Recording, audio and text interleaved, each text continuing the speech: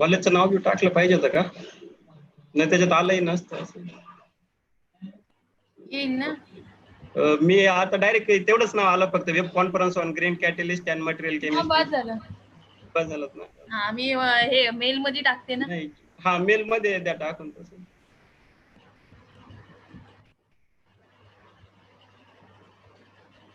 तेवढे कॅरेक्टर तिथं पुरले नसते ना.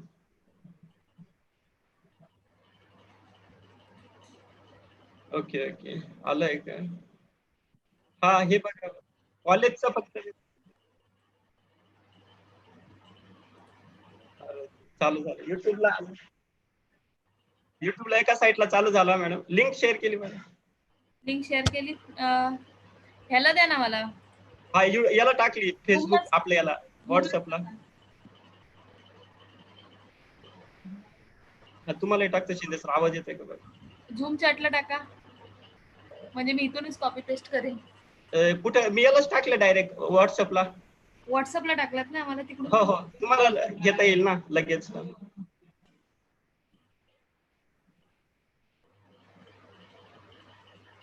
कशाला स्क्रीन शेअर करू द्या.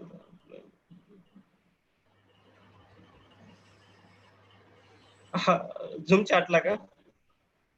ओके अरे अहो ते इकडे पण चालू झालं ना युट्यूबला. हा सुरू झालं ना. तुम्हाला टाकले बघा युट्यूब चालू करा. तुम्ही युट्यूब चालू करा.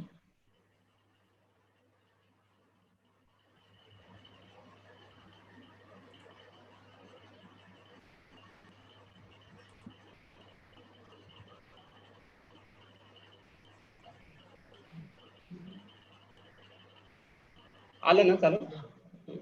स्क्रीन नसेल येत फक्त ना का स्क्रीन येते? हा तेच मागे इमेज देत आहे ते आपलं हेच लावतोय कुठे गेलं ते भेटत नाही मला. हे टाका बरं आपलं हा आमंत्रण पत्र आपल्या याचं ते डाउनलोड केलं होतं मी. कुठे भेटत नाही.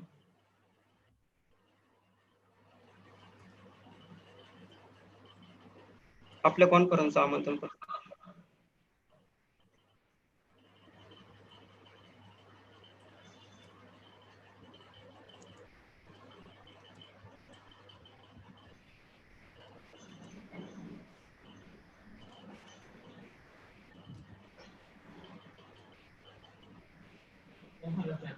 हा कॉन्फरन्स पॉम्पलेट टाका बरं मला.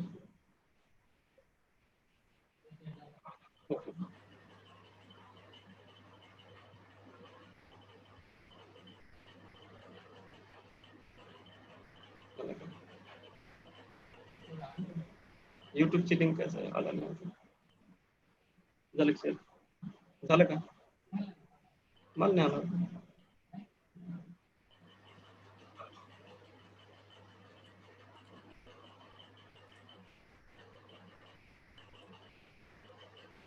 डाउनलोड करून हा इथं नाही दाखवत. तुम्हाला फक्त सेंड झालेलं दाखवते.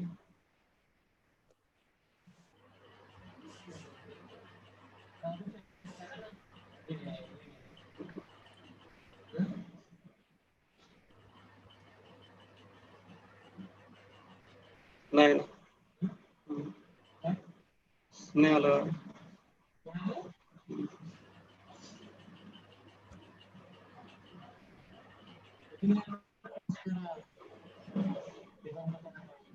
नाही ना कुठं आलं इथे नाही आलं.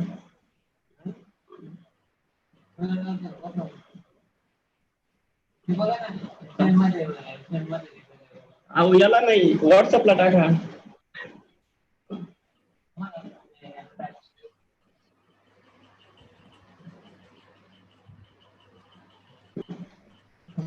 व्हॉट्सअपला टाका ना. तुम्ही कशाला मेलला टाकलं का? नाही ना व्हॉट्सअप.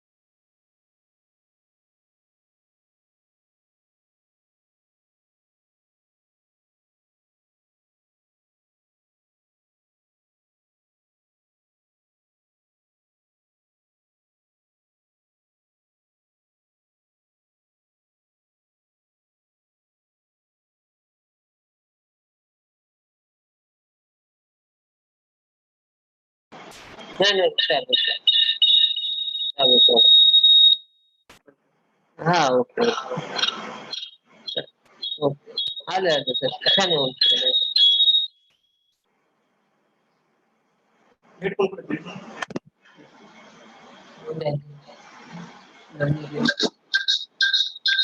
सर मग फोन करा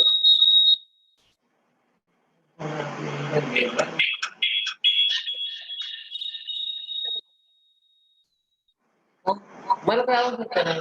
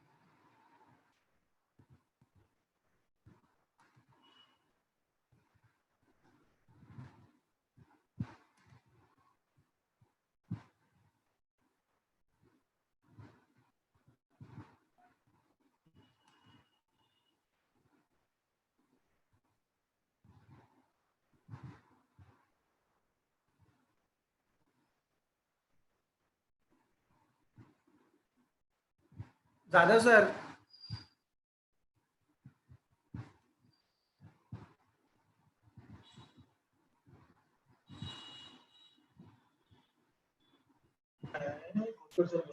हॅलो सर, मोबाईल नेट लावलं ना त्याच्यामुळे ते हे करता आलं नाही, फोन उचलता आला नाही. नाही नाही काय हरकत नाही, पण आता तसा मोबाईल ज्याच्यावरून कॉल घ्यायचा तो त्या मोबाईलचं नेट वापरून चालेल चालेल, काय प्रॉब्लेम नाही सर. ओके ओके दुसरी ओके. गोष्ट अशी, स्क्रीन शेअरिंगचं तुम्ही होस्टला होस्ट त्यांना केलंय का?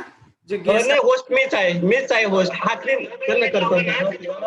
त्यांना को होस्ट करावं लागेल. एक 50-100 तुमच्याकडे शिल्लक राहू द्या सगळ्यांना जॉईन करायच्या आधी. हॅलो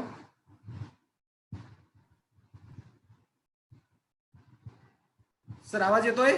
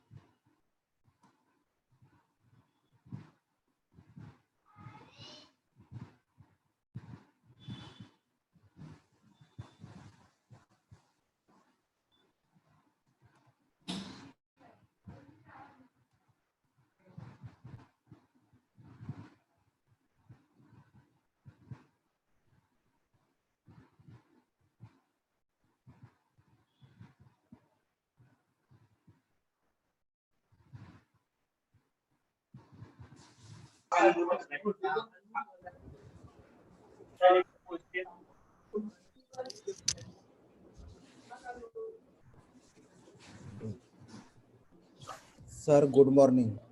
हॅलो, हे कोणते गरजे सर? हा गरजे sir. Hello sir, good morning.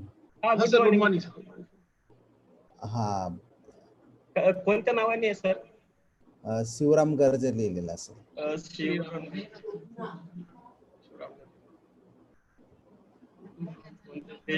पुढे शिवराम. हा येस यस जी असेल. हा हा.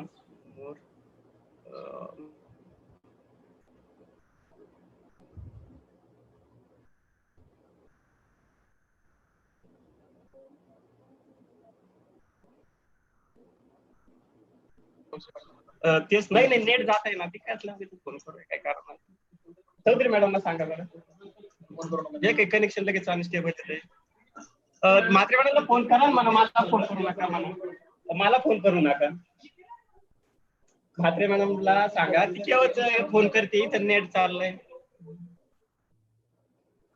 रवींद्र देशमुख म्हणजे देशमुख सर. Okay okay.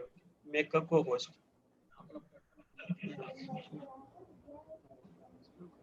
नाही आपलं गरजे सर. मी स्क्रीन शेअर करून पाहू का सर?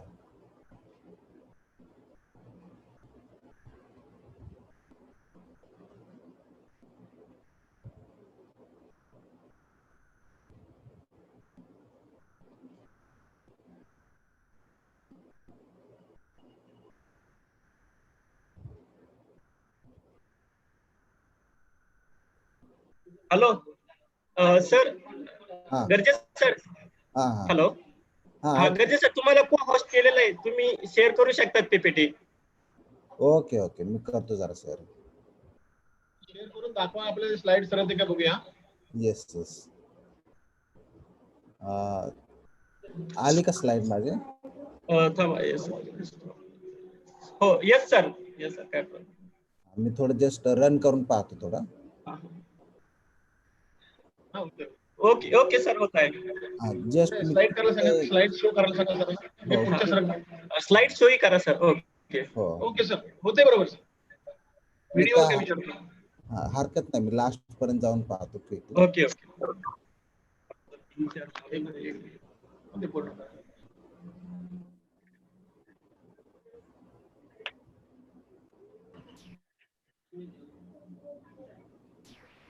सर, हेमंत सर, हा बोला मॅडम. SD पाटील सरांना को होस्ट करा. हो हो, करतो.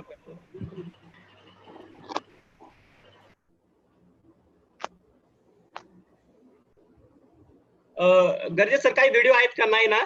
नाही, व्हिडिओ नाही ठेवलेत मी मुद्दाम. Okay okay. चलो, मग काय प्रश्न?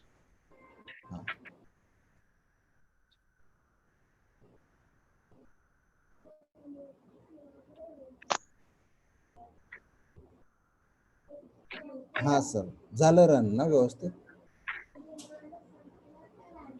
Hello.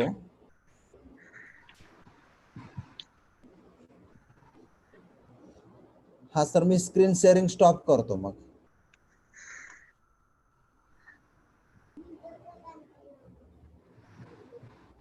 Hello sir.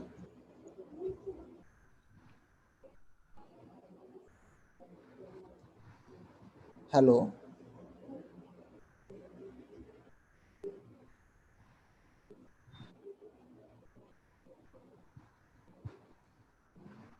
Jadhav sir, तुमचा आवाज येत नाही.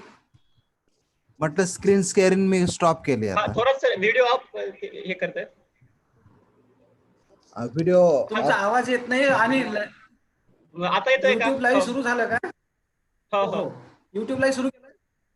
हा युट्यूबलाही सुरू आहे सर, त्यामुळे डबल आवाज होतोय. ओके. नाही नाही, तुम्ही युट्यूबचं तुमची लिंक हे म्यूट करून टाका ना. हो हो, यस सर, यस सर. हा, गरजे सर बोलतायत तुमच्याशी काय? हा नाही, म्हटलं ओके. तर स्लाइड्स शेअर मी स्टॉप केला आणि माझा आवाज क्लिअर येतोय ना सर? हो हो, बर, आवाज येतोय सर तुमचा. चाल मग ठीक आहे, आपण 10:30 ला करू सुरू. व्हिडिओ तुम्ही याच्यावरूनच करा, याच्यावरूनच. मला Bluetooth साठी join करता येईल का?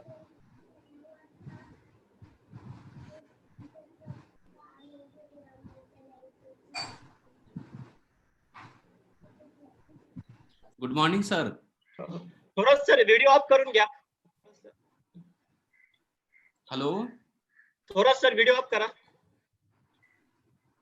Good morning Patil sir. Good morning Garje sir. Good morning Thorat sir. हा सर बोला. मी स्क्रीन शेअरिंग करून बघू का जरा? हो हो, करा करा. मला द्या ना जरा लिंक, हे ऑप्शन द्या. हो हो, एक मिनिट, एक मिनिट.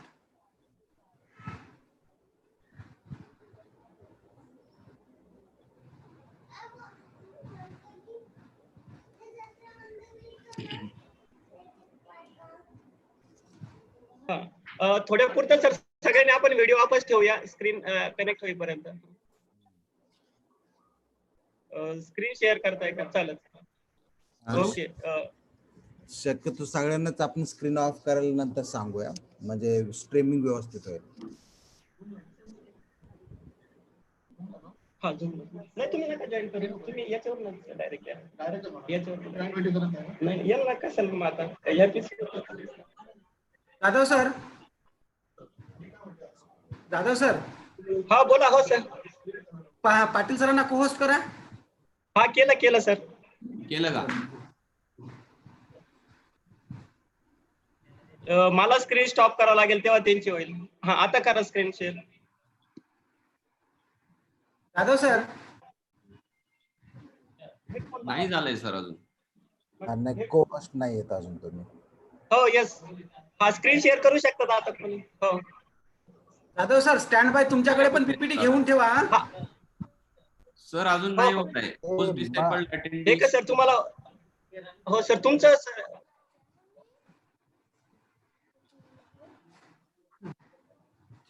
Sir please. हा केलं सर, आता बघा. येस, झालं.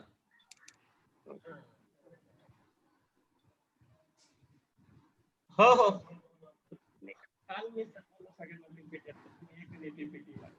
दिसतंय त्यांना जर प्रॉब्लेम झाला तर आपण काय?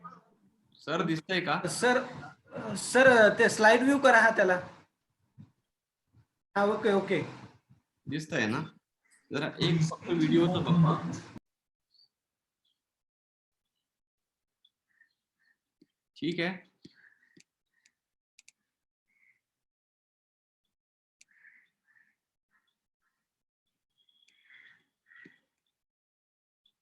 दिसतंय ना सर? हो सर, हो दिसतोय. ठीक आहे मग मी मिनिमाइज करतो नाही, व्हिडिओ प्ले करा ना. व्हिडिओ. तो स्लो आहे, बिना आवाजाचा आहे. अच्छा अच्छा. हा, होतोय. होत आहे ना? इंटरनेट आहे का तिकडे तुमच्या बिल्डिंग मध्ये? आहे सर. आम्ही ते जी मध्ये तर नाही, मी आता हॉटस्पॉट वरून दिलंय. हो माहित नाही आज काय प्रॉब्लेम. ठीक आहे sir, okay.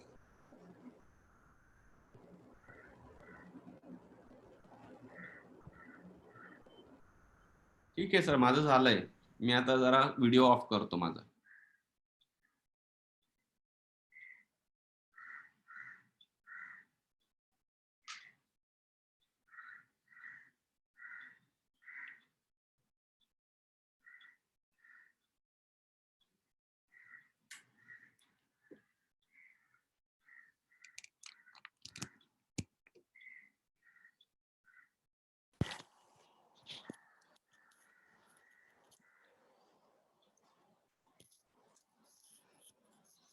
Hello. Sir PPT पाठवायला पाहिजे आम्हाला तुमचं. मला काही वाटत नाही तसं. मीच ऑपरेट. काय प्रॉब्लेम झाला चुकून तर? मग मेल करून ठेवतो मी. थांबा तुम्हाला. तर मला तुमचा मेल आयडी देणार? मला हे करा ना व्हॉट्सअपवर मेसेज. हां.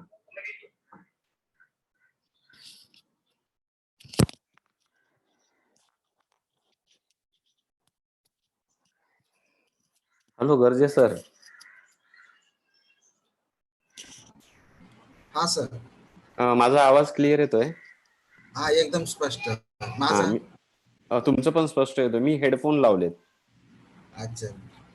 मी आता नाही लावले, पण मागेच लावले होते. म्हणजे कसं बॅकग्राऊंड साऊंड येत नाही मग. बरोबर. हा, ठीक आहे. चला, आज आमचं नेटच गेलं, माहित नाही काय. अरे बापरे. हॉटस्पॉट नाही आहे चालू. हो. याला चालेल. सांगून ठेवा ना सर सुनीतला.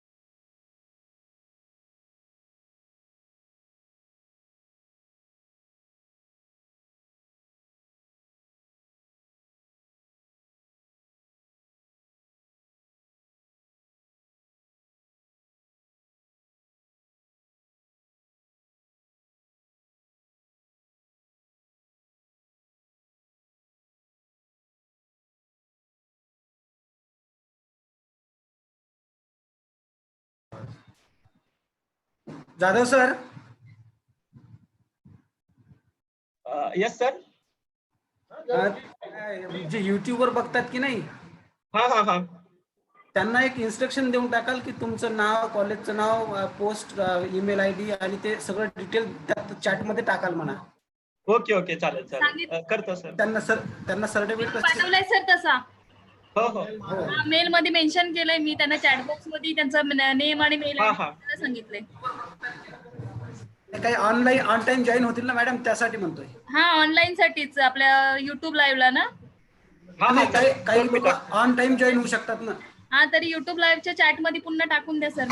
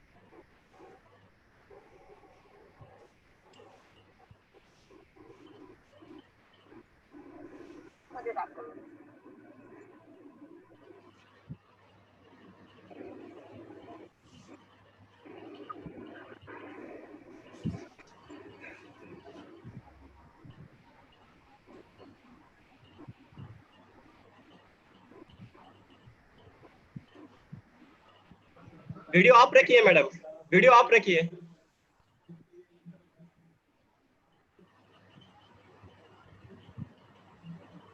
वीडियो ऑफ रखिए मैडम.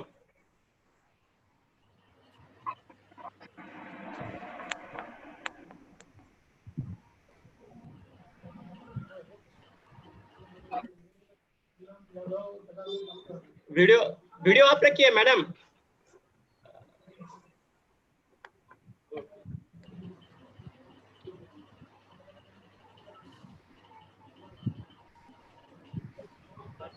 इथून घेऊया.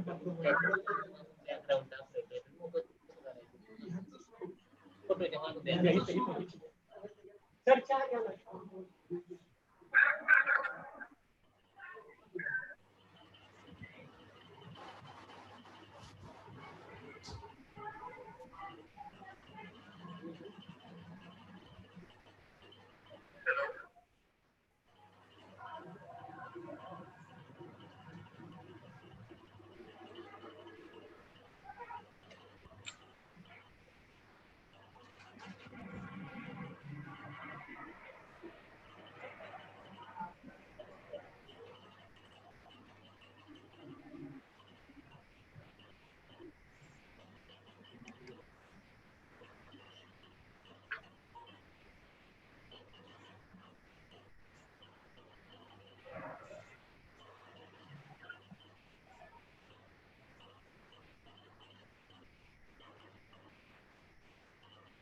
ते वरचे तुमचे 2 सतीश पाटील आहेत ते नाही ना जॉईन करायचे सर?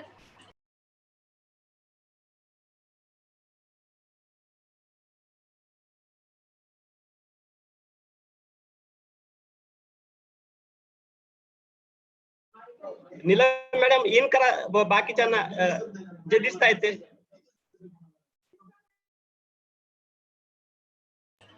करू का सगळ्यांना जॉईन करू? Jadhav sir, Jadhav sir. हा बोला बोला सर. पहिले को होस्ट करून घ्या, कुणाकुणाला करायचं. शिंदे सर. हो तेच ना, त्यामुळेच सर मी सगळ्यांना हे केलं नाही. हे को होस्ट करून घ्या पहिले. हो हो.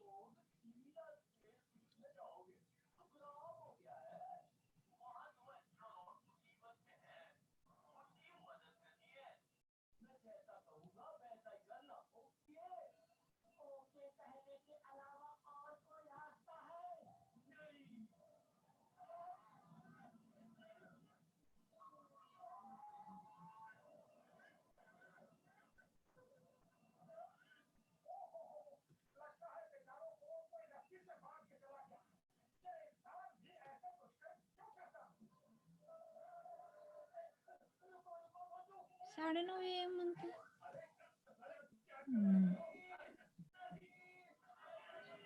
युट्यूब लिंकला बोलवले. Hello.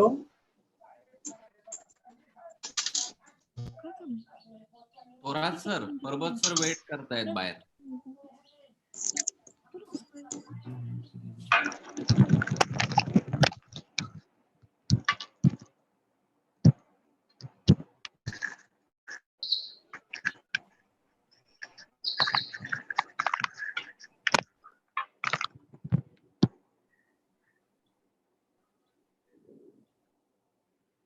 Hello.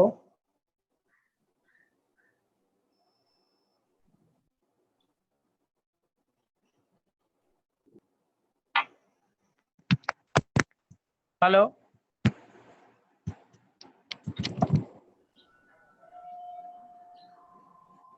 Hello.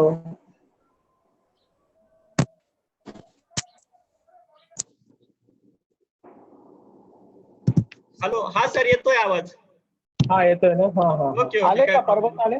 Parbat sir आले. परबत सर आलेत. बरं, मग आता कोण राहिलं? हॅलो. हा, देशमुख सर राहिले फक्त आता. बरं बरं, त्याला भगत सरांना म्हणावं एकदा बघा कॉल करून. हो हो.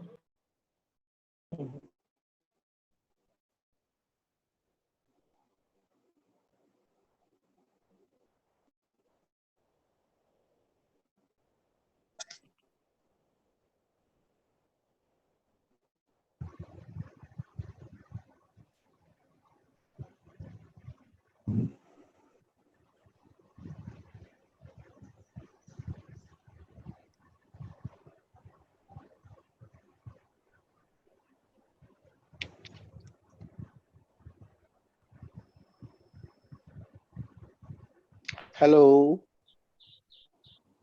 Hello. Good morning, sir. Good morning. Good morning. I've joined long back, 25 minutes. I was just waiting for you people to come together. Okay, fine. Okay. Are we starting now immediately? We will start at 10:30 only. Okay, fine. Okay, I'm there. Don't worry. I'm there. Okay. Yeah. Good morning, sir. Good morning. Good morning. I just this thing muted my microphone and this thing video. That's why you people could not Yes, see me. I'm there right from the beginning. Don't worry. I'm just watching you people. Hello, Parabat sir. Nice to see you again in this.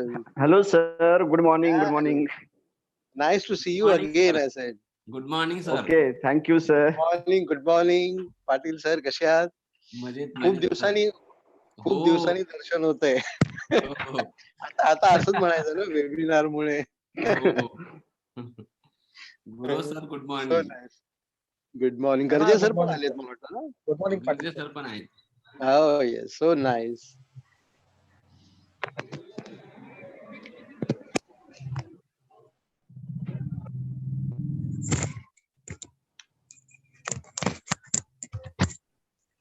Deshmukh sir, good morning. Good morning, sir. Nice to see you. Thank you. Yeah. Conference सुरू व्हायच्या अगोदर थोडा चहा पिऊया relax मध्ये. हो बरोबर. आता असं हो सर. सगळं म्यूट करून मग साईडला बसून थोडं म्हटलं चहा घेऊ.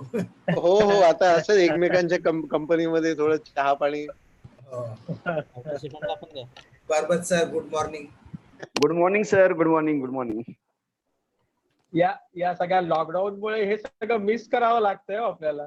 पाहुणचार सुद्धा आम्हाला देता येत हे सगळं मिस करावं लागतं म्हटलं.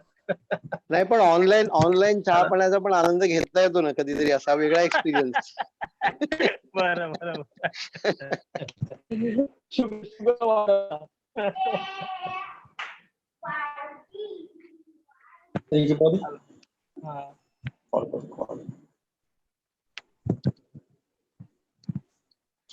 हॅलो.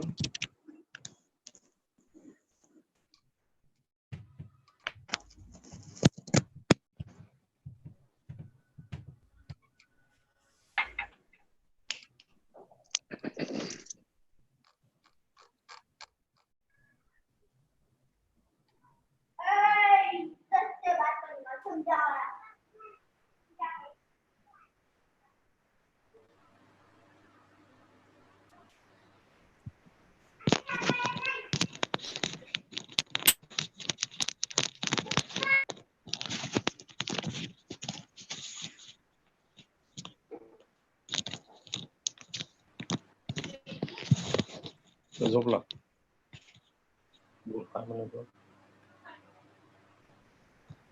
हॅलो.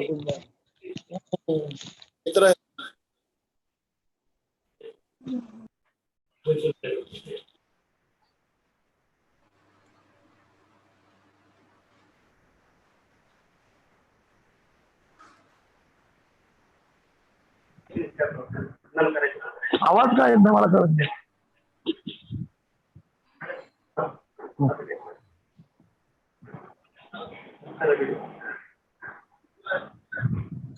हे काय हे दिसतं का आपल्या ह्याच्यात?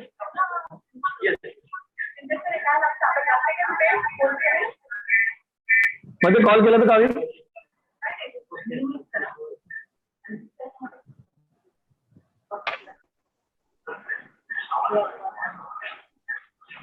नीलम नीलम नीलम हॅलो. हॅलो हा येतोय सर आवाज. नाही माझा व्हिडिओ ऑन आहे ना बघा. तो व्हिडिओ ऑन आहे तुमचं. म्हणजे मी दिसतोय ना. दिसतंय. अच्छा क्लिअर दिसतंय का मॅडम? मला माझा व्हिडिओ दिसत नाही. दिसतंय. पूर्ण. हॅलो. हा बोला. पूर्ण दिसतंय ना, म्हणजे पूर्ण व्यवस्थित दिसतंय. Okay thank you. क्लिअर आहे. सतीश पाटील. सतीश पाटील हा चांगले दिसतात, स्मार्ट वाटतात. थँक्यू. Hello Atul sir. हा आहे सर, आलो, जॉईन आहे मी. हा good morning. Good morning. Morning sir. Good morning. नाही ते How are you? सोबत मस्त. मी दादालाच घ्यायला सांगितलं होतं. दिसताना तर चांगले दिसत होते म्हणले. Good morning Salunkhe sir.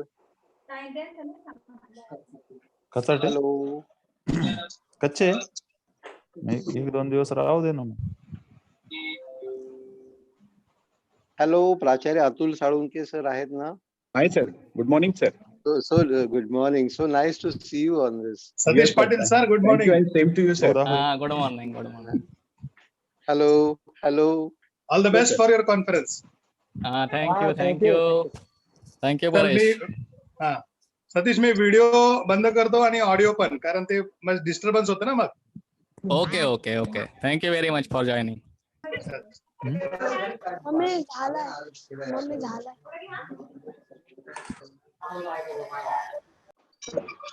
चालू झाली. आले तेच पाणी कर.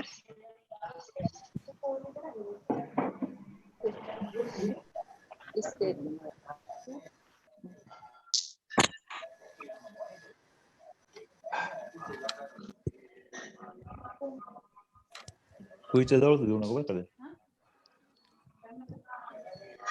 खुईच्या जवळ लांबून करायला पाहिजे. पिकवलेले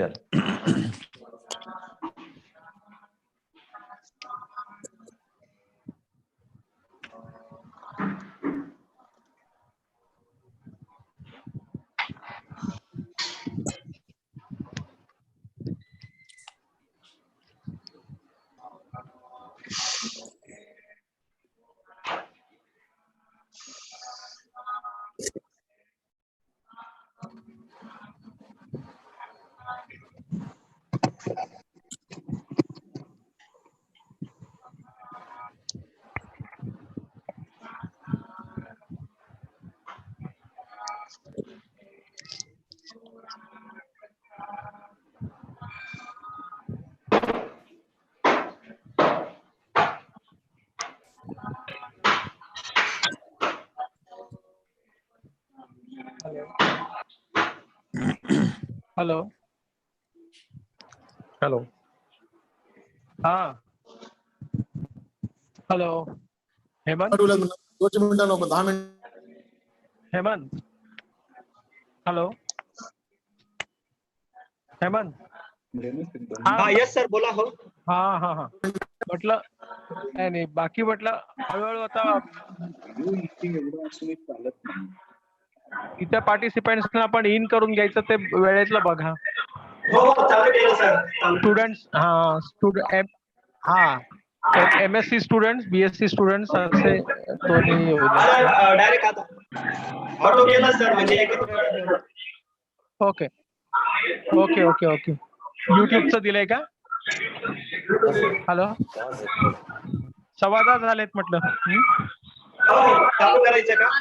नाही म्हटलं 10:15 झाले. थोडं आता अलर्ट राहा म्हटलं. झालं आता एक 5-10 मिनिटं आपण 5 मिनिट्स बिफोर आपण हे सुरू करू शकू. Please mute your audio. Participant please mute your audio. आणि आता कनेक्शन चेक करा. हॅलो सतीश आपण नाही करू शकत का डायरेक्ट करणार? करू शकतो आपण.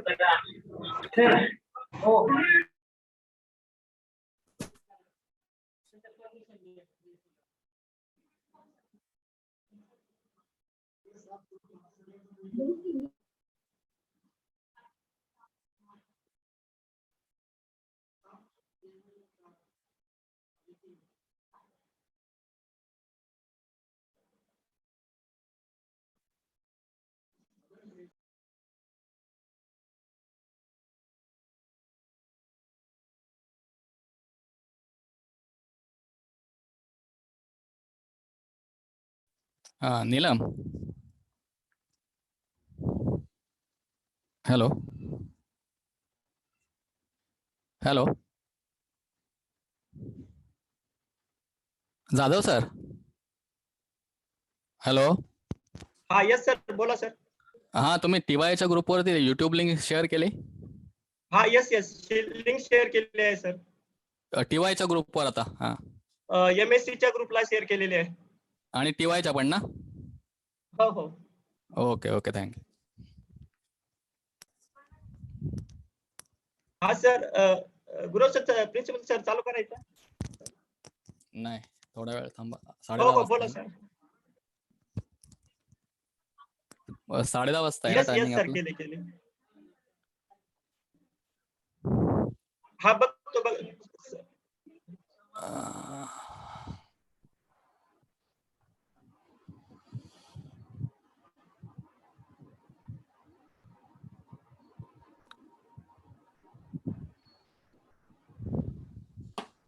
मी ऑडिबल आहे ना?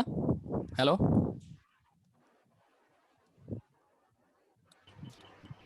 Hello sir. हॅलो ऑडिबल आहे. हां हां हां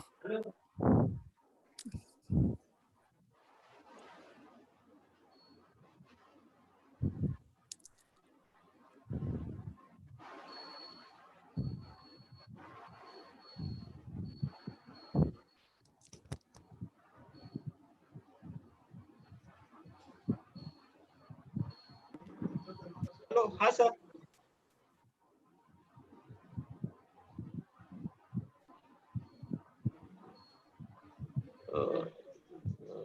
गुरु सर तुमचं हे बंद आहे सर माईक. त्याच्यावरती हे आहे.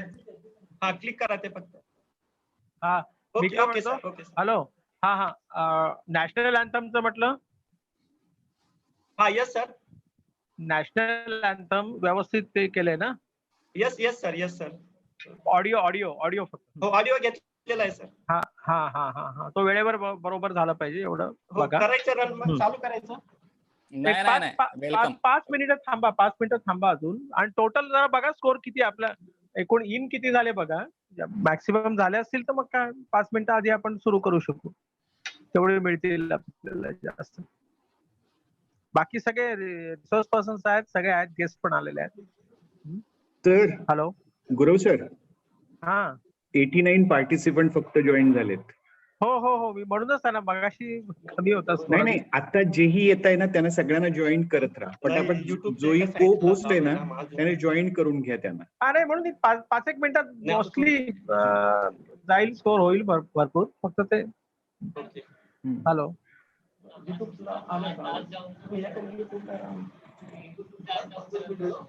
नाही झालं सगळं.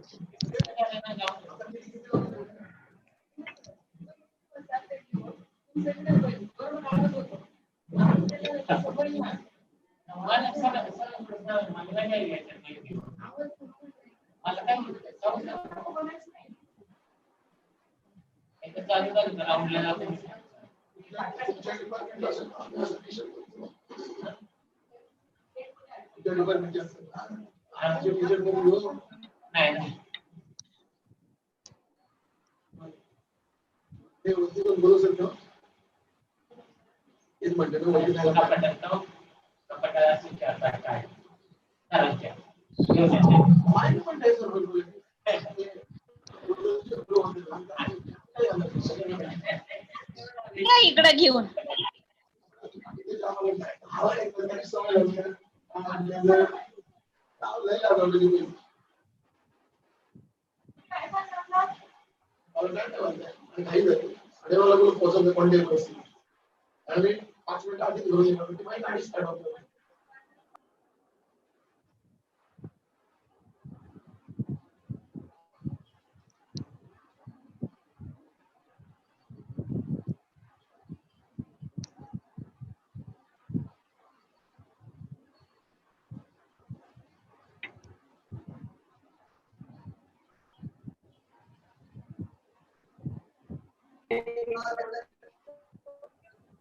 आलेस तू यार.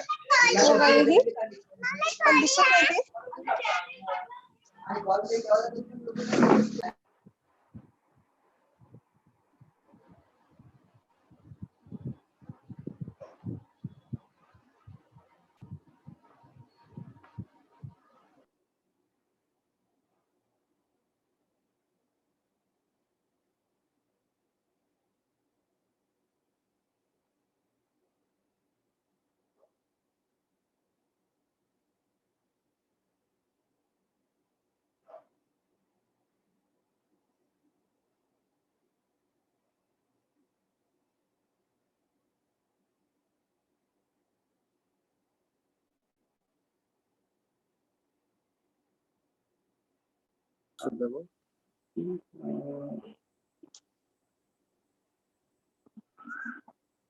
स्टार्ट व्हिडिओ करू का आपण? मला तो फेस इकत ना.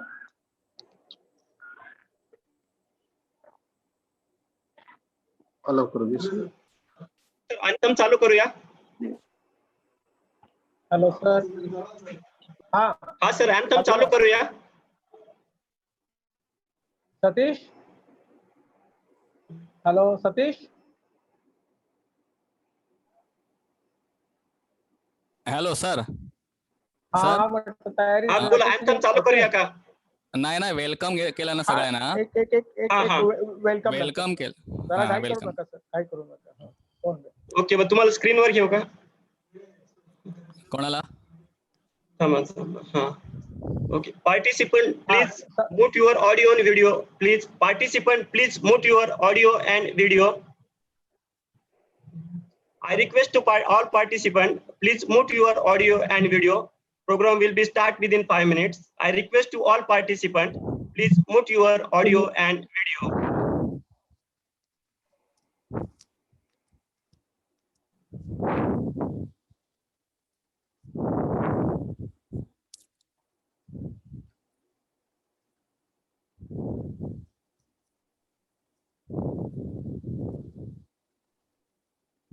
Some participants are not mute their audio and video. I request to all participants please mute their audio and video. I request to all participants please mute their audio and video.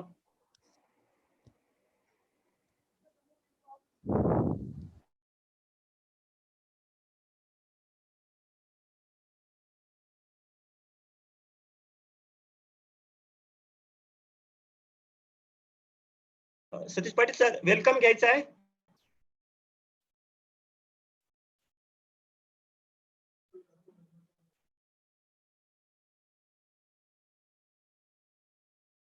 आवाज unmute करा sir Patil sir.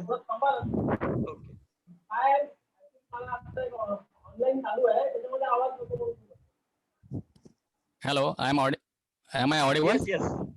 Yes, sir. Online काम चालू आहे मला त्याला आवाज नको आहे जास्त म्हणून आता जर समजा ठोकायचं बाकी करा तुम्ही काय 11 नंतर चालू करा.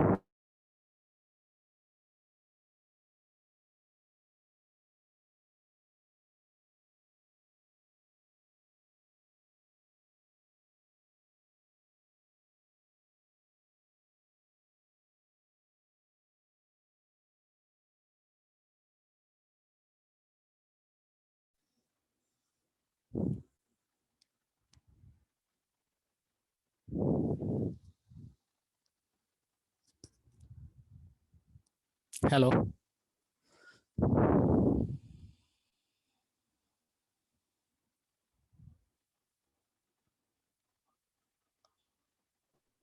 Hello, Dado sir. Guru sir. Satish हा हाँ, गेट बोला. रेडी. हा हा Okay. म्हटलं.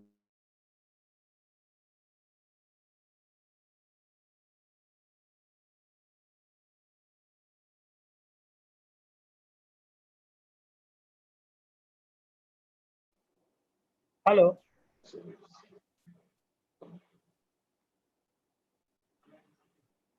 Sir. हा म्हटलं सुरू करा.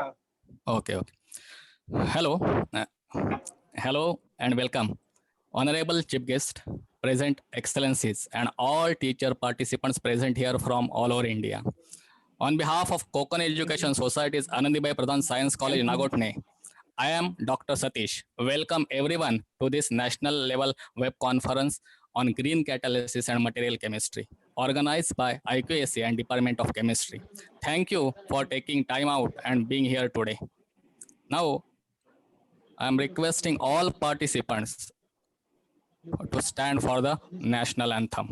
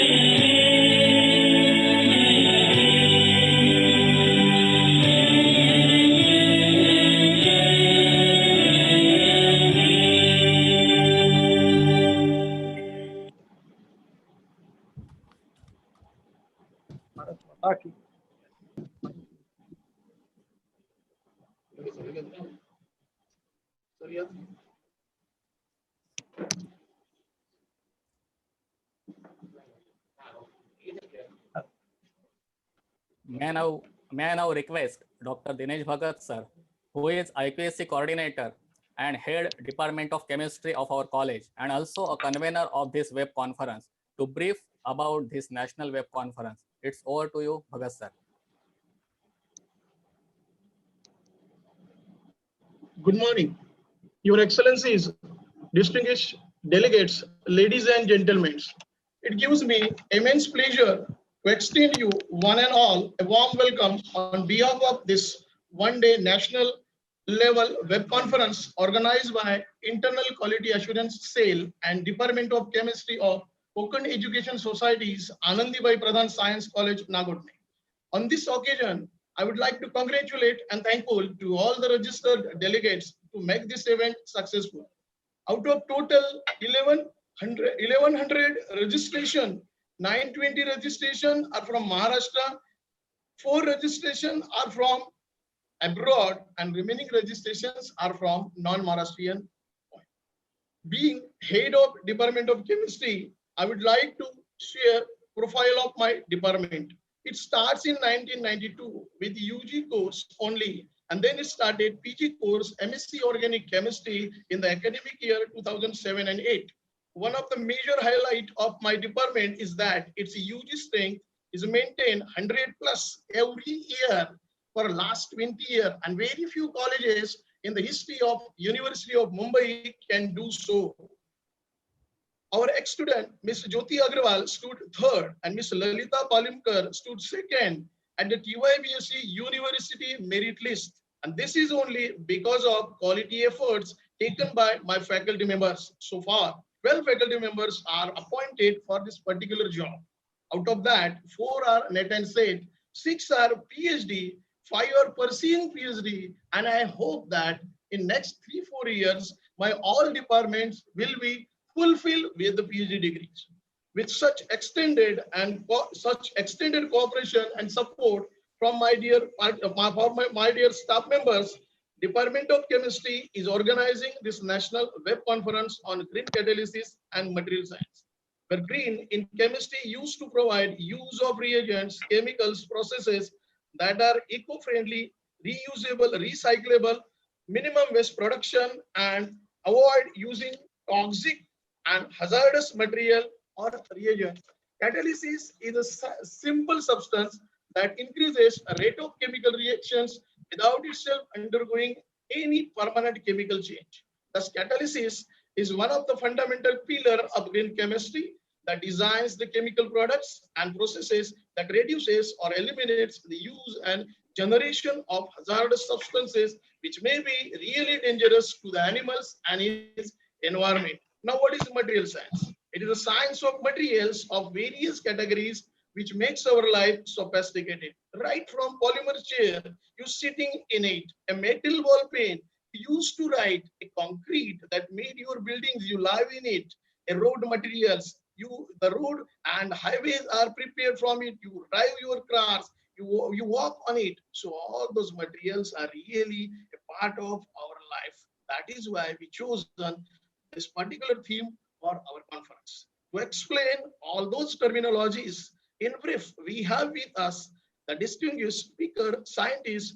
Their word will be the full of diamonds and ways, and they will definitely build up this event successful with their proficient knowledge and experience. Encouragement, enthusiasm, and excellency is one of the major aspects of our organization, and it is successfully functioning with the guidance of a person, and he is nothing but our principal, Dr. Sandesh Gurav. I heartily welcome him and congratulate him for organizing this event. Dear delegates, we are lucky to have Dr. Ravindra Deshmukh, Chairman, Board of Studies in Chemistry and Principal of Kokat Dhanpit College, Karjat, as the chief guest. I express my warm welcome to him for accepting our invitation and to grace this event with his presence. Ladies and gentlemen, we rarely get the opportunity to listen the word of great personality. And he is Associate Dean of Science and Technology, University of Mumbai. He is one and only Professor Dr. Shivram Garje. I welcome sir to the bottom of my heart. We are really honored by the presence of young, energetic, dynamic, invitee speakers. And the name of speakers are Dr. V.R. Patil, the scientist and the Associate Professor, Department of Chemistry, University of Mumbai. Dr. H.A. Parbat, Assistant Professor, Wilson College, Mumbai. I am really thankful to both of them for their presence and extended cooperation toward the conference. With this, I conclude my introductory speech and wishing all the best to all. Thank you. Thank you very much. Now it's time over to the Dr. Satish Patil. Thank you very much, Bhagat sir, for the outline of our chemistry department and about this web conference. Our principal, Honorable Dr. Sandesh Gurav sir, is always been an inspiration to us. His motivation and kind efforts took us ahead to organize this conference. May I now request Honorable Dr. Sandesh Gurav sir for his principal's address. A very warm welcome to all today's participants and the chief guest for this inauguration function of the web conference, Dr. Deshmukh, Principal Dr. Salunkhe, Dr. V.R. Patil, Dr. Garze, and Dr. Parvat, and all the fellow participants and my dear colleagues and dear students also. The Kopan Education Society's Anandibai Pradhan Science College, Nagotne, was inaugurated on 21st of March 1992 at the auspicious hands of Sri Shankar Dayalji Sharma, then the Vice President of India. Sri Ram Pradhan, former Governor of Arunachal Pradesh and former Secretary of Government of Maharashtra and Chief Secretary of Government of Maharashtra, is one of the main patrons of this college. Late Advocate Datta Patil, the former leader of opposition of this state of Maharashtra, and late Bapusaheb Deshpande are the founders of this college. The Kopan Education Society and the Anandibai Pradhan Science College, Nagotne, have reached to the state of excellence under the dynamic leadership of Advocate Datta Patil, who was the president of Kopan Education Society since 1977. Now Shri Sanjay Datta Patil is shouldering the responsibility efficiently as the president of Kopan Education Society. And Dr. Shri Ajit P. Shah is the secretary of this Kopan Education Society. The Kopan Education Society has celebrated its centenary year in the year 2017, and also our college have celebrated the Silver Jubilee year during this year. Here are the few achievements of the college. The college is recognized by UGC under 12B and 2F. It is one of the best science college in the state which have received the grant from Department of Science and Technology, Government of India, under the FEAST program for the development of infrastructure for research in 2014.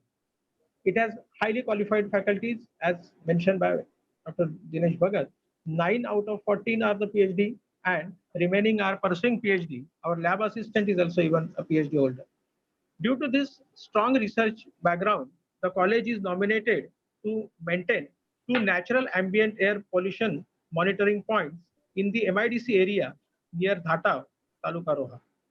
College has received University of Mumbai's Best NSS Unit Award in 2010, Best NSS Program Officer Award in 2011, Best NSS Area Coordinator Award in 2017.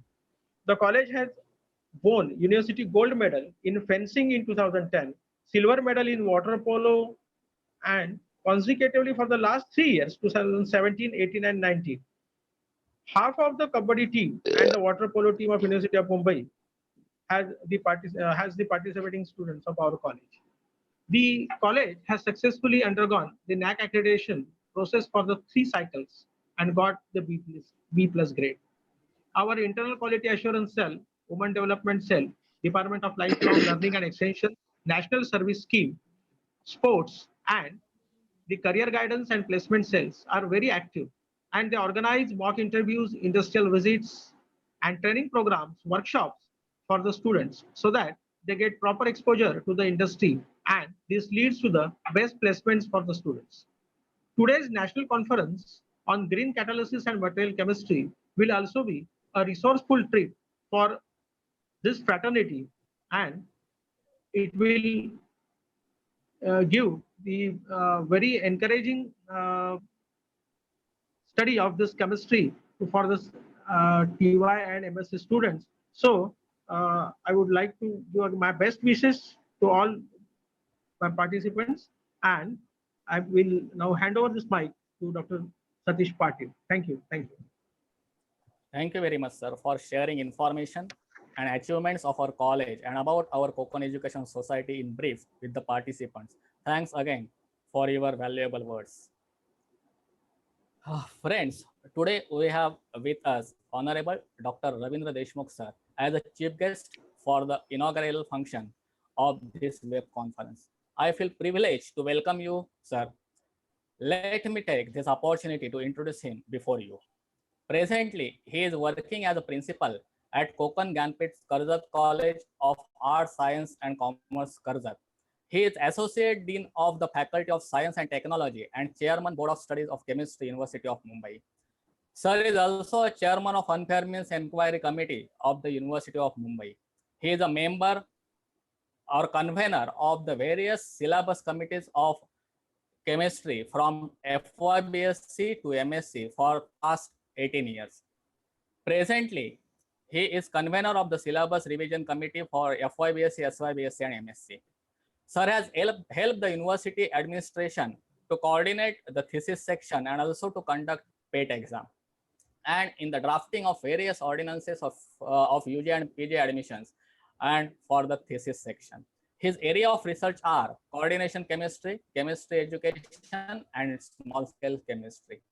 Under his able guidance, 5 students awarded MSc by research and 4 students awarded PhD degrees. Sir has presented research papers at various international and national level conferences organized by bodies such as Indian Chemical Society, Council of Chemists India, etc.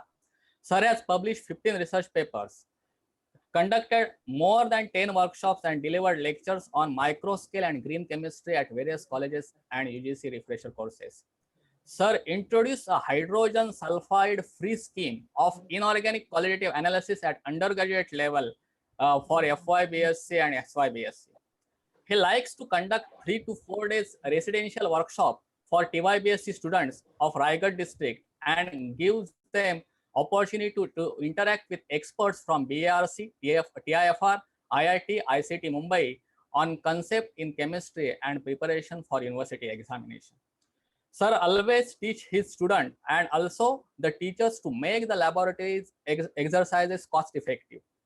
And based on this concept, he presented a paper at the national level conference held at the Vivekananda College, Chembur, in collaboration with Vignan Bharati Mumbai, titled Evolving as a Smart College, Concept, Opportunities and Challenges. With this brief introduction, may I now request Deshmukh sir to begin with his inaugural speech. Over to you, sir. Thank you very much, Dr. Satish Patil, for being so generous in introducing me. A small correction. I'm no longer the Associate Dean for the Faculty of Science and Technology. You are, all of you are aware that we have the distinguished Professor Garje here with us, who is presently the Associate Dean for the Faculty of Science and Technology, and he is very ably looking after the science faculty.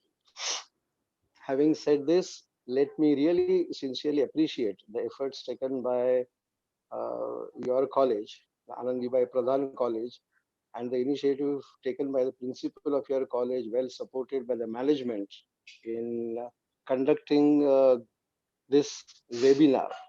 From March 22 onwards, the entire academics has shifted its focus and got alert to the dangers of not only Corona, the COVID lockdown, but it's very nice to note that most academic institutions now are aware of how they will have to manage academics, how they will have to sort of conduct academic deliverance.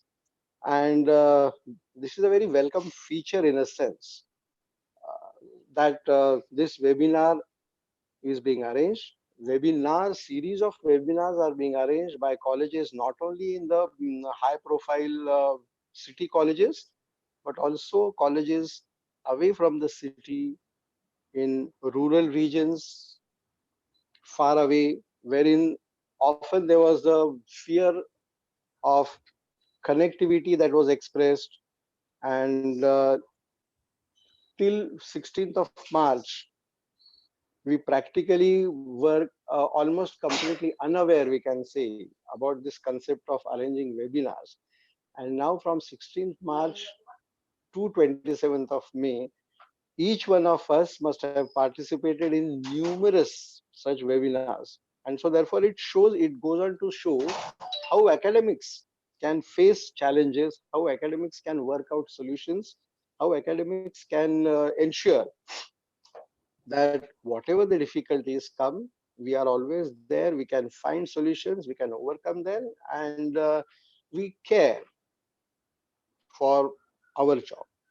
Now, having said this about academics and webinars and online systems that are being used now and more likely to be used more strongly in the future, let's come to the topic of today's webinar. A very timely topic, I would say, regarding green catalysis and material science, both very relevant and necessary to be addressed.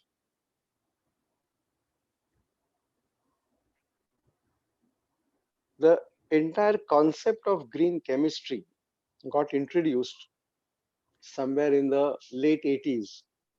And as far as we are concerned, as far as academics is concerned, the concept of green chemistry got introduced in our academics for now more than 20 years. So it's also a time for us to assess what academics has done in these 20 years for the progress of green chemistry, how we are able to address. Friends, you'll all realize that green chemistry essentially has more role to play in green engineering, in industry, in manufacturing processes, in synthesis, wherein you manufacture chemicals, drugs, and all sorts of materials to exceedingly large quantities, and therefore the types of effluents, the waste treatments, and all these things that go in, the types of reagents that are used, the types of solvents that are used, and the health hazards that these are creating. So primarily, green chemistry is an area more concerned with green engineering or with, let's say, industry, with, to be more precise, with chemical industry. Then what is the role of academics in green chemistry? The role of academics in green chemistry, as far as green chemistry is concerned, is that our role as teachers is to create a mindset of our students regarding these various processes. And for us, for academics, green chemistry means creating a mindset and giving a message regarding whatever we do in our laboratories, whatever wet chemistry we practice in our laboratories, so long has to be reorganized, revisited. It's very painful that on one hand, we have introduced in our syllabus 12 principles of green chemistry, and almost every syllabus of organic chemistry talks about green chemistry, green reactions, green catalysis, green methods of synthesis. And unfortunately, none of this gets introduced even remotely in our laboratories. It's so painful to find organic chemistry laboratories today using gas burners to carry out experiments in organic chemistry. We have introduced in our theory papers the 12 principles of green chemistry, but we have not so far been able to introduce green experiments in our syllabus. We have green chemistry, as far as academics is concerned, is making aware the student about possibilities of alternatives. And herein, somewhere, I think we as teachers should take a more proactive role than what we are doing so far.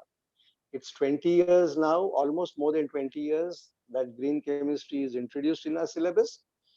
Now it is our responsibility to reassess and see what is the performance of the academic deliverance of green chemistry that we have introduced. Whether our students now, after 20 years, are capable of thinking about alternatives, capable of thinking about waste management. When our students perform experiments in our laboratories, whether it is physical chemistry experiment or inorganic or analytical or organic, at the end of the experiment, everything that goes on in the sink.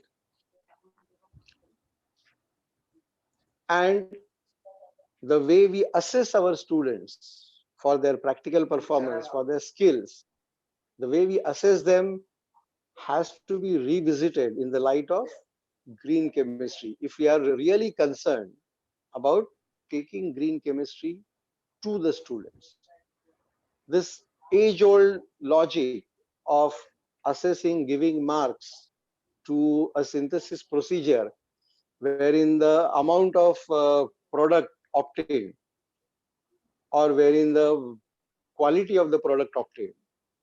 Instead of that, the focus now should shift to whether the student has understood what happens to the reaction in the end. He has obtained the product, he has converted benzaldehyde to benzoic acid, but in the process he has used lots and lots of potassium permanganate. So what has happened to that after the end of the reaction? So marks, the assessment should now focus, at least to an extent, on how the student manages waste disposal, the end of the reaction. If that is not incorporated in our assessment schemes, then merely conducting synthesis procedures, merely finding that starting with 1 gram of a reactant, the student ends up getting 80%, 85%, 90% yield. If that is going to be the focus of our academics, then we are losing the very crux of green chemistry. Green chemistry is not about merely synthesizing something. It is about how we avoid generating wastes and how we treat the waste, what we do with the reaction mixture, what we do with the catalyst, what sort of catalysis is relevant, what do we do with the solvents. Almost friends, it's sometimes you may not agree with me on this point, but now almost there is a fashion sort of that in a variety of cases, we find as a green chemistry paper, a paper that talks about synthesis using microwave, synthesis using solvent free, without uh, really appreciating that microwave synthesis cannot go at the industrial scale. Scaling up and scaling down, these are the concepts that are totally not being addressed when we teach green chemistry to our students. So merely using microwave chemistry instead of using a benzene or a chloroform or a carbon tetrachloride to carry out some reaction, that cannot be in true sense a practice of green chemistry. It is only you are substituting one hazardous medium by some other hazardous medium. So it's only a substitution of hazardous medium.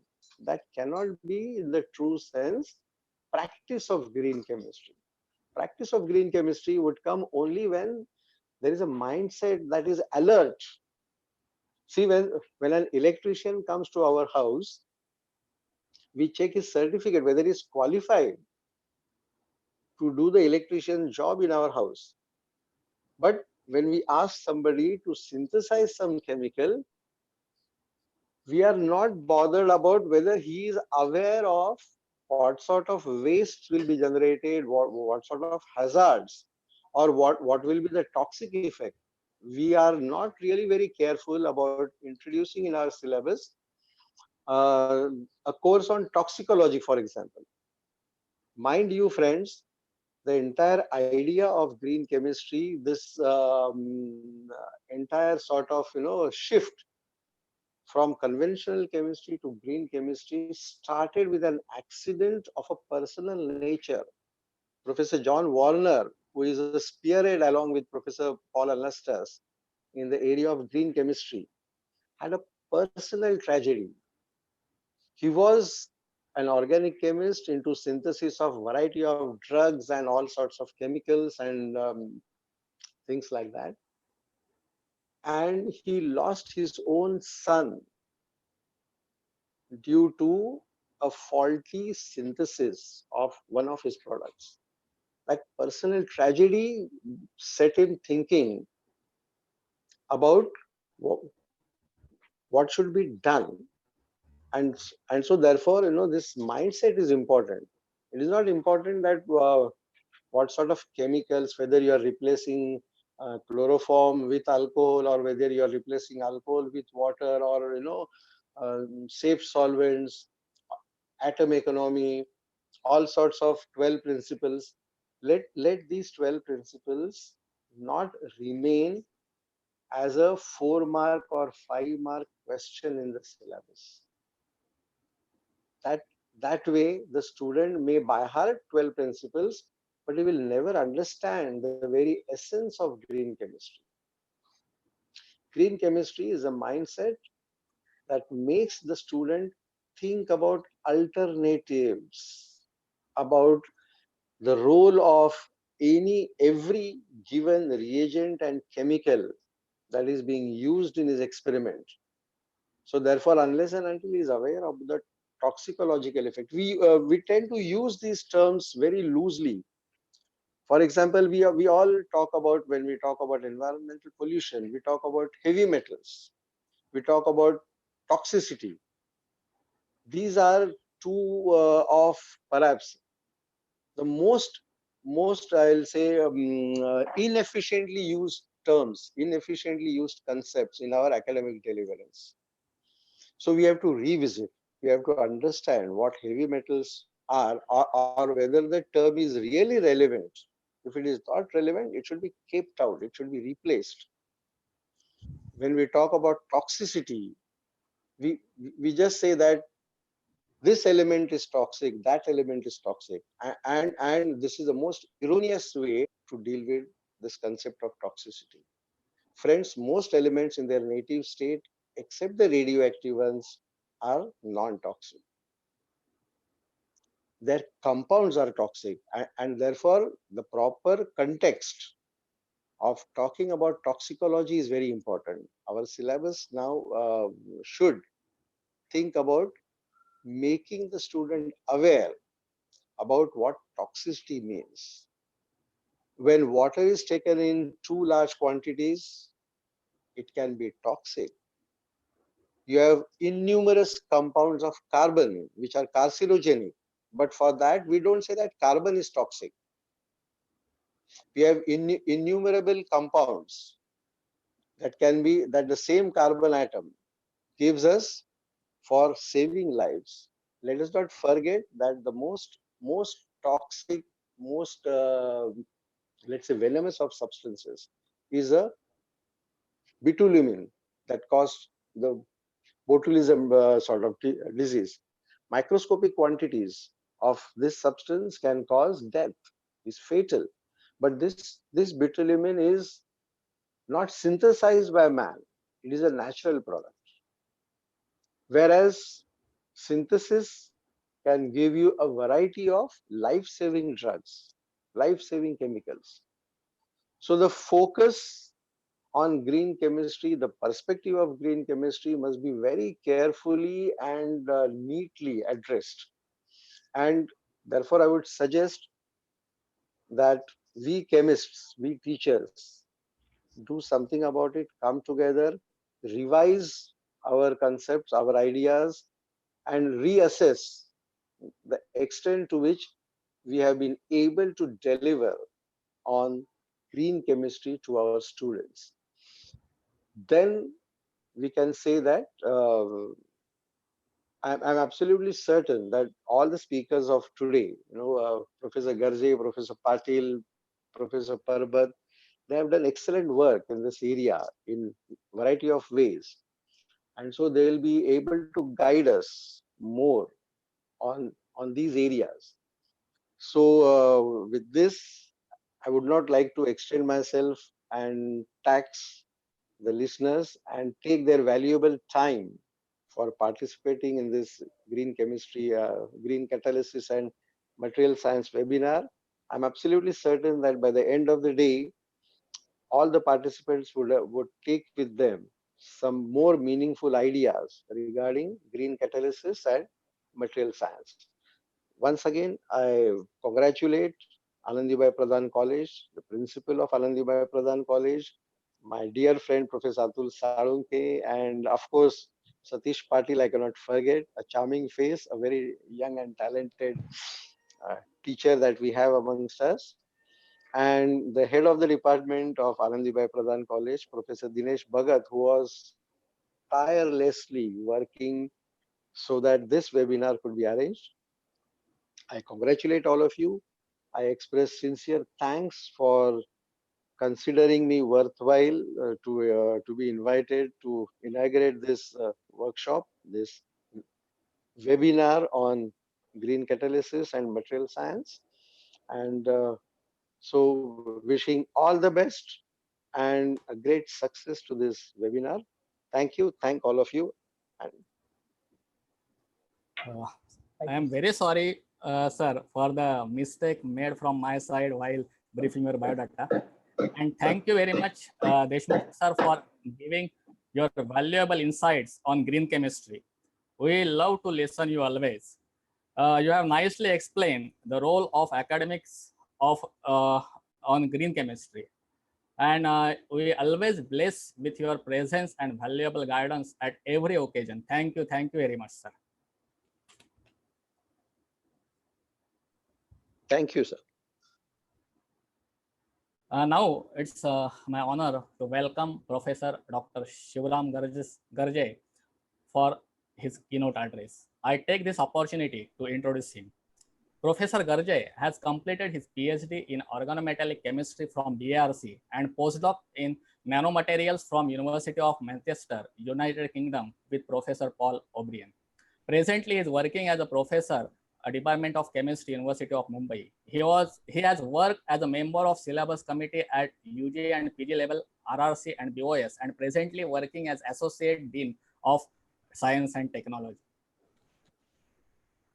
Sir has received many awards and honors: Junior Research Fellowship, Senior Research Fellowship, Young Scientist Research Award from Department of Atomic Energy, Government of India, Professor B.C. Haldar Young Scientist Award, and also Professor A.K. Dev Young Scientist Award from Indian Chemical Society.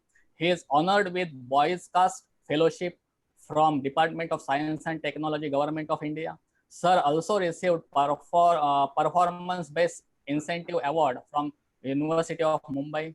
If I talk about his membership of professional societies or committees, he is a life member of Indian Chemical Society, Indian Association of Chemistry Teachers, Material Research Science of India, and also life member of Chemical Research Society of India. Sir was a member of Royal Society of Chemistry, United Kingdom, and also American Chemical Society, USA. He was an Executive Council member, followed by Joint Secretary, and presently as a Vice President of Indian Chemical Society, Mumbai chapter. He is also Executive Council member of Material Research Society of India, Mumbai chapter. Sir has published 60 research papers and presented 78 papers in national and international journals and conferences, and also published one chapter in RSC. 8 research scholars have successfully completed and 5 are pursuing their PhD degrees under his able guidance. 1 student has completed and 1 is pursuing postdoc under his kind guidance. His research areas are organometallics, material chemistry, designing of molecular precursors for nanoparticles and thin films, materials for applications in supercapacitors, photocatalysis, organic transformations, sensors, etc. Such a knowledgeable person is with us for delivering the keynote address. Now I request Garje sir to take over the session. Over to you, sir. Thank you, Dr. Patil, for your kind words. So please let me know whether I am audible or not. Yeah, sir, you are audible. Yeah. And if the participants have any questions, please type in the chat box so that at the end of the session, the organizers will let me know what are the questions and I can answer probably. So today's chief guest, Dr. Ravindra Deshmukh, who is torch bearer actually, even though he said he is not associate dean at present, but I know how much is his contribution, and he has been always leading or a driving force for us, and I know his contribution towards the Mumbai University. Also, we have Dr. Principal Sandesh Gurau and Dr. Dinesh Bhagat, HOD of the department. So at the online set, I thank the organizers for inviting me to deliver this talk. So I purposely said online set because now here onward, probably we will have to go online instead of going offline. So as rightly mentioned by Dr. Deshmukh, this is the conference which is rightly organized on the topic called as green catalysis and materials chemistry. Because in the present situation of COVID-19, probably this is perfect topic on which conference should be organized. He also mentioned about how we should make students to understand and how we should practice the green chemistry. It is not only that we should have 12 principles in books and then just give marks to the students, but it is very necessary that we should be following the green practices in practical life actually, or in the industry. Also, he mentioned about assessing students or understanding the practicals. See, now university has come out with a circular wherein probably we'll have to take online lectures and then assess students online. So no more we can just give marks on the basis of how much product student has got or what is quality of product. So actually the understanding of the experiment or the principles is very, very important. And on that basis only marking should be done. So that is rightly pointed out by Dr. Deshmukh. So with this brief background, now let me go ahead with my talk. Now this is being keynote address. I have taken little liberty to have more slides and maybe probably little more time with permission of the organizers. So as you can see that the title itself is quite self-explanatory. It says chemistry for the society. So in this topic, I am going to cover these points. So I will talk about materials in the human development. So how the materials are being used since human development started in the life of the human beings, contribution of chemistry for the betterment of society, and then what went wrong somewhere, and therefore the green chemistry came into existence. So everywhere I will try to give some few examples.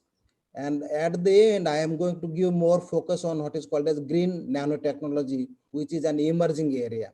So this is the plan of lecture. And so let us start with this, that is materials in human development. Now for this, I will go back to prehistorical time. If you look at this picture, you will always find there is little time lag. When I speak, I will be speaking first and then you will see the picture because picture comes late. There is a time Hello lag. sir, sorry for disturb sir. Yeah. Sir mike थोडा वरती घ्या ना, आवाज clear येत नाहीये. Okay. आपला हेडफोनचा mike जवळ घ्या. So if you look at this picture, I have in the first picture early humans where they used to hunt for the food and then live in the caves. And so if you look at the second picture, I'm sorry, this is, let me actually go to actually presentation mode so that it will be more clear. Yeah. Now, so if you look at the second picture, probably stone was the first material which was used by the human beings for some purpose or for gathering food. Sir mike आता जवळ ठेवला तर हातात ठेवला तर voice clear येईल, व्हॉइसचा problem येतोय. Okay, sorry. So the stone was the first material which was used by the human beings for some purpose, and subsequently they discovered copper, and then combination of copper with tin that gave rise to bronze, and then we have what is called as bronze age humans. So the second material, I would say it was copper and then bronze, and subsequently iron was discovered, and then hutments are also started.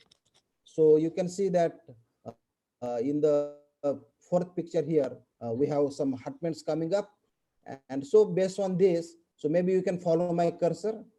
So this is how people started using various kind of materials for the some sort of applications or benefits of the human beings. So what I would say at this stage is our basic needs at that stage in the prehistorical times were only just three: food, clothing, and shelter. So if you have just only these three things, then probably you are happy. But now our basic needs have changed. We do not want just raw food, but we want some delicious good food. We want very good clothing, and we want shelter, which is a very good house, and many more things. Sir, येतोय का आवाज? Yeah. Yes, yes, sir. So now compared to prehistorical period, if you look at the modern age humans, look at our kids, and everyone is having mobile phone, tabs, and they are drinking something, tea and all those things. And so our needs have increased. And basically I will not say that these are the needs, these are the wants. We want electronic devices, fast and lightweight vehicles, targeted drug delivery, non-conventional energy sources, and this list is unlimited. So these are some sort of wants, and sometimes they become needs as well. So what I will be doing in this lecture is I will be giving focus on both materials as well as green chemistry, and I will be keeping I will keep on shuffling on both the aspects. So you see, we started somewhere here. We know that we evolved from monkey, and then we become erected, and as long as we were hunting, we were quite erected. And then somewhere something went wrong when industrialization started, and finally you look at the final picture where we are using computer, and then we have been quite unfit. So that means somewhere something went wrong. So same thing, you can see that how our physical fitness went on changing, and ultimately we have lost our physical fitness. So terribly something went wrong. At the same time, if you look at the human brain, it has become bigger and bigger.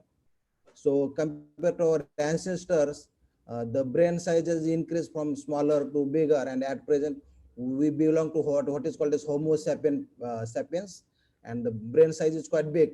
So that means we know what to do and how much to do and all those things. So we are quite clever, but probably we do not know how to utilize the things and how to do good things. And that is where the problem comes, right? So because our today's seminar is for based on the materials, so let me quickly go through the materials. So in the prehistorical time, as I told you, we have what is called a stone age, where stones were used as tools for various purposes, and then we have metal ages, where we have copper age, bronze age, and then iron age. So this is how the prehistorical time human beings started using various materials, right? Now that was just to give you a brief that is just to give you a brief history about use of materials in prehistorical times. Now I want to tell you that how contribution of chemistry, it is there for the betterment of society. And for that, I would like to make this statement that chemistry is a, so chemistry is a science which is just enabling science, I would say. Slide is going up and down. Yeah. So it is a fundamental and enabling science. So it is not something just you study it and keep it in theories. We can always use chemistry knowledge, and it can be applied for its various applications and for the development of society. So industrial applications of chemistry directly affect our daily lives. And as we understand more and more chemistry, so we do more research, and then more research deepens our knowledge, and out of that deepening of knowledge, new applications are emerged, and therefore chemistry becomes more useful. So if I say something like this, that chemistry will help us to solve many future problems. It can be sustainable energy, food production, managing our environment, providing safe drinking water, or promoting human and environmental health. So all these things can be probably taken care by chemistry, and chemistry is contributing to large extent, right? So we know that chemistry is study of molecules which are building blocks of matters, and so always we can take the help of molecules, build the desired materials, and use them for suitable application purpose. So this chemistry has led for the wealth and prosperity of the society, and it has shaped many lives. So as far as the materials are concerned, we can start from copper age in 5000 BC, and we can come up to digital era wherein we are having cutting edge technologies like nanoscience and nanotechnology and so on. So it has been a driving force always for the betterment of society, right? Here is a diagram which shows contribution of chemistry in various fields, just a representative one. We can have many more applications apart from this. So if you look at the blue one, it tells about design and construction, contribution of chemistry in design and construction. So whether it is architecture or metal tools, urbanization, colors, that means dyes and pigments and so on, clothing. Also, there is a contribution in food and agriculture. So the green, light green part shows us about contribution of chemistry in food and agriculture. If we look at the pink part, it tells us about the health. So we have many metals or radioisotopes which are used in radiotherapy, and also we have contribution in surgery, medicines, X-ray imaging, and so on. Also, we have contribution of chemistry in transport. So this orange region, it shows the contribution of chemistry in the transport system. So imagine a situation if there would not have been a development in the rubber, we would not have probably the good transportation system. So it is a contribution of chemistry itself. Look at the yellow part, and it is contribution of chemistry towards energy. So that means you take any development in the human society, and chemistry has contributed to it. So based on this, now what I'm going to do is I will chronologically show you development of materials so that we can probably realize what is the contribution of chemistry to the development of society. So if you look at chronologically the materials development around 14,500 BC, so quite long ago, this kind of portraits which are shown in the first figure were made by the Japanese people. Then when copper was invented, people started using copper ornaments. That is in 3rd millennium. In the 2nd millennium BC, bronze was developed, and they started using it in the weapons and armors. And yeah. And then once the iron was developed or discovered, they started developing iron metallurgy, because during that time fire was also discovered, and so it was possible to carry out metallurgical processes, and therefore various kind of alloys could be prepared and so on. So in 13th century BC, steel was prepared, and then that is being now still we use steel for various applications. In 10th century BC, see, I am talking about BC, before Christ. That means quite long ago. So glass was prepared. So that is the chronological order. 1st millennium BC, pewter, that is a mixture of tin mixed with copper, antimony, bismuth, and sometimes we also use silver and lead. In China and Egypt, this kind of alloys were prepared for various applications. And in 1000 BC, dyes were made from the purple murex. And in 3rd century BC, wood steel, it was made in the ancient India. And to give very nice example of alloys and also the metals. See, 4th century, we have this iron pillar in Delhi, which is still non-corroded. So we cannot claim that we know the best chemistry. Even our ancestors or our previous people, they knew probably very good chemistry. And so you see that this is not still rusted. In 8th century, porcelain was discovered by Tang Dynasty China, and 9th century lusterware appears, and so on. So here I am, what I am doing is how the material development took place in the historical period. In 1000 gunpowder was developed in China, and again then type metal alloy was developed in 1448. Type metal alloy, obviously, if we need to type, then we need to have a material which is sturdy, and that is nothing but it is a combination of lead with some other metals like antimony and tin. And then glass lenses were made in Netherlands in 1590. So now I am coming to present era, right? In 18th century, metallic zinc was processed by distillation from calamine and charcoal by William Chapman. Simultaneously, oxygen, manganese, chlorine, these elements were discovered. Hydraulic cement was also discovered. And one of the important discovery was acid battery by Volta in 1799. So everywhere you will see that some sort of chemistry and all, and it is majority chemistry which has contributed for the civilization or the growth of society. In 1821, thermocouple was invented by Seebeck, Portland cement by Aspidin, and then metallic aluminum by Oersted. And I need not tell you about applications of all these materials. We cannot imagine the construction without Portland cement or electricity without aluminum wires and so on, right? Also, one of the important discovery of vulcanization of rubber. So if there is no rubber, we cannot have transportation system probably. And this is one of the major discovery made by Charles Goodyear in the year 1839. And also silver based photographic processes that was discovered in the same year. In 1883, first solar cell based on selenium vapors by Charles Frittis. So the solar cell started developing quite long back. Of course, nowadays a lot of development is being taking place in this field. Synthetic rubies by Verneuil process. You know that in our MSc we have crystal growth by Verneuil method. That topic is there in inorganic chemistry.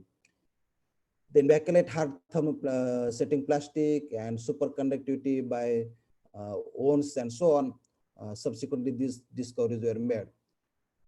Stainless steel was invented by Harry Berley, and then Pyrex in 1924. So it is very famous Pyrex glass which we use, or Corning.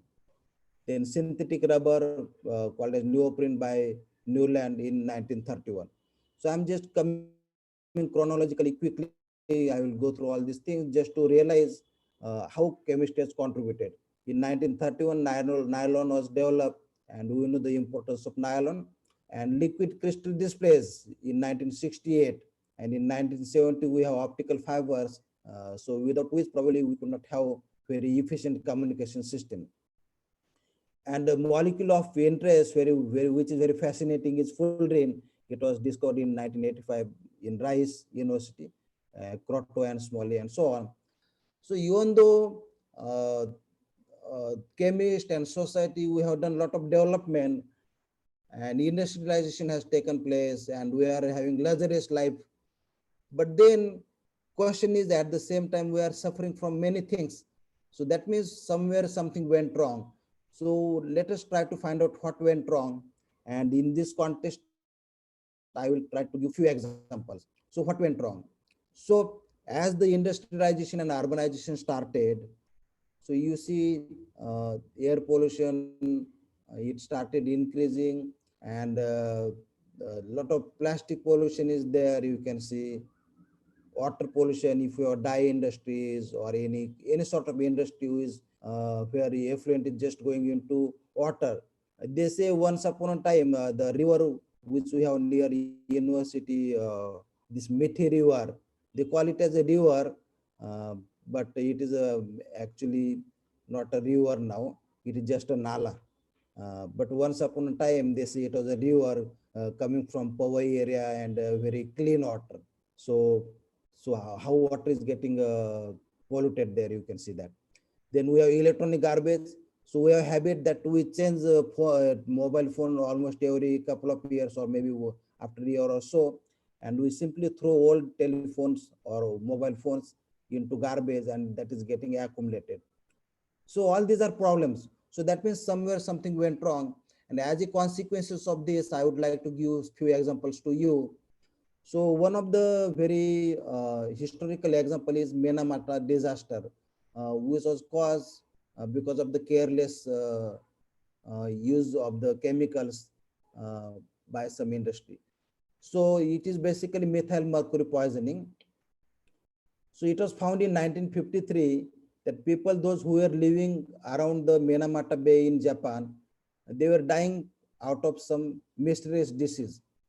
And also some of them, they were getting genetically damaged. And therefore, it was, quite scary thing that why people are dying and what is cause of that and so on. And later on, so you can see the scary images at the bottom. So maybe I will put cursor there. On left hand side, the person which is died and fishes died. And those who survived, they were having deformations in the body. You can see this boy at in the third figure, the fingers are quite, deformed. And so such kind of genetic deformations were also observed. So the investigations revealed that the victims had eaten shellfish contaminated with mercury. And what was found that there was a company known as Chiso Corporation, and they were simply draining their mercury containing compounds, which was used in the process, and the process was phenyl chloride and acetaldehyde by catalytic conversion of acetylene. So they were produced using acetylene, but the catalyst used was mercury chloride. And after the process is over, these things were simply allowed to go into drainage. So you can see here a image showing Minamata River is there, and then Chiso factory is here. So after the process is over, the wastewater is going into this bay, and then the fishermen, they used to catch fish in this bay. And after the fish is eaten, you know that in the fish, the biomethylation can take place, wherein we can have cobalt containing methyl groups. Methyl containing cobalt, and then that methyl group is transferred to mercury, and the methyl mercury is formed, and that is more dangerous compared to mercury itself. As Dr. Deshmukh was rightly saying, the compound, the metal itself may not be toxic, but its compound may be more toxic. So organomercurials are found to be more toxic, right? Now, this company, I'm sorry. It was producing acetaldehyde for plastics, drugs, perfumes, photography, and so on. And mercury was being used as a catalyst, and byproduct was methyl mercury as it was dumped into the bay. And the fishermen which were catching the fishes, they were getting died out of this. So it was found that almost 1,800 people died and several suffered from this. Later on, Professor Takechi found that this poisoning is because of the organomercurial compound. So you see that this caused social stigma among the people. And so it is just mere carelessness of the company. And now we have this kind of memorial there. This is called as Minamata Disease Memorial.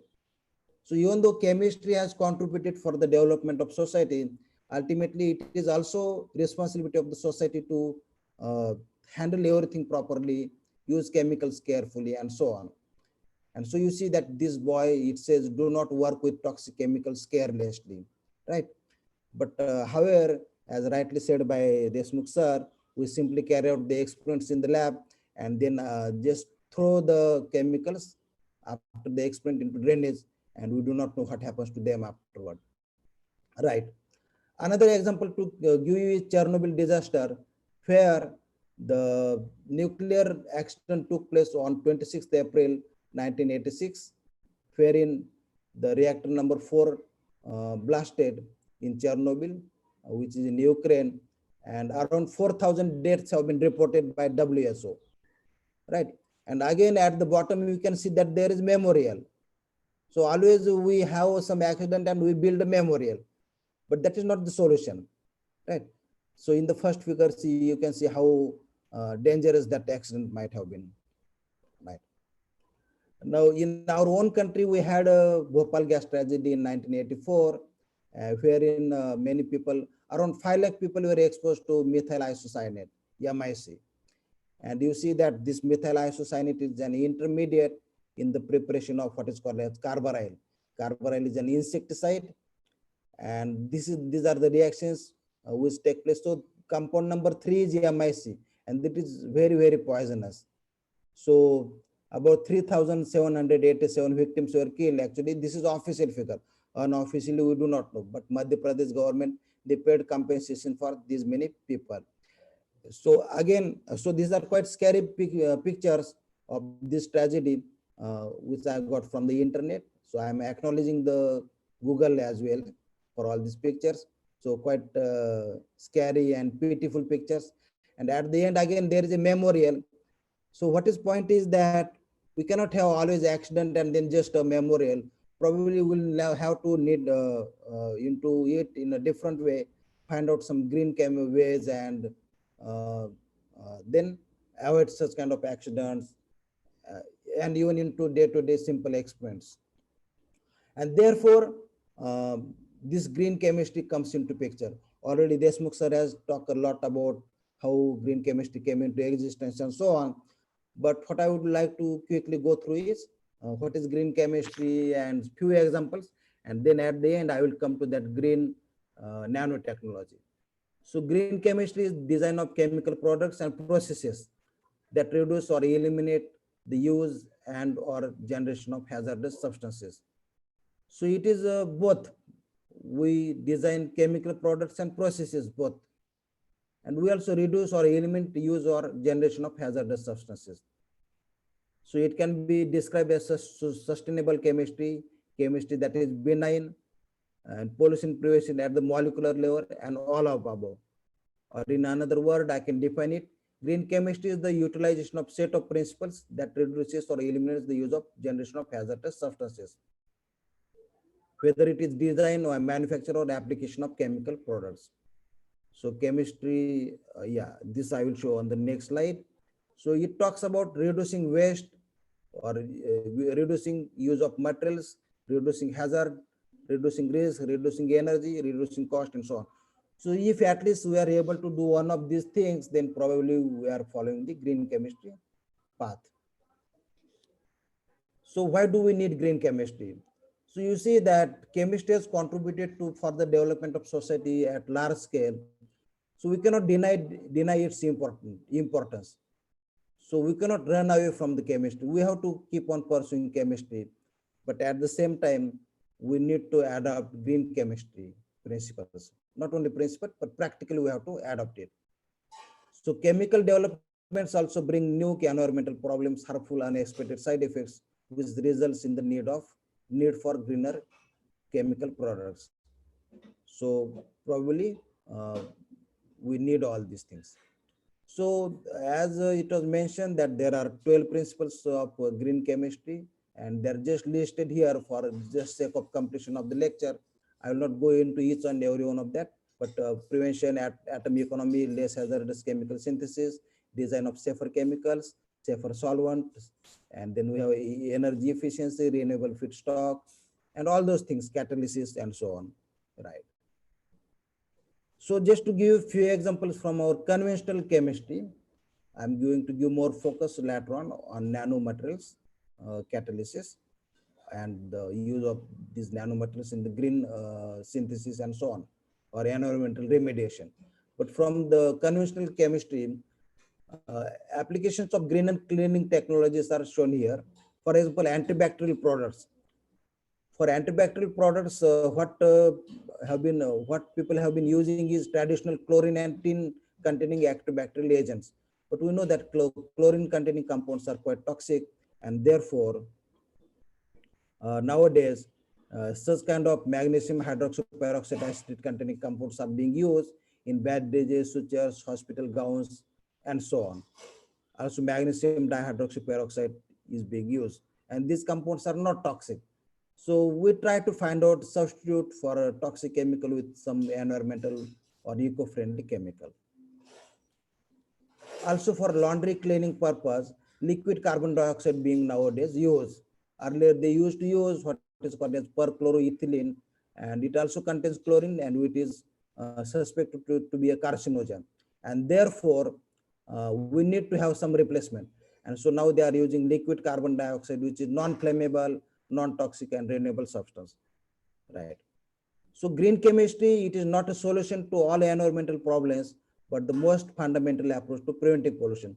So it should not happen that we allow things to happen and then try to use green chemistry. No, you use the green chemistry in the beginning itself and prevent pollution so that later on problems will not arise. Now I coming to this very important part, which is quite new one, what is called as green nanotechnology. But before that, let me quickly go through what are nanomaterials. I am aware that all of you know what are nanomaterials, but just for the sake of continuity, I have added few slides here. So we know that at nano-dimensional level, question arises, why nanomaterials? So at nano-dimensional level, it is possible to tune the properties of materials by just controlling their particle size and shape. That means, suppose I have a gold bulk material, gold piece. Then if I ask you that what is color of gold, you will always tell me that it is something like yellow kind of color, or silver in color. But then I ask you that I want something like a blue gold, orange gold, and so on. Is that possible? Then straightway answer is no. But no more that is valid, because if you probably change size and shape, then you can control the properties of materials, and then I can have color, control over color and other properties of the materials. So at nano-dimensional level, properties of materials change, and therefore nanomaterials are very, very important. And all of us know why these properties do change and so on, because now this has become a topic of our BSc and MSc classes. So each and every one of us is aware about the nanomaterials. And if you look at the applications of nanomaterials, look at the fields, right from, let me take cursor to there. It is just going out of my control, cursor. Yeah. Whether it is textile, biomedical applications, healthcare, food, agriculture, industrial application, electronics, environment, and renewable energy, and so on. Everywhere we have application. And further, there are sub areas which are shown in this circle. So a lot of applications have emerged. So one difference in nanomaterials and earlier discoveries I would like to tell is that earlier discoveries, some of them, they have remained in the theory. It has not been possible to bring them into practicals.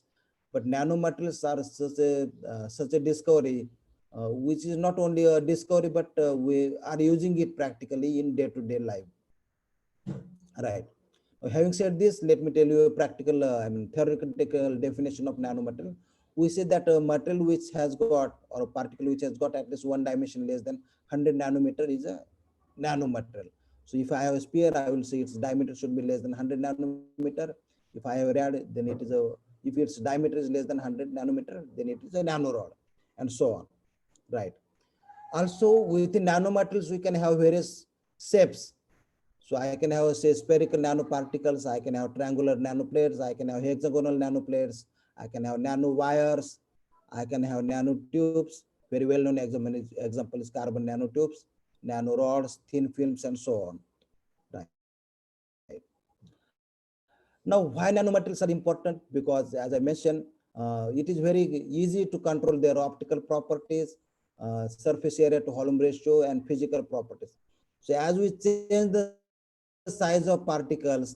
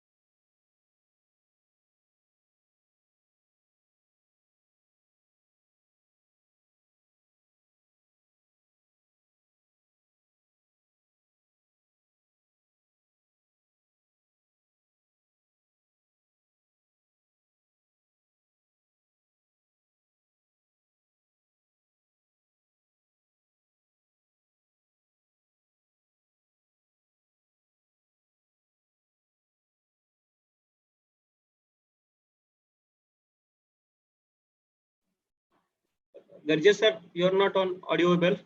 Garje sir, are you hear me? Garje sir.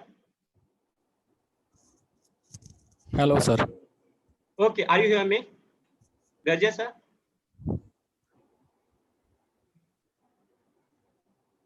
Hello, sir. Hello, Garje sir, are you hear me? Garje sir. Garja, sir, you are not audible. Hello. Garje sir.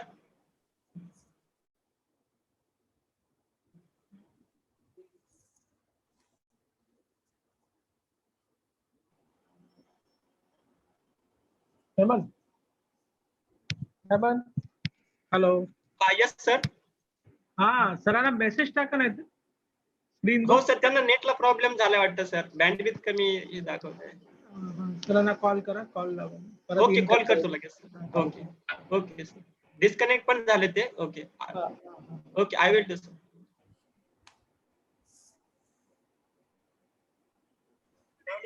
Sir join होतात लगेच, काय tension.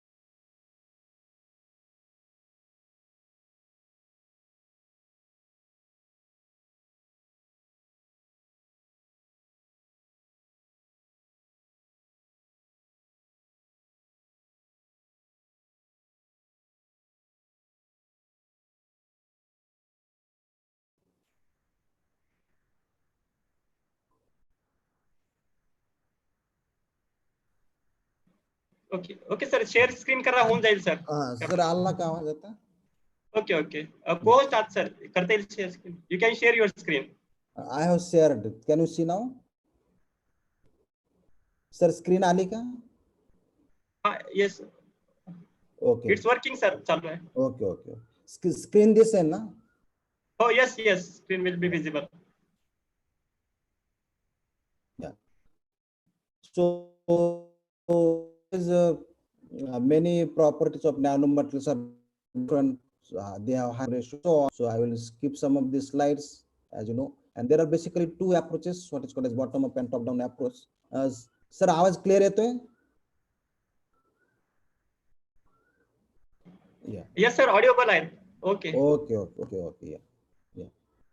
So these general things I will skip, but I would like to give you some examples of use of nanomaterials in the green synthesis or green chemistry. So what is green nanotechnology is that it refers to the use of nanotechnology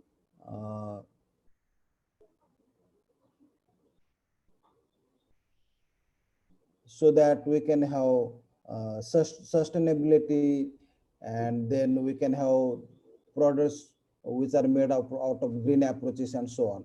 So people have started conducting various conferences on green nanotechnology. You can see the list of these conferences here, right? Yeah.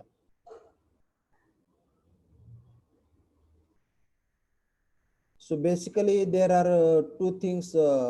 Either you prepare the nanomaterials and they become themselves as a green approach. For example, nanomembranes, nanoscale catalysis, and product of nano can help to protect the environment.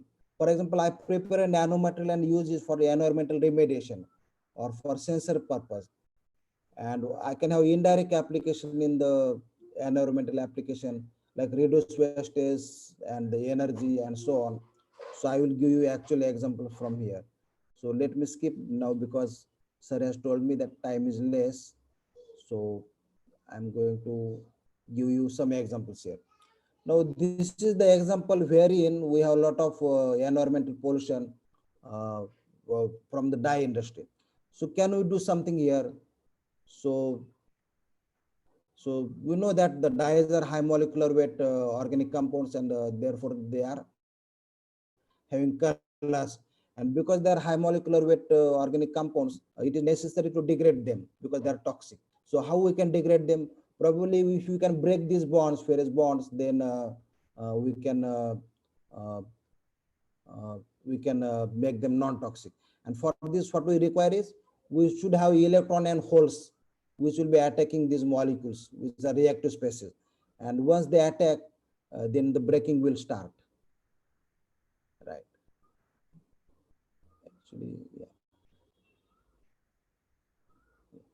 So these dyes are quite harmful, and all those harms are shown here to plant species, to aquatic animals, to human beings, to environment, and so on. So it is necessary. So what we can do, I create electron and hole pair. So for example, I have a semiconductor here, and which has got hole and electron pair, and I'm not allowing them to recombine. So these electrons and holes, they will further attack the organic dye, and then that will give rise to breaking of bonds, and they will be fragmented into smaller molecules, giving rise to non-toxicity. So see, I can have zinc sulfide, titanium dioxide, copper sulfide, this kind of semiconductors wherein we can have hole and electron pairs. Right. So now I want to have say zinc sulfide kind of semiconductor. So what I will be doing is I will prepare zinc sulfide and I will increase its surface area so that I will have more efficient dye degradation.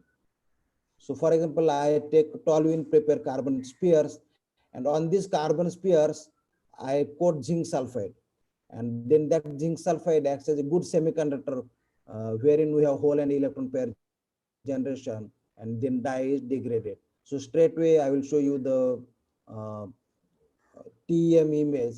So for example, in the first image, we have carbon spheres, and then using some zinc sulfide source, I coat zinc sulfide on these carbon spheres. Now it is something like on a basketball, I have stuck a small tennis balls. So obviously these tennis balls, they will have more surface area because they are no more able to accumulate together. And so therefore zinc sulfide will be more active. And therefore, if I carry out dye degradation studies, then you see that if I say take methylene blue or ureochrome black tea, then compared to initial absorbance, as dye is degraded, its intensity goes on decreasing. So first one is without any catalyst, and then as we add catalyst, that is composite, carbon sphere and zinc sulfide, then we have more degradation.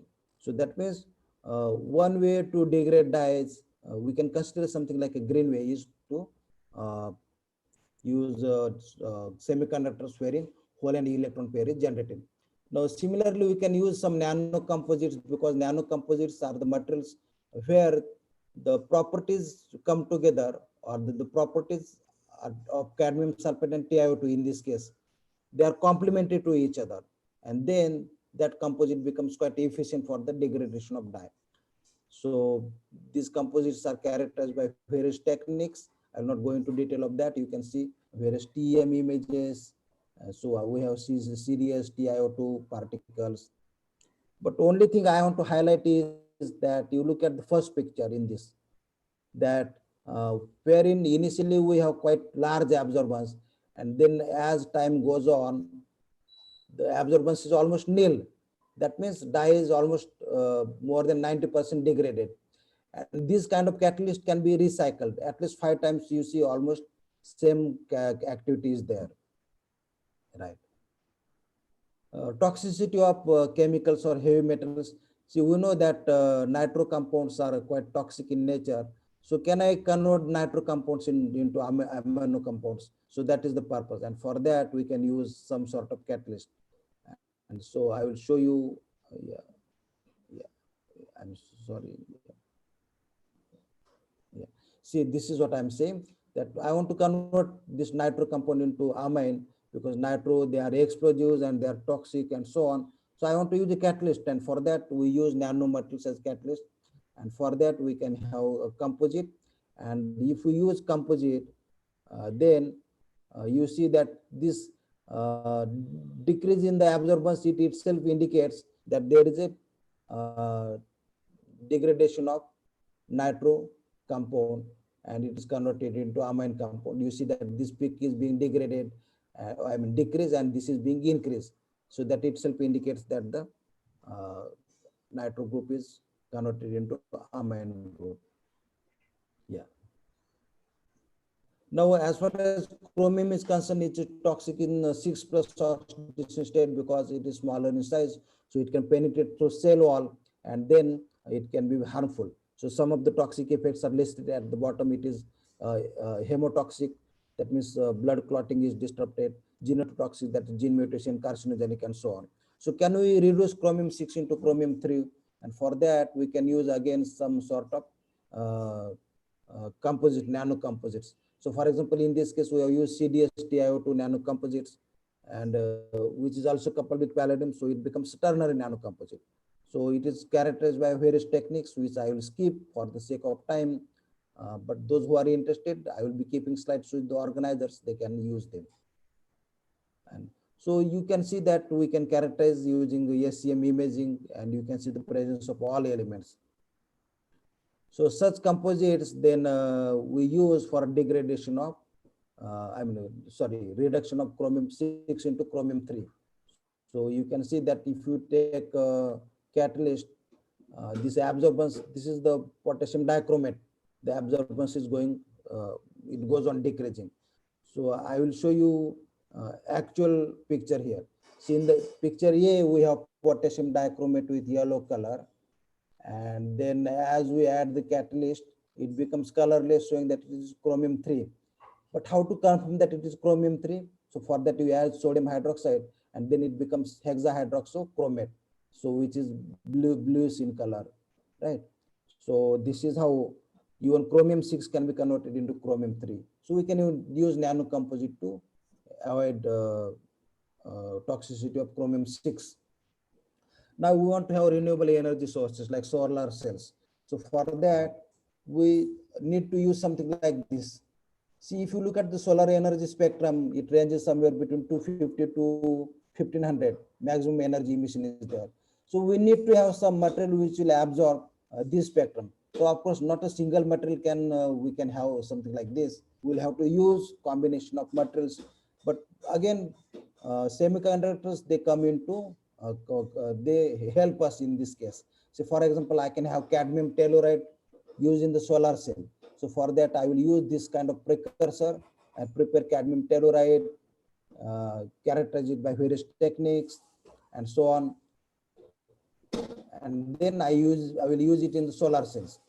The fourth example is I want to have energy storage. So you imagine that you are going in the Konkan region and this bus suddenly halts because diesel is not there. So you will become scary. So I want to have energy storage, sudden backup. So can I have something like that to have backup? And for that, probably we can use what is called a supercapacitors. These are nothing but combination of EDLC, that is electric double layer supercapacitor, and pseudocapacitors. So in this case, what we do is something like this.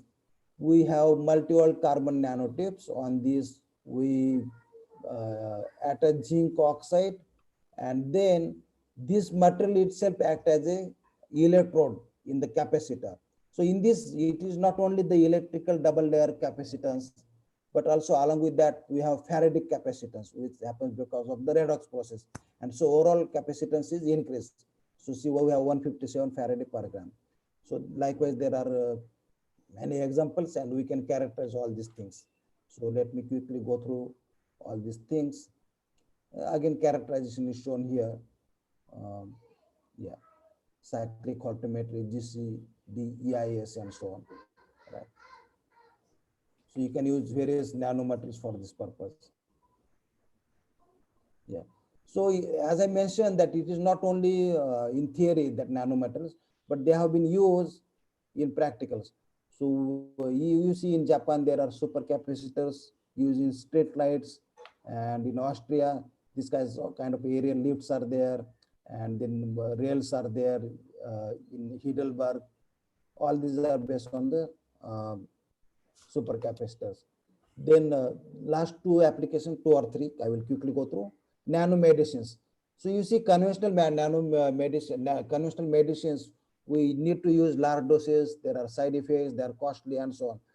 So however, nanomedicines, if you look at them, nanoparticles themselves can act as drugs or drug carriers. For example, I can have nanoporous materials which will hold small drug molecules, and then they will carry it to the iron and gold nanocells. They act as drug molecules. So, right. Also, we can have photodynamic theory. For example, I can have a material like TiO2, which is injected from here, and then it goes to tumor site. And TiO2, when bombarded with the light, its temperature is increased, and then the tumor cells are decomposed. So this is called as photodynamic theory, right? But I think this application, I will not go into detail of that. That is quite big application, right? Now let me come to this detection of explosives. See, we have various explosives based on the nitro compounds. We have TNT, DNT, TNP, and so on. So out of these, TNP is found to be quite dangerous, and it is extraordinary explosive. So I want to detect this. So can I develop some method using nanomaterials and using some fluorescence technique? In the literature, there are various methods like ESPLC and so on, but I want to have some handy technique like fluorescence sensing technique. So for that, what I do is, see, explosives are non-fluorescent molecules, but carbon dots, that is nanomaterials, they are fluorescent. So I prepare functionalized carbon dots, wherein I have phosphorus and nitrogen functionalized carbon dots. So the schematic is shown here, wherein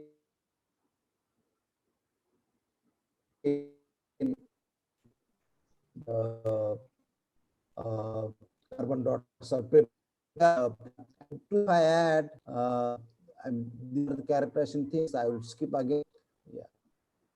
So, yeah.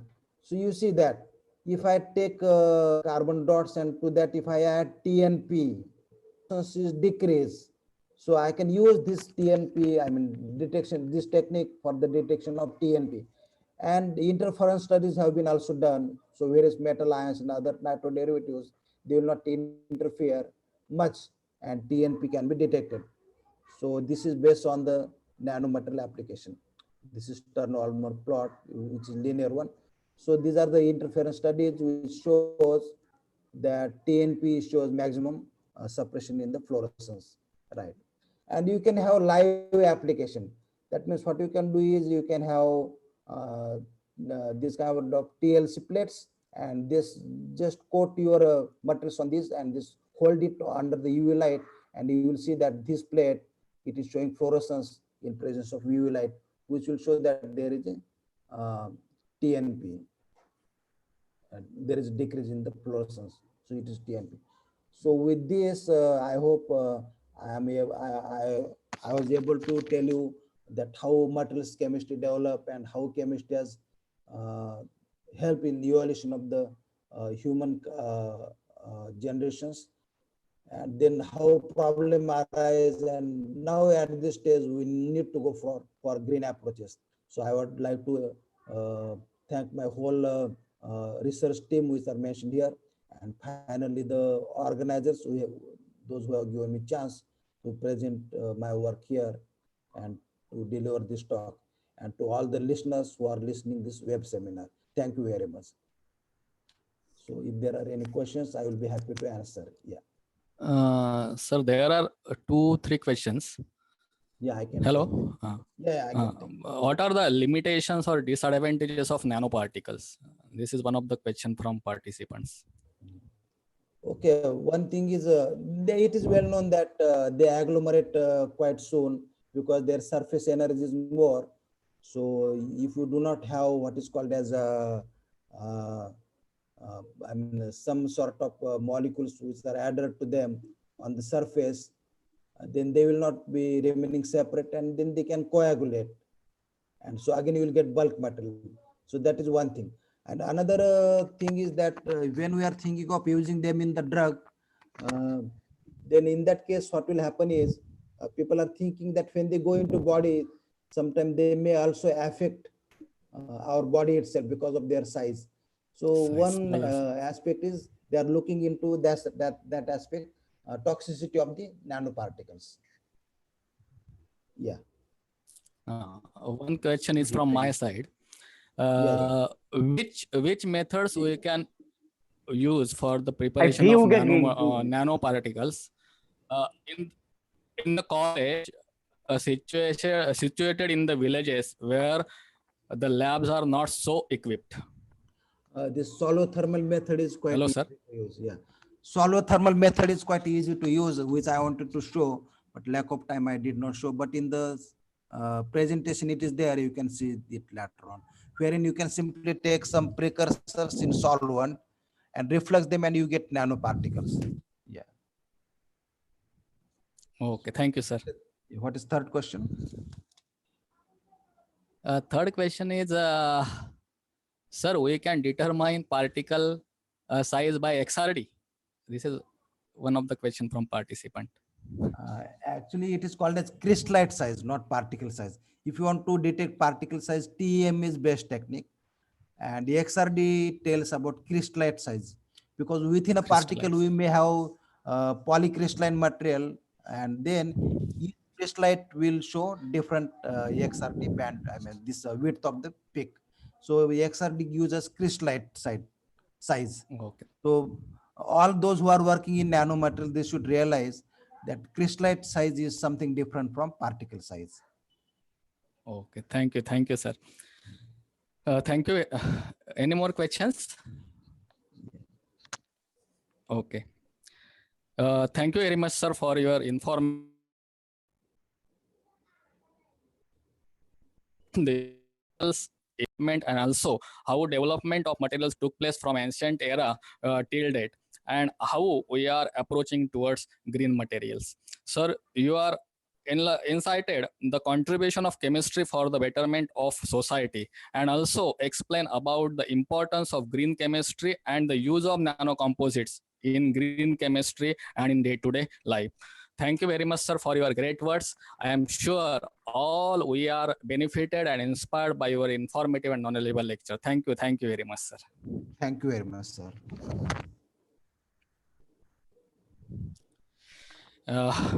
Now, without further ado, we will turn the time over to speakers.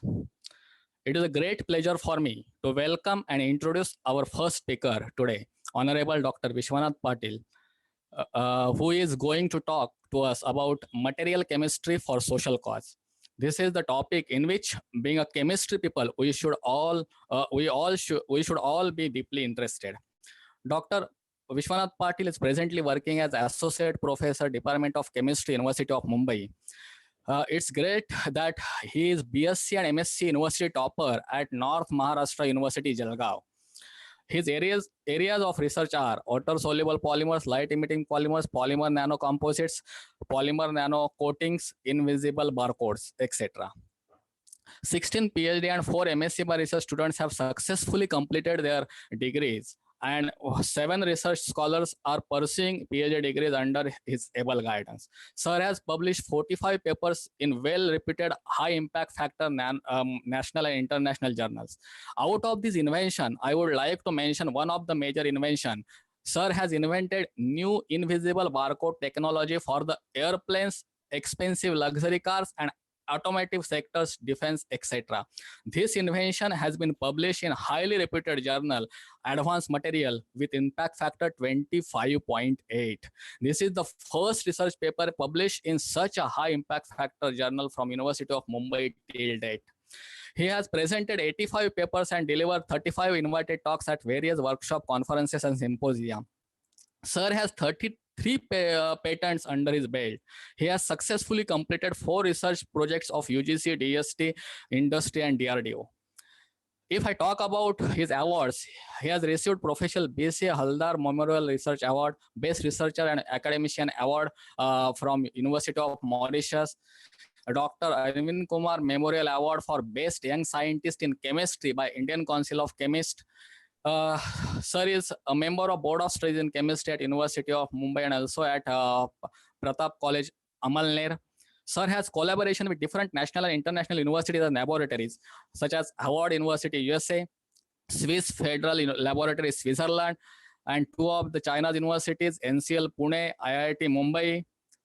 Friends, it's proud moment to all of us that Sir has recently developed antiviral coating for PPE kit and N95 mask for the safety of doctors and other medical staff during COVID-19 pandemic.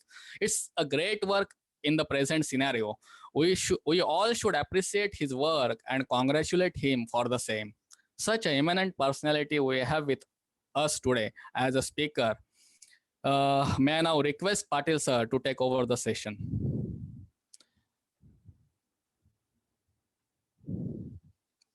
Patil sir, please. If the participants have any questions during the presentation, please type them in the chat box, preferably at the end of the presentation. Patil sir.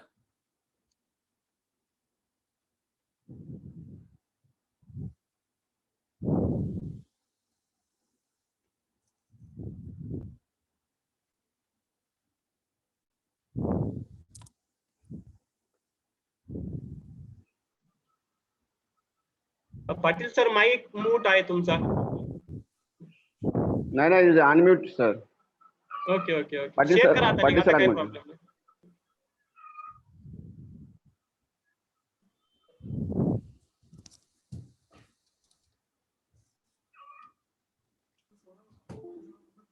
नाही. नाही ते दुसरे पाटील. हा Vishwanath Patil.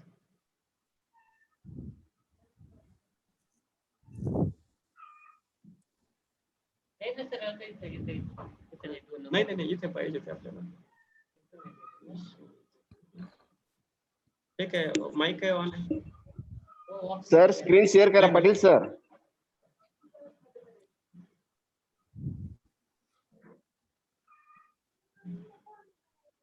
Sir तुम्ही ऑडिओबल नाही आहात. Vishwanath Patil sir ऑडिओबल नाही आहात तुम्ही. तुम्ही स्वतः अनम्यूट करा स्वतःला. Sir, share your presentation, please, and unmute yourself. Satish Patil sir. हा सरांकडून होत नसेल शेअर तर तुम्हाला पाठवलेलं आहे ना पीपीटी प्रेझेंटेशन. हा नाही केला ओके. पण सर ते ऑडिओबल नाही आहेत ते. आवाज नाही येत आहे.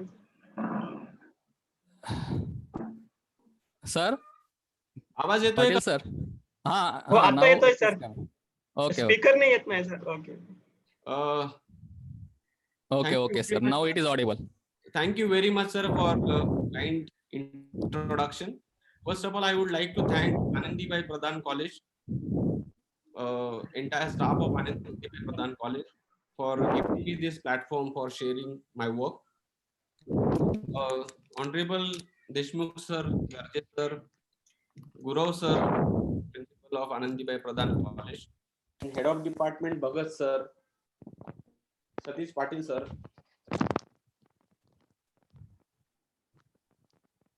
Hello, आवाज येतोय? Yeah sir, it's audible. Satish Patil sir and dear participant and dear students. So today's topic of my presentation is material chemistry for social cause. I would be discussing 2 of my papers two of my works in which I have prepared invisible barcode technology, or I have invented invisible barcode technology and even nano coatings. Like Garje sir, I will be talking on development of civilization, but before that, let me talk about the material chemistry. For students, I would be sharing this. Material chemistry is nothing but the solid state chemistry, which we are studying since FY/SY TY level. And this chemistry includes study of metals, polymers, then ceramics, semiconductors, biomaterials, and so on. Or it can also include a interdisciplinary area, like metals can combine with the biomaterials, or polymers can combine with the biomaterials or nanomaterials. So like that, it is also an interdisciplinary area. So let us discuss about the development of civilization. So like Garje sir said about the Stone Age, where the people were using stony materials like arrowheads, then bala, talwar, these all were made from the stones, and they were using this stony material because the stone was cheaply available. Then they found a alternative bronze, and they left a stone. So they moved to the bronze. That era was called as Bronze Era. Then they found another sophisticated material, another alternative, that is iron. So they moved to the iron. And after iron, they found a cheapest material, that is polymer. So every material was replaced by polymer. Nowadays, you can see mobile, laptops, everything, kitchenwares are made from the polymer, because we have a polymer as an alternative to iron. So after polymer, we are not having alternative to the polymer. So it is very difficult to leave a polymer. I'm not saying that polymers are dangerous. I can say that polymers are wonderful materials. So if I remove a polymer from your life, just imagine the life without polymers. I think life is not possible without a polymer, unless and until we are not having alternative to the polymer. So these are some uses I'm quoting here. There are many uses of polymers, but a few uses. Polyethylene milk bag, which in the morning we are using. Then polyamide, bulletproof vest, polyurethane artificial heart. These are the few new inventions, and some work is going on in this area of polyurethane heart, so that the people who are suffering from heart diseases will not be for them, it will be a great relief. And then invisible barcode technology, which our group invented, in which we have used the polymers. Then AV nano coating, here also we have used the polymers. So let us start with the next slide.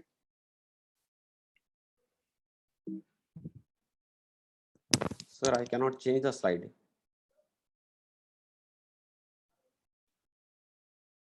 Yes.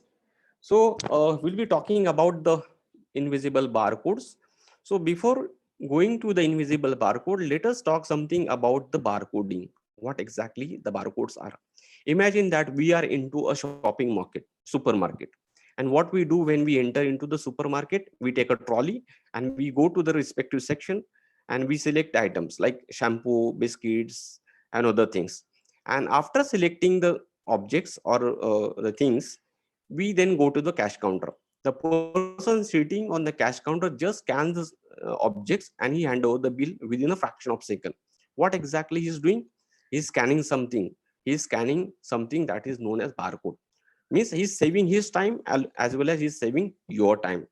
So what exactly the barcode is? Barcode is, it is an optical machine readable representation of the data. And it is in the form of this. This is vertical line. I hope you can see the pointer. It is in the form of this vertical lines, or it is in the form of these shapes. So there are basically two types of barcodes. I'm going a little bit faster because it is just information about the barcodes. Linear barcodes and linear barcodes and a matrix barcode. So linear barcode is also known as one-dimensional barcode. It is having just a vertical lines. And the two-dimensional barcode, it is also called as matrix barcode. It is in the form of shapes, various shapes like triangles. It may be having square, it may be having sphere, or whatever it may be. But there is no compulsion of particular barcode. You can use any kind of barcode. The thing is, it should be readable to worldwide. Then this is the barcode which we are using into the India, that is known as UPC, Universal Product Code. So it is also used in various countries like United States, Canada, UK, Australia, New Zealand, Europe, and other countries. So let us see what exactly the UPCs are, how we can collect information from UPC. So there are 12 digits into the UPC. So first 6 digits indicates about the company name, company information. So which company manufactured it and when it is manufactured, that information we can collect from the first 6 digits. And next 5 digits indicates information about the item reference number, means it gives information about the item, what kind of item it is, what is the size of item, package size, then whether it is grain, whether it is something else, shampoo or biscuits. That information we can get from the item number. And last is the check digit, and it is obtained by sum of all these numbers. It is by some calculation that will not go into the detail, but just keep in mind that UPC gives information about these 3, that is generic company prefix and item reference and check digits. So these are some example where we can use barcodes, like patient wristband.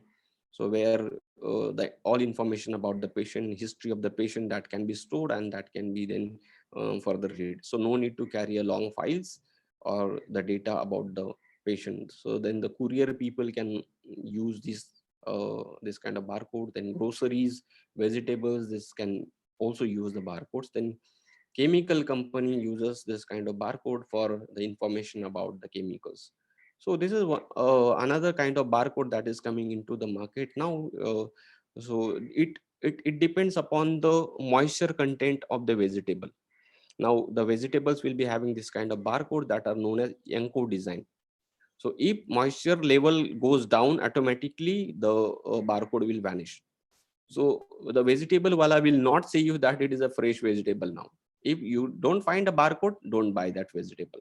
So this is another development in the barcode. Now, since barcodes are very important, the question arises in the mind that who invented the barcodes?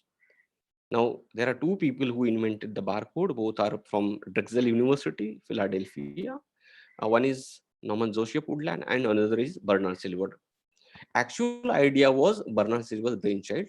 So he conveyed his idea to the Norman Joseph Woodland, and Norman Joseph actually worked on it, and he developed a spherical barcode. You can find in the right side the spherical barcode. And later on, they converted this barcode in terms of vertical lines. So NCR is the first company that actually developed a scanner for the barcodes, and this is the example Ringle's gum. That is actually a first attempt that has been scanned by the scanners. So this is the history of the barcode, and we have to have the barcode scanner in order to read the information of the object. So there are many types of barcodes available in the market now. There are laser barcodes, laser scanner, camera scanner. If you go to the embassy, the people there in the embassy scans your passport by using mobile. So mobile scanners are also available nowadays to scan the barcodes. So what are the advantages of this barcode system? The advantage is that it is smaller and lighter than any other tag. There are many kind of tags, but it is this barcode system is having a lightweight. It is one of the advantages. Then easy to use, anyone can use it. Less expensive than any other tag. Only ink is involved, so it is less expensive. Accurate and sensitive. Everywhere you can read the barcode, so it is very accurate. It saves time of retailer and customer. So as we discussed earlier, it saves time. And today barcodes are found almost on every item. So you can see any item, you will find a barcode.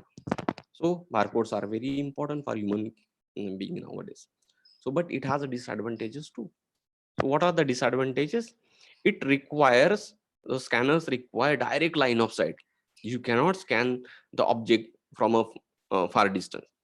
So you need to bring the object to the scanner, and it should be very close. Unless and until it is not close, you will not scan the object. And it should be scanned individually. One by one, you need to scan the objects. Directly, all objects you cannot scan. Easily damaged, you can damage it by your nails also.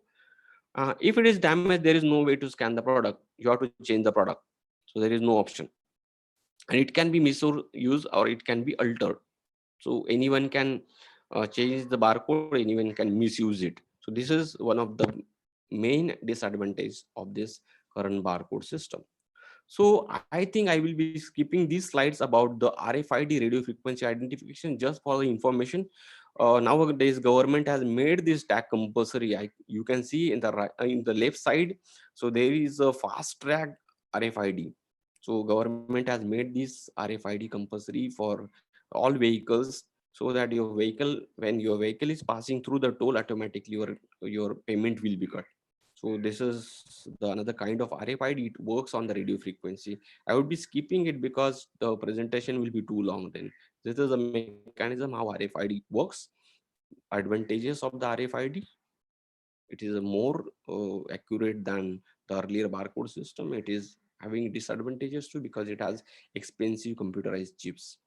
So now let us discuss some different issues or some problems the society is having. So you can see the slide on your screen. It is about the flight MH370 air crash. It was happened in 2014. I hope everybody must be aware about this air crash. So what exactly happened to this air crash? So it is related to the Malaysian Airlines. Malaysian Airlines, which was carrying 239 people, including cabin crew, it took off from Kuala Lumpur to Beijing, and within 15 minutes it got disappeared from the radar. Now till today nobody is knowing what exactly happened to the Malaysian MH370 airline Airbus. So there are many theories people are having about this MH370 air crash. And the search committee found 3 wreckages, and it is believed that these wreckages are from same plane, MH370. It is believed that they are not having confirmed news that yes, these are belongs to the same aeroplane, but it is just a believing. So nobody is knowing what exactly happened. Just imagine the mental condition of the relatives of these 239 people who died in this air crash. So whether to consider the person who was traveling into the air is died or whether he is alive. No technology is available till today that we can confirm these 3 wreckages are from same plane. So we are saying that science is far developed, but still we have to work. We need to think in this area. Again, let us discuss another incident, that is Ghatkopar air crash. I hope everybody is knowing about this incident. It was happened in Monday 27, 2018. So August 27, 2018. What exactly happened here? A charter plane was flying over a Ghatkopar area in Mumbai, and it got disappeared and it got crashed. So how many people died in this incident? 5 people died in this incident. One was passing over a footpath. He was a poor guy. He was just passing over a footpath, and oil fell on him, and he completely burned.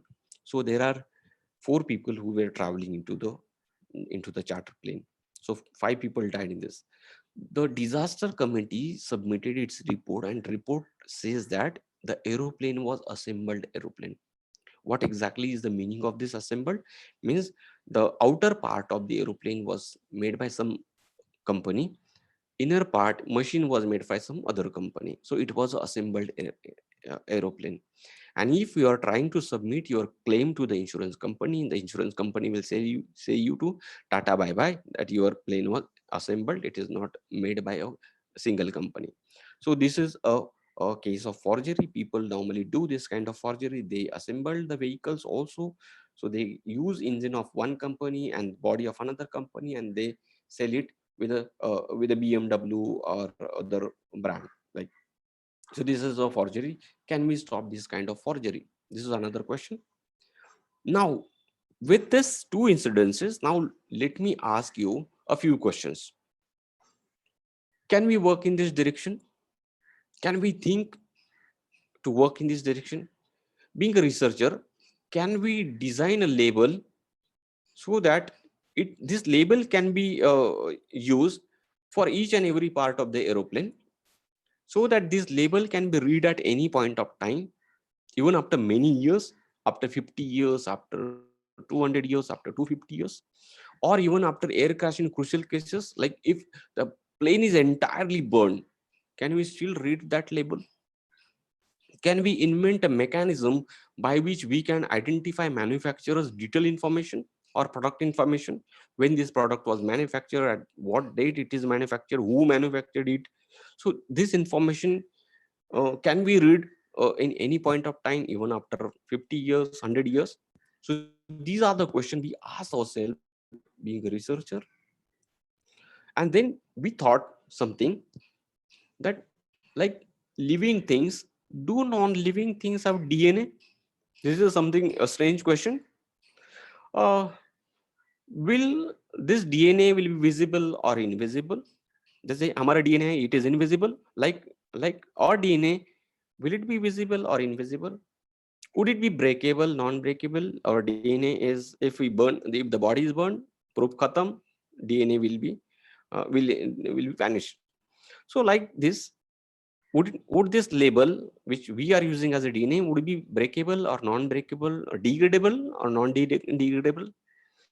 If so, can we identify non-living objects easily, even whenever we want, after 50 years, after 100? Like example of MH370 airplane. If we are getting today the body of the Airbus, can we get information about their aeroplane when it was when it was manufactured, who manufactured it, and so on? So these are a few questions which we asked again to ourselves, and then we started thinking in this direction, and we did some work in this direction. It is related to the solid state synthesis of gold nanoparticles. So general idea of the synthesis of gold nanoparticle is the chloroauric acid is reduced by amines and it gets turned into nanoparticles. These nanoparticles are invisible. So this is a general mechanism because size is very small. So we use this mechanism, and we thought to use this mechanism in our work. What we exactly did. So you must have seen the slide here. It is epoxy resin. It is a polymer. So epoxy resin, it is a bisphenol A. Actually, it is the simple name is araldite. I hope everybody is knowing the name araldite. We took araldite, which is a linear polymer. We converted this linear polymer into a cross-linked polymer. So to the right side, you can see the structure cross-linked polymer by using amine, that is J-pharmine. We took many amines, but I'm reporting here J-pharmine. J-pharmine is used as a curing agent. So curing agent is a term that is pioneered by this scientist. I hope everybody must be recognizing this scientist. It is a Goodyear, Charles Goodyear, who actually pioneered this term accidentally by his work. That is, sulfur can be used as a cross-linker for vulcanization of rubber. So sulfur is used as a curing agent. So we use J-pharmine as a curing agent here, and we obtain a cross-linked polymer. Very simple reaction. Everybody can do it in the lab. And we use the araldite from Huntsman company. Why Huntsman? Because Huntsman is a company that supplies this polymer to the companies who manufactured the aeroplane, body of the aeroplane. So we ordered same araldite from Huntsman. So this is the normal reaction that people are doing. Chloroauric acid gets reduced when it comes in contact with the tertiary amine environment, and it gets converted into nanoparticle. So same strategy we used here. We have obtained this cross-linked polymer. It is having the tertiary environment. When gold solution comes in contact with this tertiary environment, it gets converted into nanoparticles and it becomes invisible. So this was a very simple idea which we did in our lab. So this is the mechanism, how it works. To the right side, you can see the structure of polymer. So when it gets converted into crosslink, it has some pores. And when you are putting a drop of gold solution here, so this drop percolates inside the polymer to some extent, and while percolating it, it interacts with the tertiary environment and it gets converted into a nanoparticle. So this is our work. So we characterize those nanoparticles which we have synthesized in the object. I am not going to discuss this part because we have to have many slides. So this is the new technology which we invented on the basis of this work. This is the object which we have prepared using the araldite.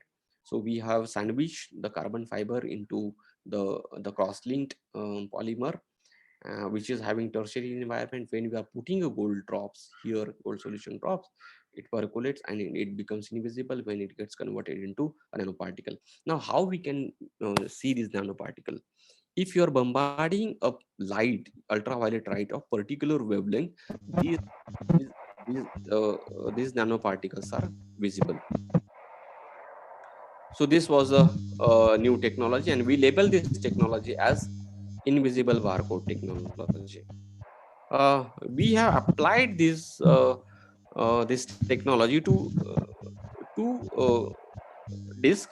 One was prepared with the carbon fiber, and another was prepared with the glass fiber. And we wrote a AU code by using small capillaries. And when we put a drop here while writing, it percolates inside. After a few seconds, you can wipe out that drop, but still the solution goes inside, percolates inside the object, and that forms a nanoparticle. So I have some videos to show. So, am I audible? Am I audible? Yes, sir. Yes, sir. You are audible. Okay. I'm showing a videos now. So this is a video with the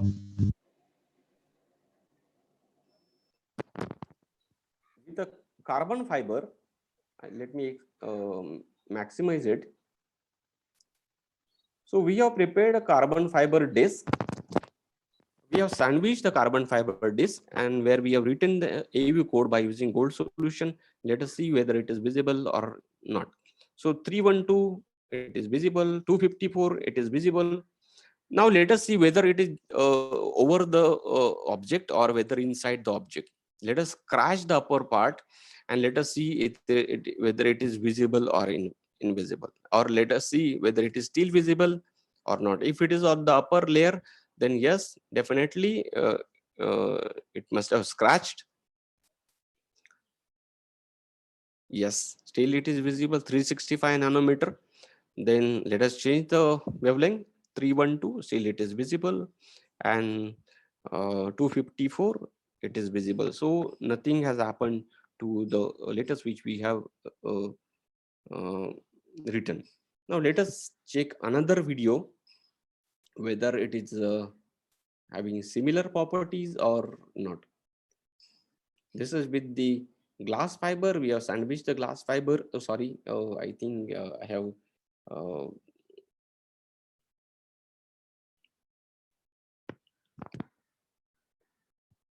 let me minimize this, and again I have to have the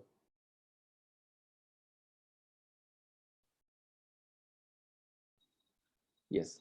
So I hope it is visible to you. I'm not maximizing it now. Hello, sir. Hello, sir. Yes, sir. Audio video PPT मधून नका sir video on करू separate काल सारखं on करा separate file मधून on करा Yes, it is. Video वरती जाऊन It is from the separate file, sir. Okay sir एकदा ट्राय करा सर. हा. Yes, it is. I hope it is visible. नाही sir, is not visible video. Video is not visible. Let me check once again.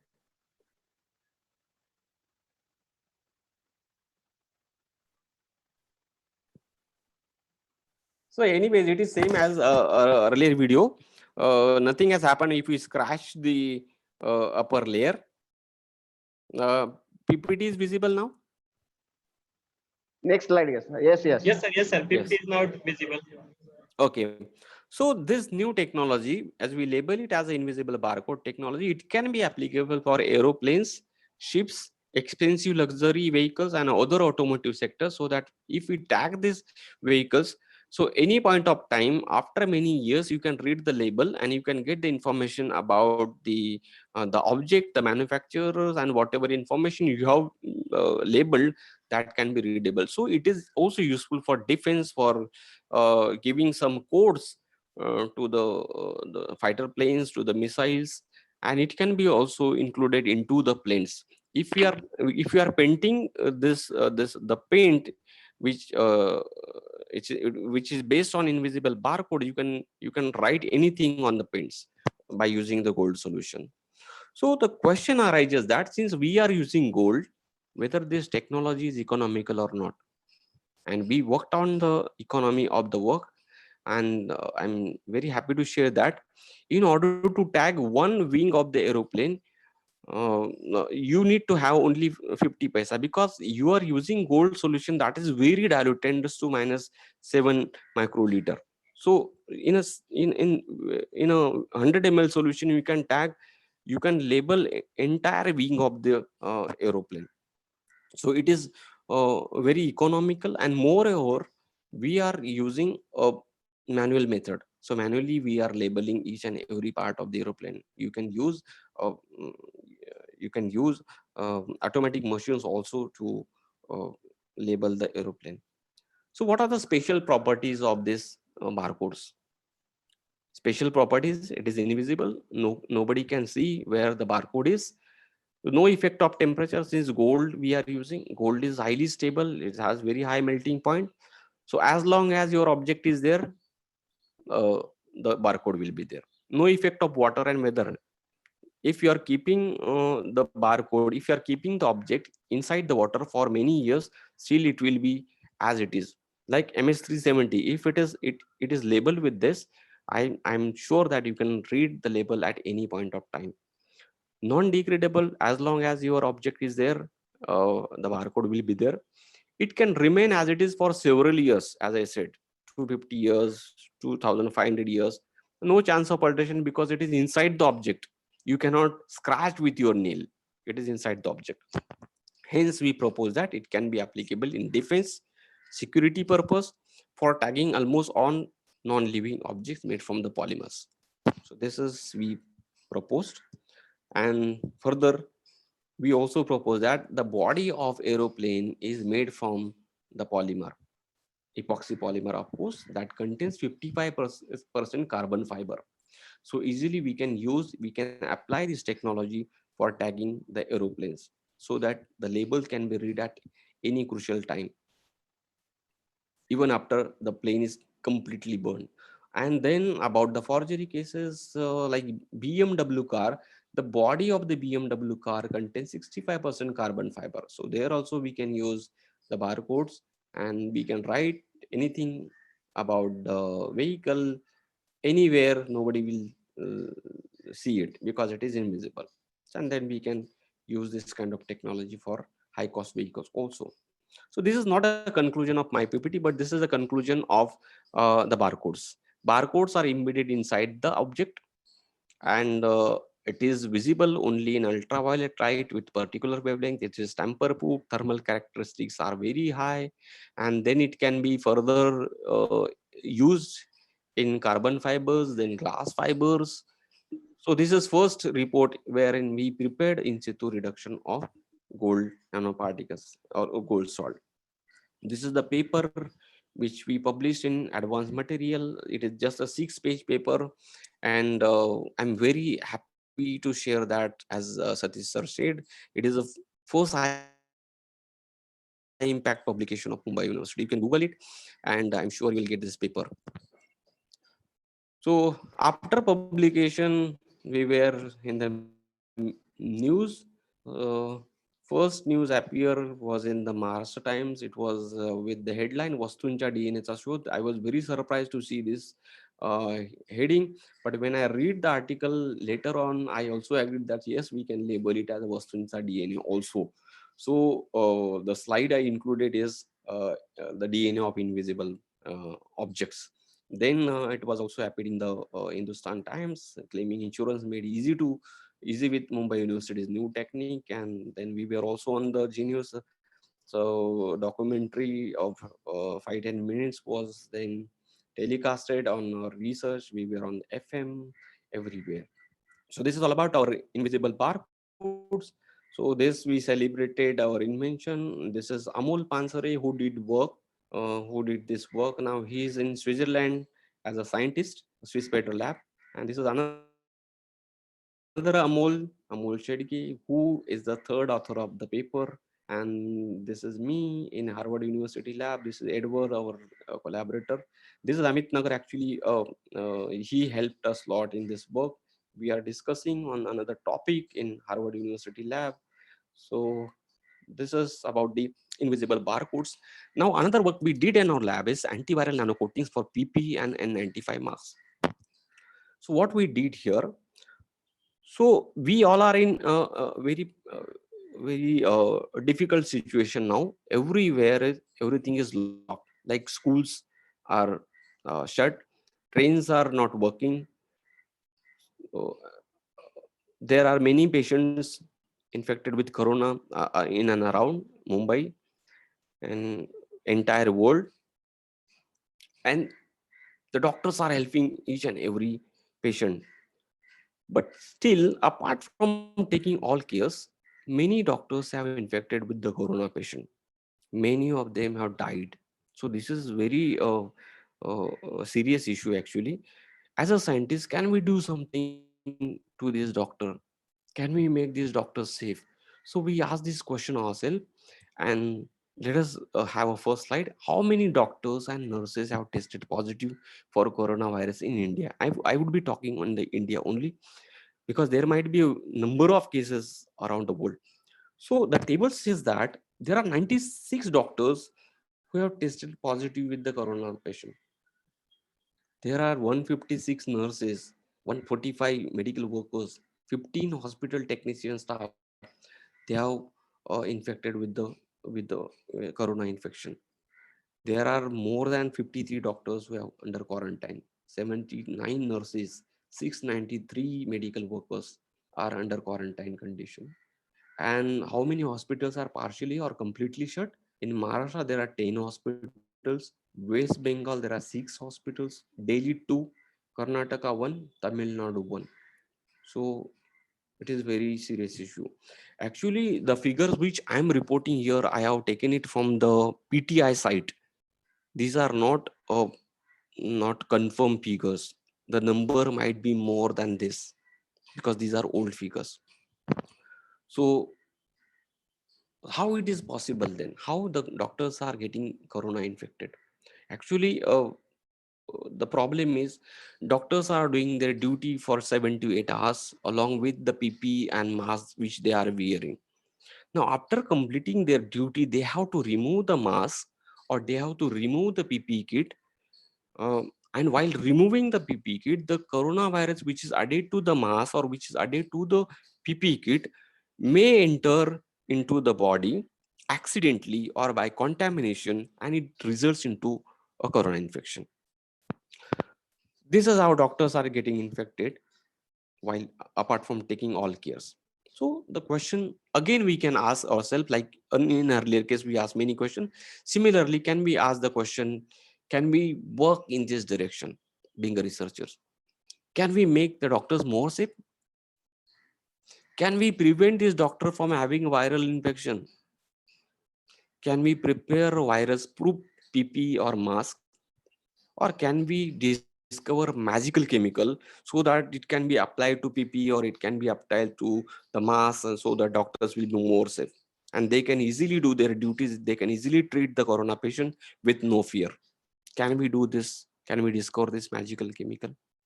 Can we design antiviral coating for this PP or mask? These questions we ask ourselves, and we started working in this direction. What we did, we thought to design antiviral coating, but there were several challenges in front of us. So this is me and my student who are working in the lab, who are discussing on this PP that we obtained from KM hospital, and what to do, what not to do with this PP. So we were thinking by following all rules of the lockdown, we did this work. So there are challenges in front of us. The PP is having hydrophobic surface. So it is made from polypropylene, so it is hydrophobic in nature. It was very difficult to stick any material on the hydrophobic material. So this was the first challenge. So antiviral coating should be stable. It should be stable throughout as long as we are using PP. It should be safe.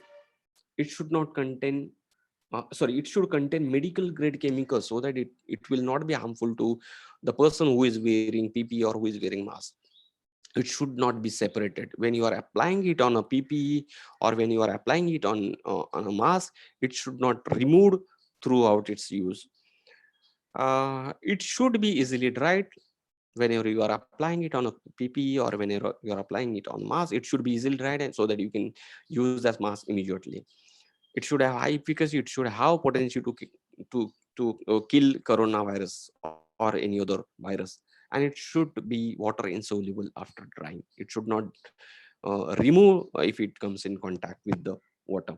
So these were the challenges we were having. So we worked on this.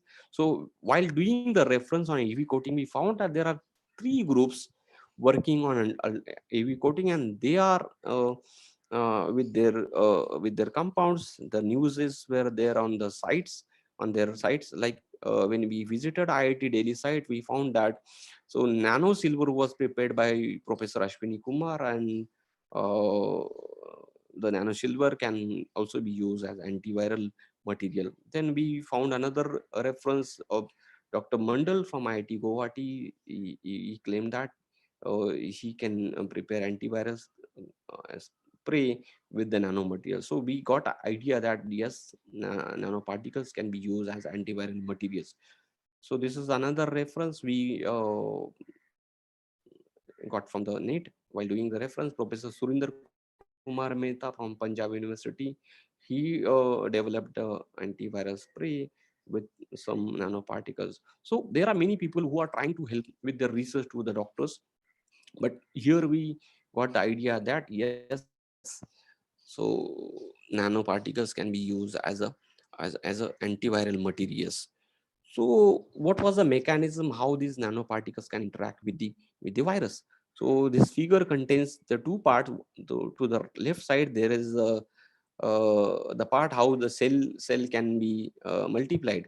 So that I will not discuss because I'm not a right person to discuss that part. But to the right side, we are having how the silver nanoparticles interact with the virus. So imagine that this is the virus cell, and the silver nanoparticles are surrounded over the virus cell, and slowly it kills the virus and blocks the viral replication. So this is the mechanism how antiviral coating can work. So we, depending upon the references, depending upon the earlier theories, we developed the antiviral coating. So you can see to the right side, this is the coating which we have actually applied on a PPE kit. So a PPE gown. So it is very uniform. It is manually applied, still it is very uniform. So what exactly we did, I will not disclose all the part, but we have designed a medical grade polymer. And to this medical grade polymer, we have synthesized a mixture of nanoparticle inside the polymer, that is in situ. Like in earlier case, this time also we synthesize the nanoparticle inside the object, and then we mix this solution with a particular ingredients, and then we applied it on a PP kit actually. And the properties of these antiviral coatings are that it can be easily prepared within 4 hours. So within 4 hours, you can prepare these nanoparticles based antiviral coatings. These antiviral coatings are very stable. Till today, the strips which we have prepared in the lab are as it is. It is very safe to use because no hazardous chemicals are involved. Medical grade polymer is involved, and it can be easily applied on the PPE and mask, and it is easily dried within 15 minutes, and then you can use your PPE or mask. It can be easily converted into spray form, like in earlier case, as we got the reference, we have tried to convert it into a spray. We were trying it on the deodorant bottle, but unfortunately we were not having the gases because of this lockdown period. But still, we filled the solution into the spray bottles, and it works. And we hope that it will possess high efficacy. We have submitted the sample to NIV, and we are hoping for the positive results. It is water insoluble, and the most important is that low cost, hence it is economical. Hence we propose that we can use this coatings to coat the PP, to coat the mask, and doctors can easily use, and without fear they can treat the corona patient. So where can we use these coatings? You can name, there we can use the coating, like in trains, like in hospitals, like in aeroplanes. So everywhere you can use this antiviral coatings. So again, we got the media coverage, a lot of media coverage. This is the Times of India news. Docs may soon be dressed to kill virus thanks to nanotech research at university. And here are a few more news. Mumbai Vidyapita, antiviral nano coatings तयार. PP kit मासच्या सुरक्षेसाठी antiviral कोटिंगची निर्मिती. विषाणू विरोधक आवरण तयार करण्यास मुंबई विद्यापीठ प्रयत्नशील. Mumbai university nanotech based coatings to kill. Mumbai university develops nanotech based coating to kill virus on PP.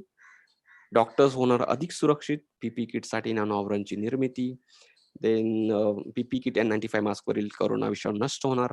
मास्कवरील विषाणू नष्ट करणे शक्य. So these are all media coverage we got.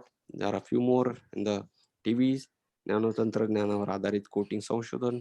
Corona योद्धाओं को संक्रमण से बचाने वाला केमिकल. एंड देन 15 मिनट में कोरोना को किल करेगा. Actually the time is not known, so time we can find out from the results which we will be receiving from the NIV. So I think this would be the last slide probably. So there are many students who are listening this lecture. I wanted to share the newses because you are having the project at your MSc level. I would suggest you to identify the problems among the society, what the society is having problem, which problem society is suffering with. You try to identify the problem, you learn this problem, you study this problem, and then you try to find out the solution to this problem. I'm sure you will be a great scientist. So I would like to end with the acknowledgements. I acknowledge UGC, DSTCRB, DRDO, Polymer Industries, UGC, BSR for funding our work.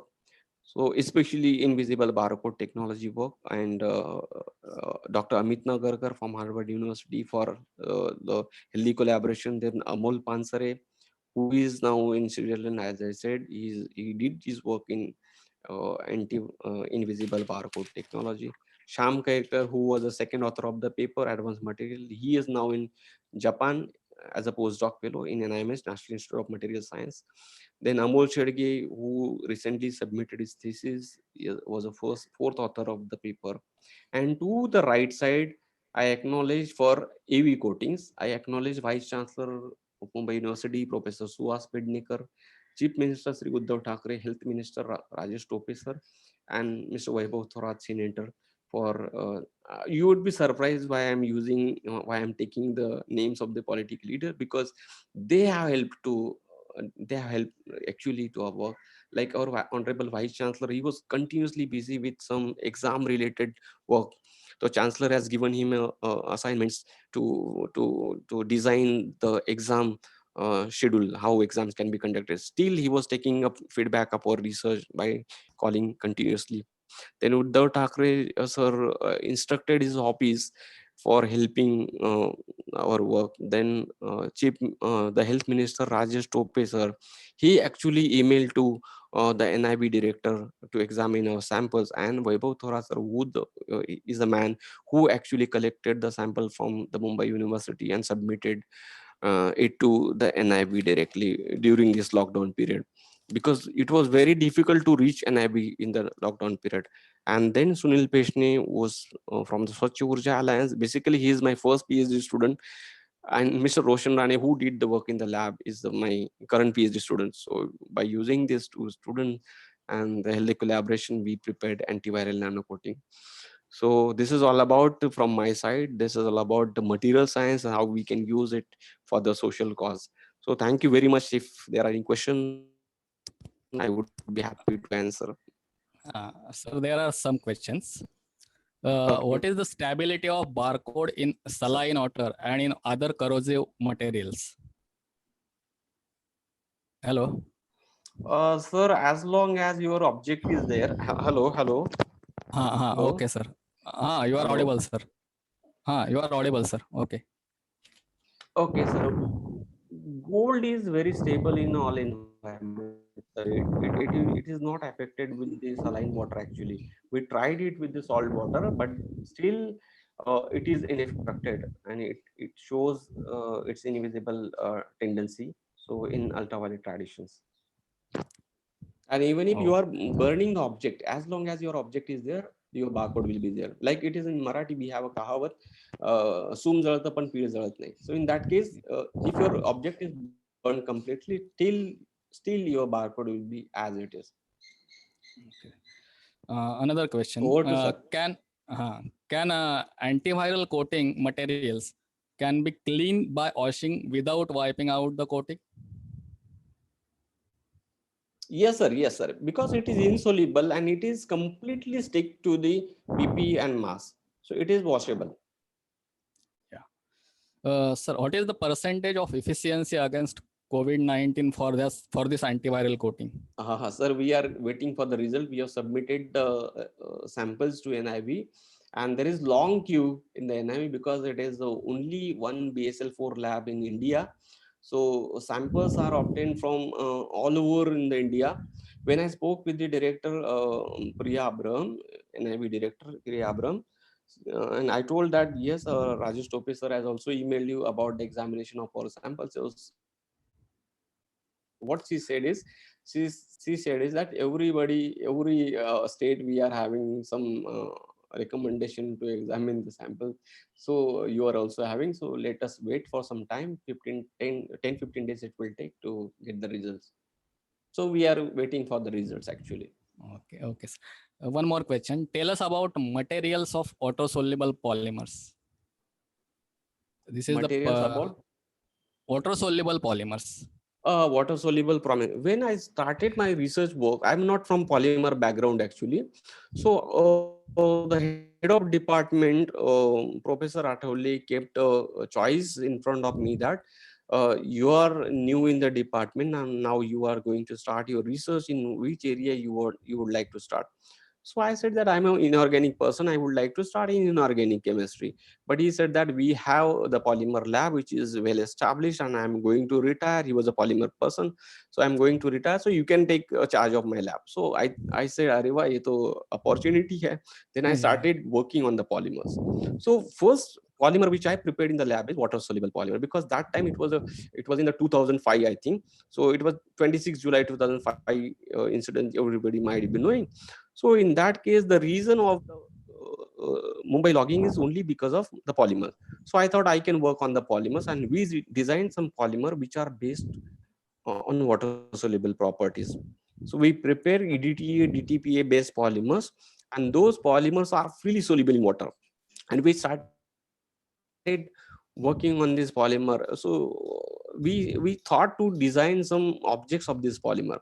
So what we did, when we tried to design some object, it was easily soluble. So if the polymers are freely soluble in water, you cannot use this polymer to manufacture the bags. So that was the limitation which we had in the water soluble work. But later on, we dropped that topic and we jumped to the light emitting polymers. Okay, sir. One more question is there. Sir, what about the biodegradability of nano-coated antiviral PPs, as India producing 2 lakhs per day? Then what about the disposal and effect on environment? Oh, that is, it is made from the polypropylene. Actually, you can recycle that polymer. But till today, we are not recycling it. But yes, since it is based on polymers, you can work on it. You can make you can have the process to recycling those polymers. And last question now from my side, what is your future plan, sir? So as such, I have not planned, but whatever the problems we are in front of us, that would be my another area. But it will be, I will work in the polymers only. I will relate the problem with the polymer chemistry. I will try to resolve that problem with the polymer chemistry. So like we were not studied this problem, but one of my student, Roshan Rani, who was stuck into the hostel, he was not able to go to his native place. He's from Konkan, so he was not able to go to his native place. He was continuously behind a sir, kuch to karte, sir, kuch to karte. And then we decided to work in antiviral nano coating. So my first student, who is now having his own company, Swachh Urja. So we three joined on Zoom and we started thinking on this, and we worked on this antiviral coating. And Roshan was the man who actually worked in the lab day and night, and because of him, actually we could have this antiviral nano coatings. Sir, thank you very much for your enlightening presentation on material chemistry for social cause. You gave the total justice for this particular topic, and we can proudly say that DNA चा शोध लागला. Thank you, sir. You also explain why polymers are wonderful materials. And sir, it is true that life is not possible without polymer. You can nicely explain about the barcode and its importance and how barcoding is invented and developed, and also talk about RFID. And then it is very much informative lecture. I think you have general methods of preparation of gold nanoparticles and its application, invisible barcode technology. All these points you have covered. We appreciate and congratulate you for the work on antiviral coating for PPE kits and N95 masks for safety of doctors and other medical staffs during COVID-19 pandemic. We all are proud of you, sir. And your incredible and informative work inspired not only me, but also I'm sure to all the fellow participants. So thank you very much. Thank you very much again, sir. Thanks a lot. Thank you, sir. Thank you so much.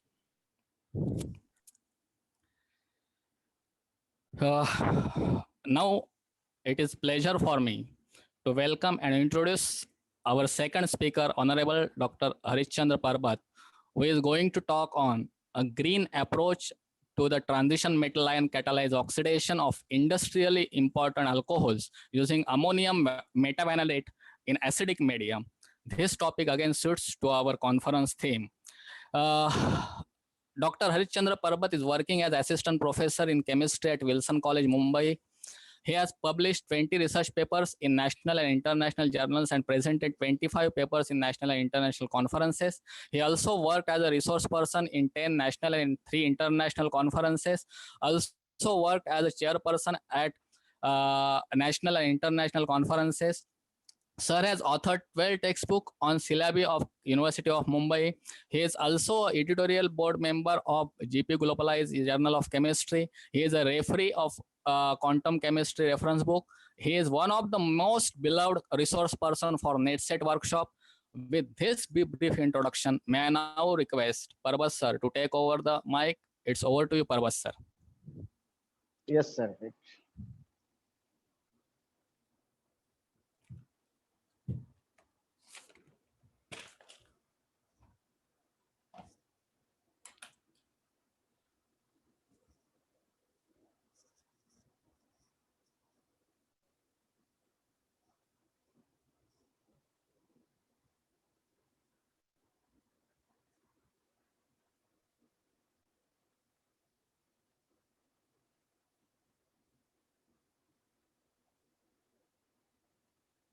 Sir, just one. Yeah, please share your presentation.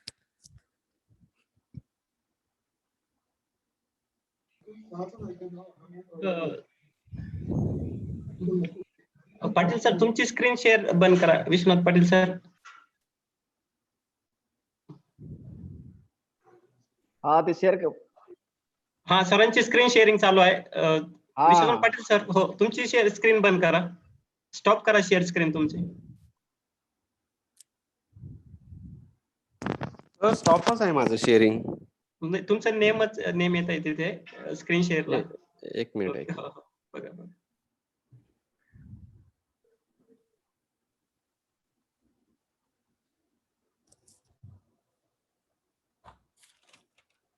Yes.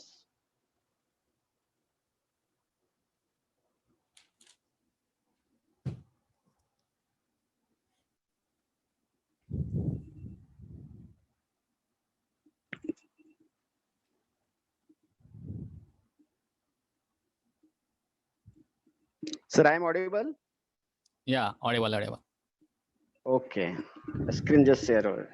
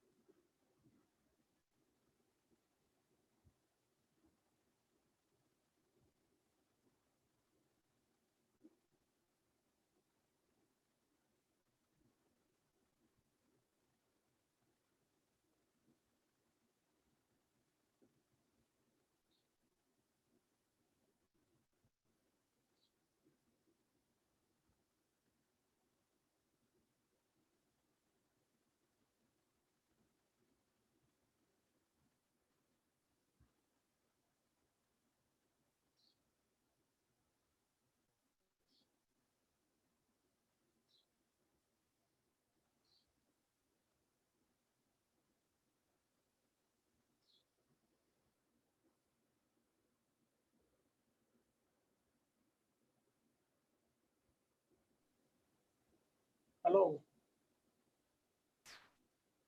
Hello बरोबर sir. हा नाही sir Audible नाही आहे ते. Gurav sir बोलतो. Sir Audible नाहीत म्हटलं. हो त्यांना नेटवर्कचा प्रॉब्लेम झाला वाटतं सर. ओके हा जरा बघा फोन करतो.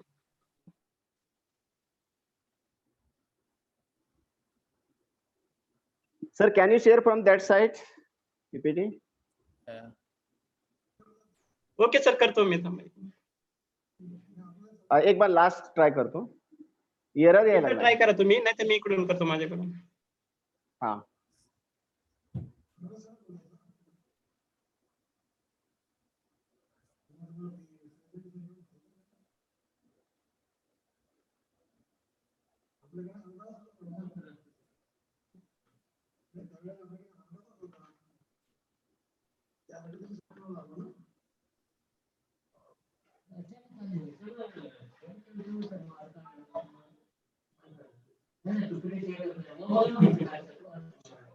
Sir, getting the error.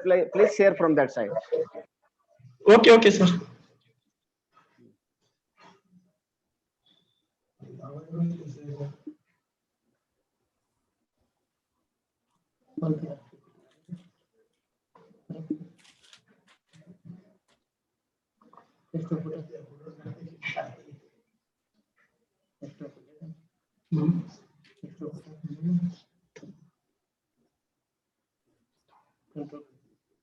काय नाव आहे त्यांचं?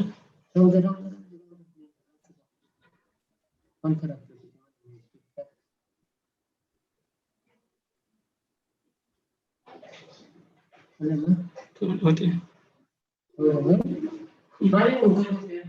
करा बरं जाऊन. Okay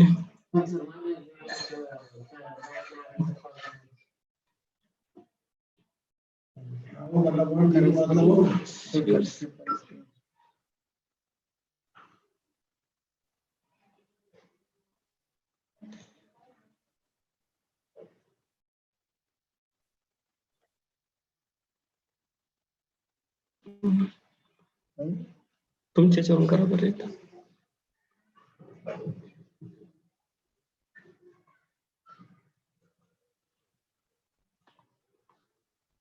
conference PPT.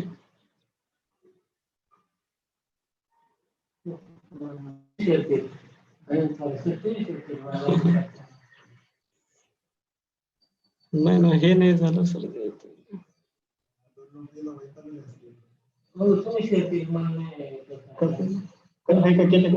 हा मग हे करते, माझं स्टॉप करतो शेअरिंग. करा त्याच्यावरून शेअरिंग.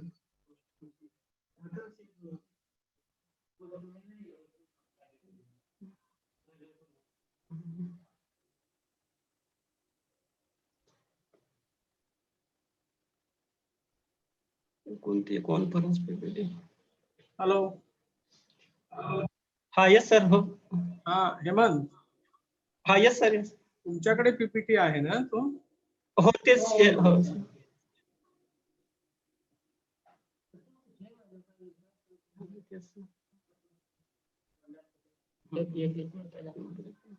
स्क्रीन कुठे तुमच्या कुठे?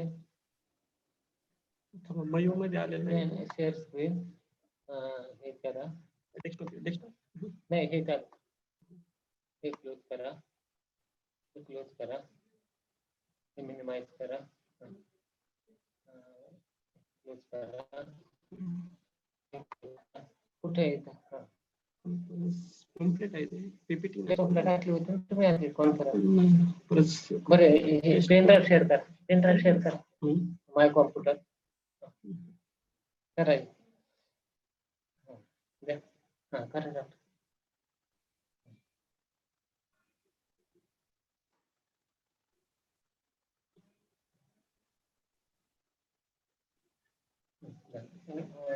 स्लाइड शो चालू करा. इथून करत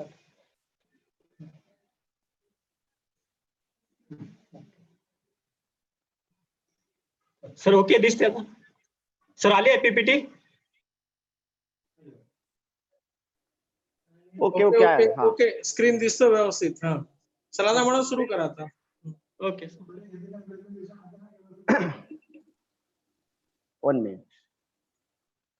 Good afternoon to everyone, and thanks to the Dr. Satish Patil sir for brief introduction. I'm sorry for delay from here mobile. That's why I think slightly difficult. Firstly, congratulate to the college who organized the national conference. Principal of the college, Guru sir, HOD and IQC coordinator and chemistry department. And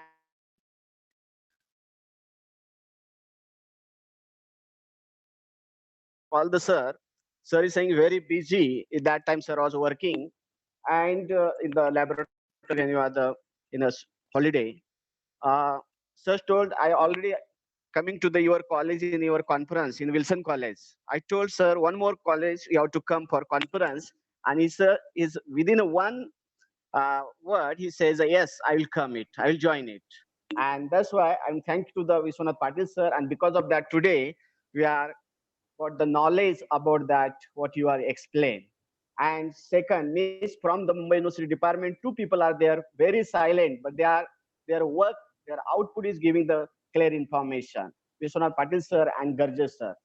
And thanks to the Garje sir as well as Vishwanath Patil sir. And I'll thank to the everyone to invite me also as a person.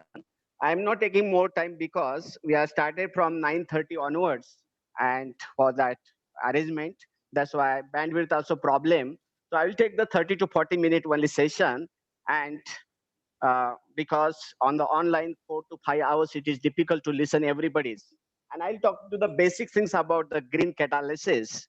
So today's my topic is a green approach to the transition metal ion catalyzed oxidation of some industrially important alcohols using ammonium metavalidate in acidic medium. Now here these transition metals in green chemistry, I think green catalysis. Catalysis is very important role in the green chemistry. That's why most of the people are using the osmonium, chromium, osmonium 8, chromium 6, rhodium is the environmentally hazardous metal ions as a catalysis. And that's why it is that. So we are using the less toxic, less hazardous, and cheap transition metals, metal ions in the oxidations. I think simple example is what effect of the metal ions. I think everybody know the hydrolysis of ATP, adenosine phosphate in our human body. That hydrolysis takes place. So EP with metal ions, ATP plus water plus metal ion, that hydrolysis rate is increased. What is the rate of phosphate? Rate of phosphate releasing is increased, and that's why we get the energy. I think simple. If you use the only water, hydrolysis takes place in absence of metal ions. That rate it is difficult. But in presence of the metal ion, rate of reaction is very high. And that's why if you use the ATP plus hydrolysis in presence of glucose, I think we get the gluconic acid or glucose 6-phosphate, glucose 6-phosphate. And glucose 6-phosphate is a very, very effective energy. You can work easily. Only just phosphate is there within the 2 hours it is difficult to work it. But 6-phosphate has an effective energy. It is because of the, if you use the metal ion, means here what is the important thing is catalysis as well as kinetic. I think in the green chemistry, these two things is very important, catalysis and kinetics. So green chemistry, a route to new kind of chemistry, the design of chemical product and processes that are more environmentally benign and reduce negative impact on human health and environment. I think because of the environmental pollution, we cannot stop the chemical industry.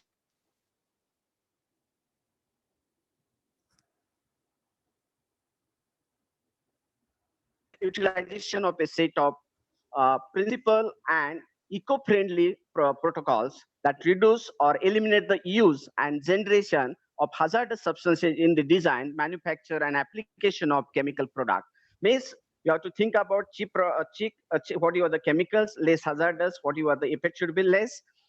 It is green chemistry uses renewable, biodegradable materials which do not persist in the environment. It is proven system approach. Next slide. Sir, next slide. The fundamental principles of green chemistry, we have the 12 principle that is very important. You cannot stop the production, but through the, think about these 12 principle, and according to that, you can work it. That is the first, waste prevention. Means you use the catalyst in that way. You use that catalyst and to produce the main product. Means to increase the efficiency of the main product and reduce the wastage or byproduct is there. And if it's byproduct also there, that should be reusable. That's why you think about waste prevention, atom economy, less hazardous chemical synthesis. Means think about the hazard, that is the third principle. Designing safer chemicals, safer solvents and auxiliaries, designed for energy efficiency. That is also very important in green chemistry. Use of renewable feedstocks. Means you can use it. And I think, to increase the efficiency or renewable feedstock, in that we have the kinetics. Reduce direct use, catalyst to increase the efficiency or rate or main production rate of that reaction. Design for degradation, real-time pollution prevention, and safer chemistry for accident prevention. These are the 12 principles of that green chemistry. Next slide, sir. And here, that catalyst development is a very important role in the green chemistry. Now, early morning, sir says here engineering role also very important in the green chemistry. The controlling strategy, less effective to the most effective. First, less effective is PPE. Protect the worker with personal protective equipment. That is very important. Personal protective equipment. That is effective, but is a very less effective. If you come to the next point, that is the administrative control. This is hierarchy of the controls. Administrative controls change the way people work. You can control that whatever the effect is there.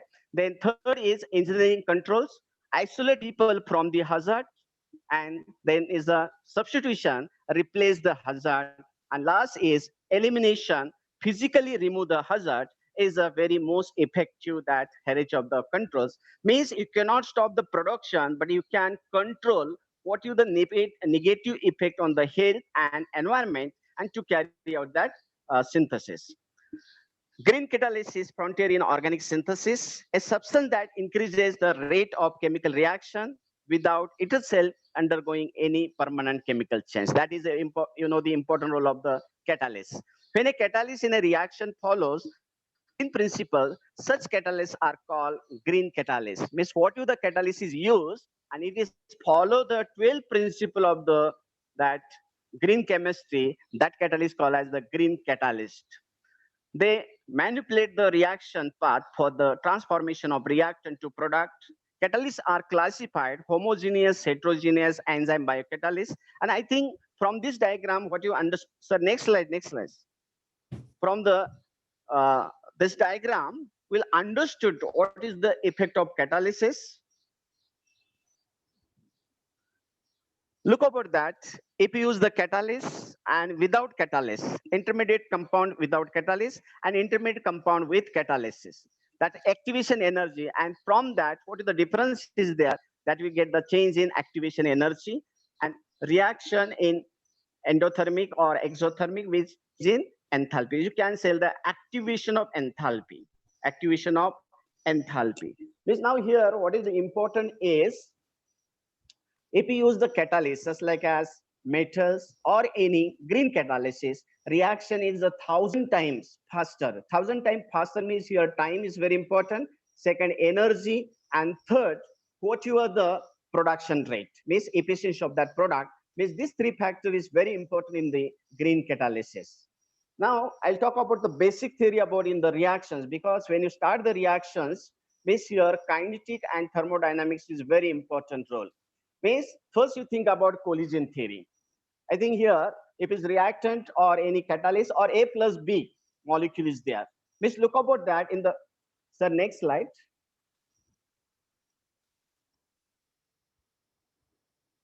Sir, can you next slide? Anand sir. Okay. Can I am audible? In the collision theory, see A is two molecule, bimolecular there, A plus B. Now, what of the energy of the A and B? A has a low energy, B has the high energy. We require a driving force. We are stirring, that should be random stirring. And whatever the stirring, collision will take place. And because of the collision, high energy molecule transfer the energy to the low energy molecule, and they come to the same energy level. Now there are two ways to look about that. Orientation. See, kinetic rate means wastage how to reduce, and main product how to increase. What is important? That orientation of collision also very important. Means here, bandwidth problem होता तुम्हाला. Sir. Bandwidth problem collision. Okay, and collision takes place. That is a transition state, and after collision, that is the product side. Means if it is the effective collision. If it is the ineffective collision, look over there. What is the difference between the effective collision and ineffective collision? Hello, sir. Means what is the important here? Correct orientation, sufficient energy is required. Means, sir, your audio is not clear, sir. Your audio is not clear. Equal to PJ, Parvaz, E raised to minus E upon RT, K is the constant. Activation energy is very important. Parvaz, sir, your audio is not clear. Factor is very important. Rate is directly proportional to the T factor. Action of collisions is proper orientation for reaction. And Z is the constant.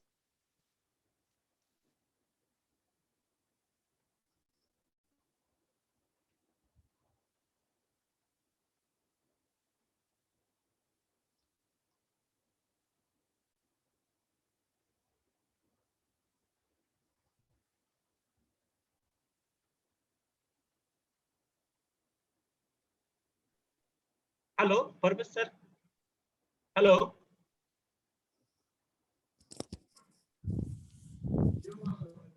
Hello, Purpose sir. Sir, audio नाही येत आहे.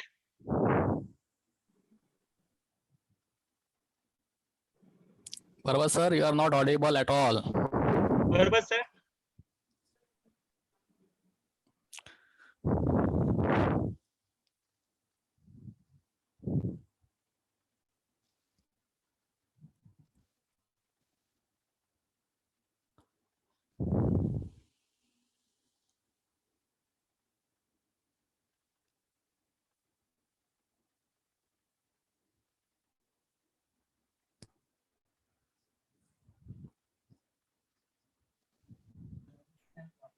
Hello, Purpose sir.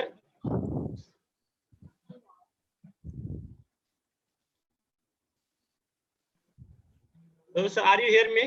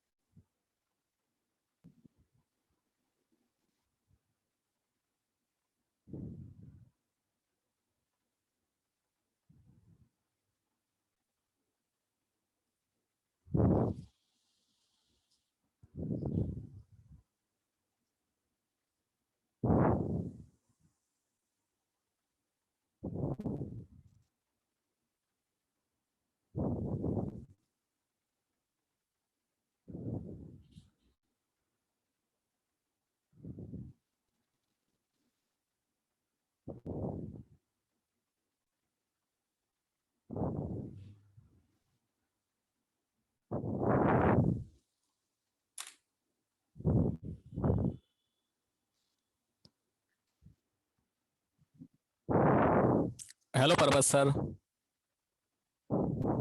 Purpose sir.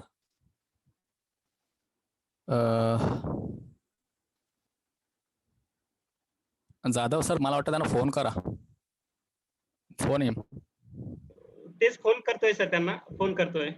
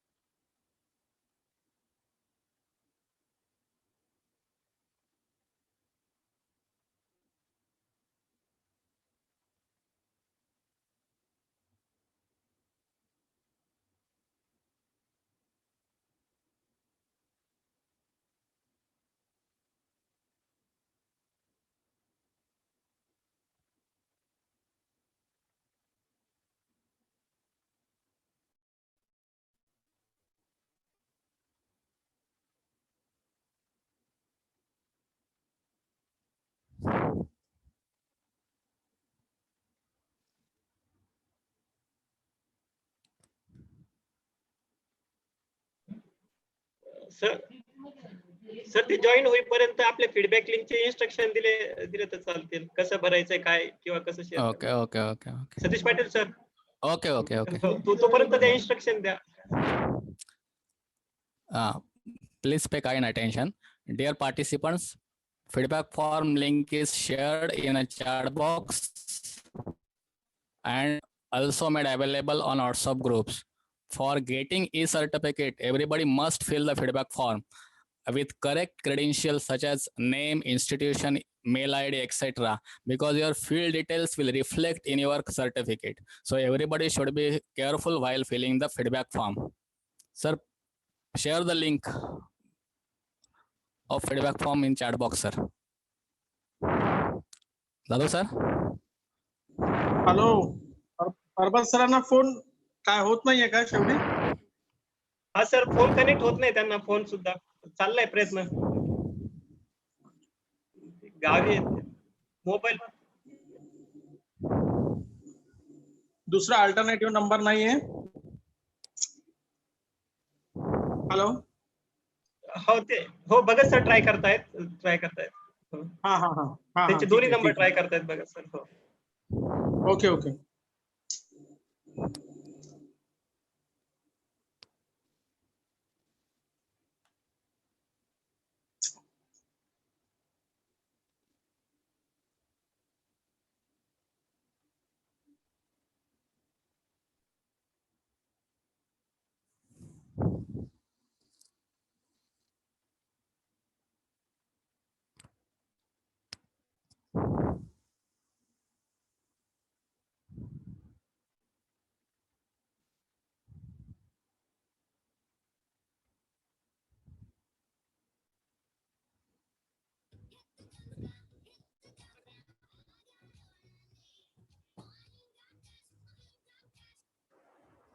हाँ बोल.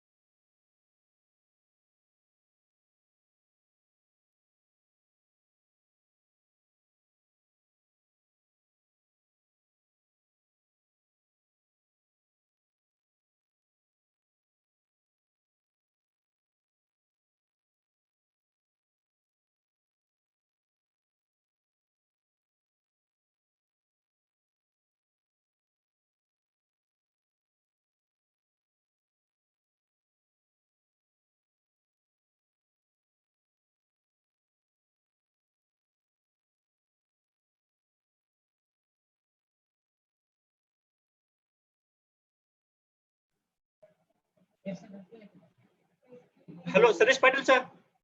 Hello hello Satish Patil sir. हाँ बोला sir. हा sir, तोपर्यंत आपण काही क्वेश्चन आन्सरिंग घेतले तरी चालतील सर. थोडे कोणाचे कसले क्वेश्चन आन्सरिंग पण? हा हा हा सरांचं कनेक्शन सर नाही ना.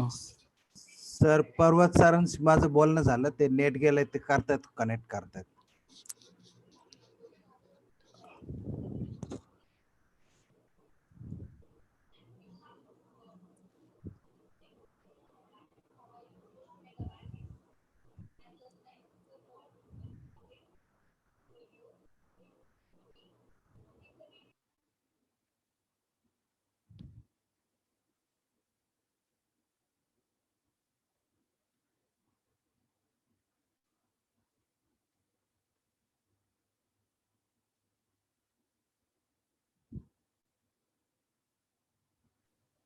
हॅलो हेमंत.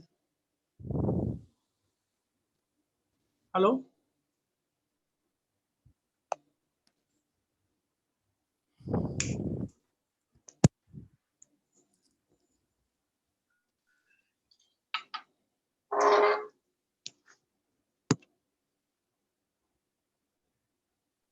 ओके झाले सर जॉईंट. काय प्रॉब्लेम जॉईन झाले सर जॉईंट. नेटवर्क इश्यू होता त्यांना. ठीक आहे कंटिन्यू करा, चालेल. Okay okay sir. Okay okay okay, continue करा म्हणा. चला.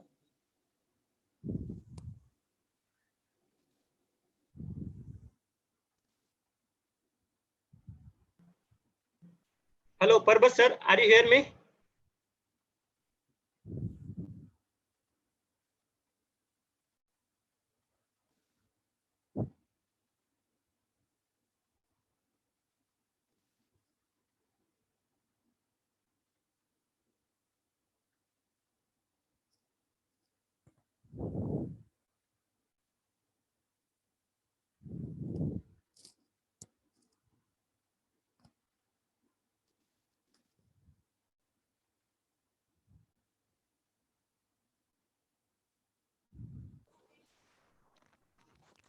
पर्वत सर Hello, तुमचा sir. माईक म्यूट झालेला आहे. अनम्यूट करा तुमचा माईक.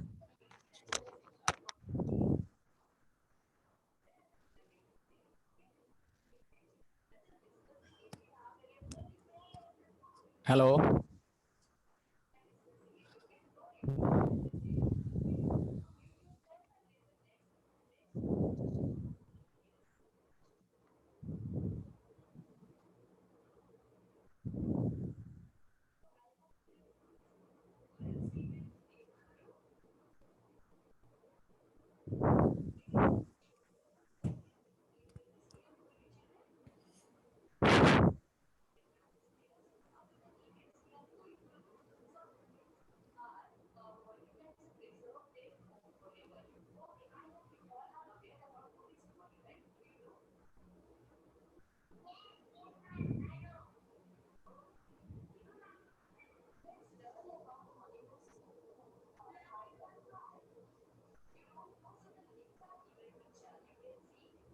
पर्वत सर आवाज मोठा आहे तुमचा, ते मूट करा.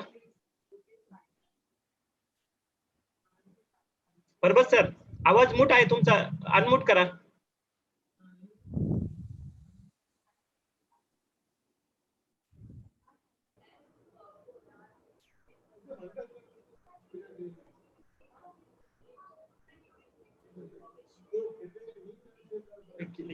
हे काय मेसेज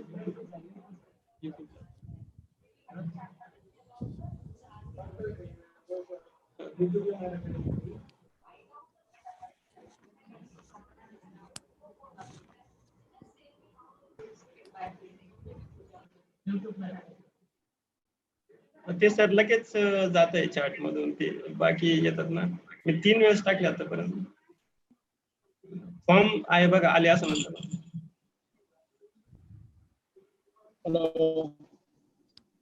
Hello, sir. हो. Now you are audible, sir. Continue, okay sir. Okay sir, येत आहे. Sir, unmute. Continue. Sorry. I'm talking about the collision theory. Collision theory, how is responsible? Yes.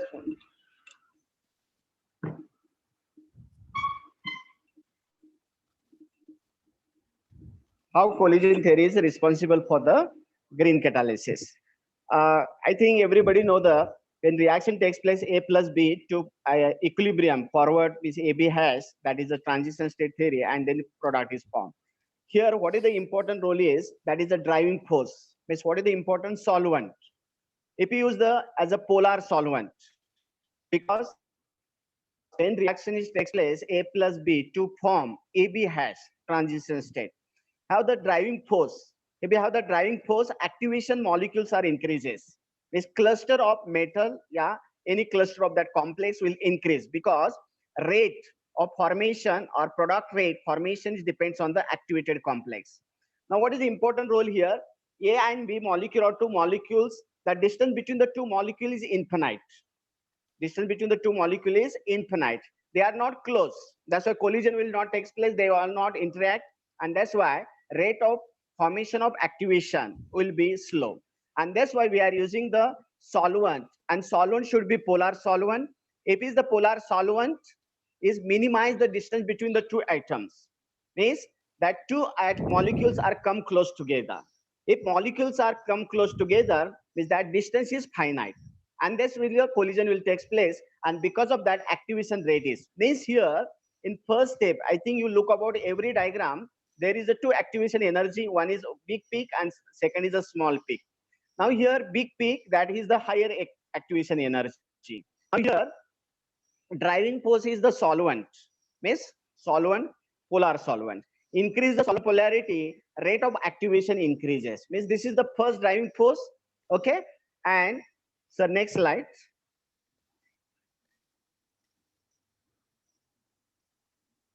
Anand sir.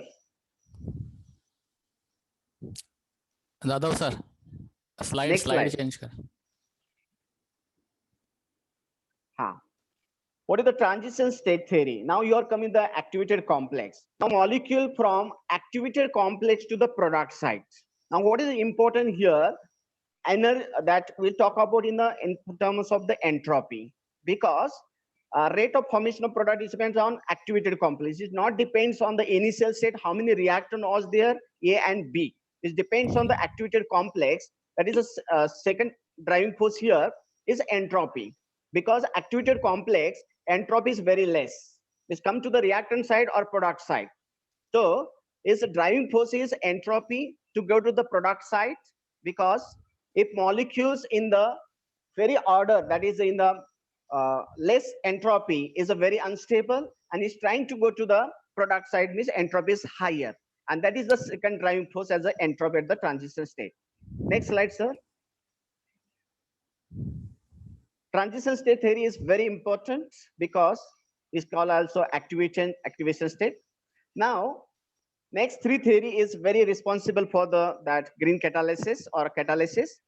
Lindemann unimolecular theory, everybody know. Here we are only study the how rate of formation of product is depends on the activated complex. But from the linear theory, we are not understood how much amount of activated complex is there, how many molecules are activated. Means you cannot here predict wastage is minimized, means byproduct is minimized and main product is increased. Further, that modification of the Lindemann theory comes as the RRK theory. So next slide. RRK and RRKM, Rice-Ramsperger-Cassel theory and Rice-Ramsperger-Cassel and Marcus theory. This RRK theory now here is not depends on only how much activated. It is a super activation. Means A star to the A has, because whatever the A has, super activation state is formed, all 100% molecule goes to the product side. Means here probability of excited molecule, activated molecule.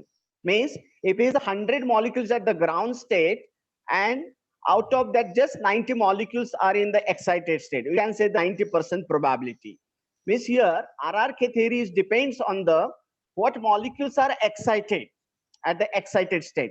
Means this rate will be increased through that excitation state. RRK theory, next slide. RRK theory is not only to activate the molecule within the minimum amount of energy, how molecules are activated, and with the time. Means here time is very important, and it's required the minimum energy, maximum molecules are activated. Means that will get the probability or efficiency of the product is very high, and to minimize the wastage from that reaction. Okay, next slide, sir.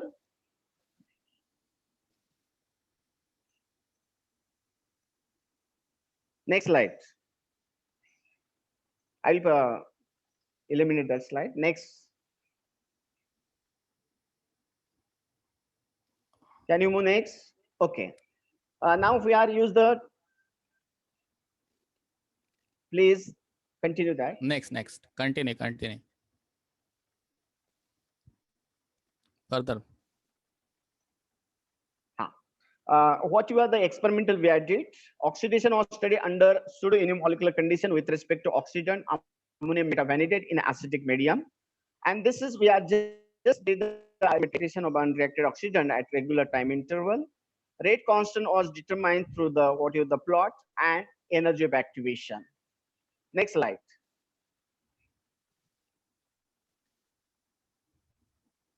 And from that, thermodynamic activation parameters, because whatever the activation parameters is responsible for the feasibility of the reaction.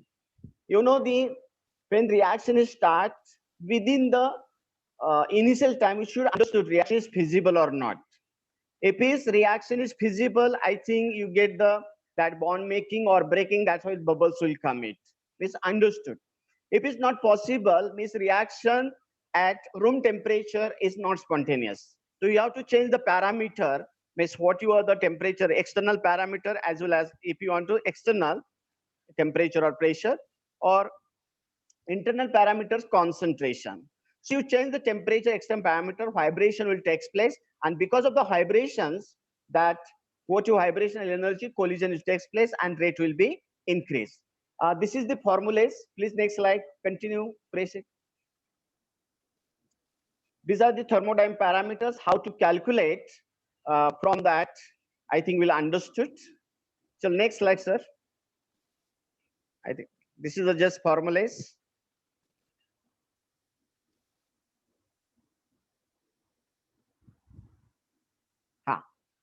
This is, we have studied concentration of alcohol and ammonium metavanadate with the different substrates, cyclooctanol, cyclopentanol, and cyclohexanol.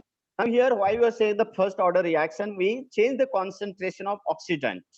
That if it goes to the on the rate is decreases. But if we increase the concentration of substrate when the oxidant is constant, rate of reaction increases. And that comparing, this is the basic things, and then we have added the metal ions, what is the very cheap metal ions, and give the effective result. Next slide, sir.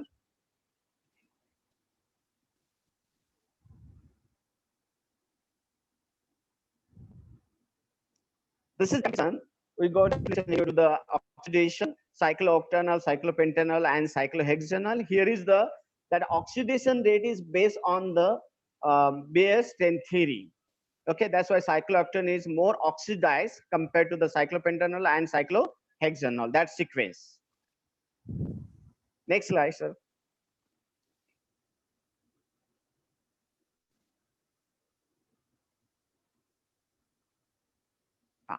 This is the mechanism when that ammonium metavanadate, when you react with the primary or secondary alcohols, is the second. Here is the you can think about primary alcohol, or you can take the secondary alcohol. Just see, this is the secondary alcohols.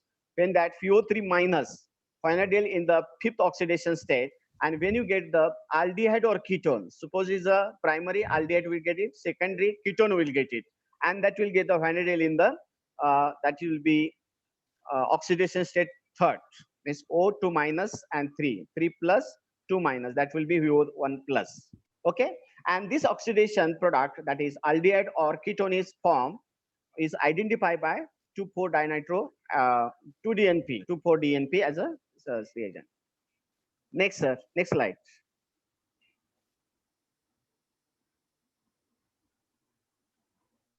Next slide. So continue, sir. Continue.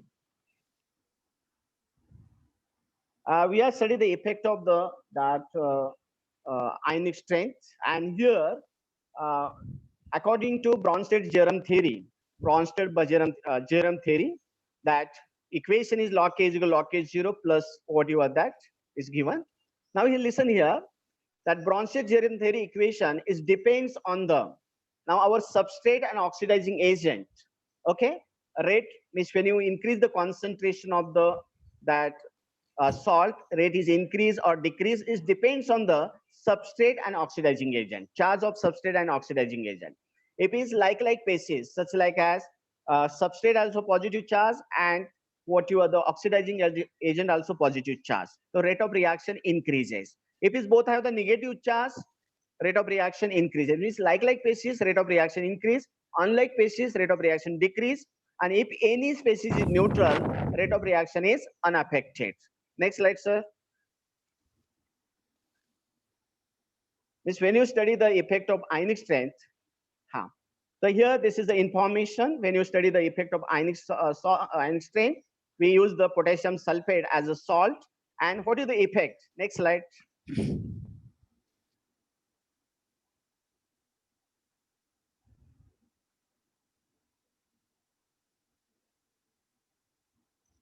Next slide, sir.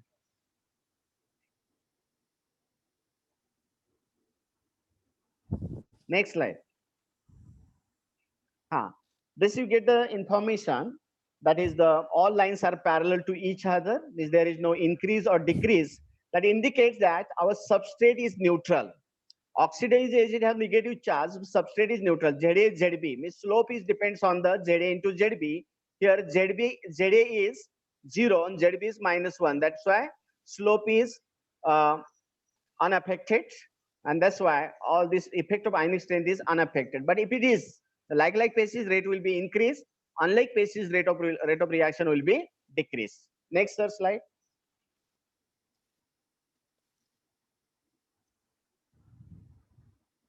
And then when you study the thermodynamic parameter, activation parameter, we have used the log K versus 1/T and plotted the graph, and from that we get the energy of activation.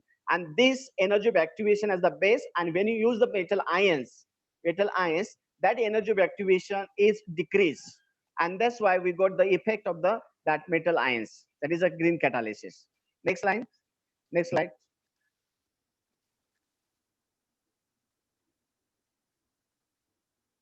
These are the thermodynamic activation parameters for the all different alcohols. And that next slide, negative entropy. Negative entropy give the orientation, this significance of delta S star. So next, continue. Negative values of delta S star indicates an extensive reorientation of solid molecules around the activated complex. That was the most important driving force when you're studying at the transition state. Solid molecules are tightly held to the OH bond, which is the site of oxidation of alcohols. And that's why in the thermodynamic activation parameter, that value of the delta S star will be negative because of this reason. Next. Sir, fast together. That is the catalytic effect of metal ion on that rate. We are use the nickel. These are the different metal ions. We are avoiding that osmium, chromium, and rhodium, which are the environmentally hazardous. We are used the concentration range, and K was determined from the straight line plot log of A minus X versus time. Next slide.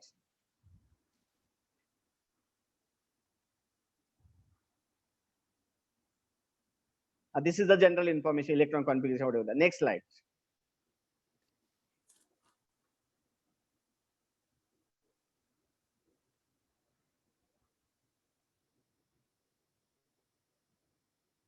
This is ionization enthalpy in kilojoule per mole for this molecule. First state, second state, and third state. According to that, they are working.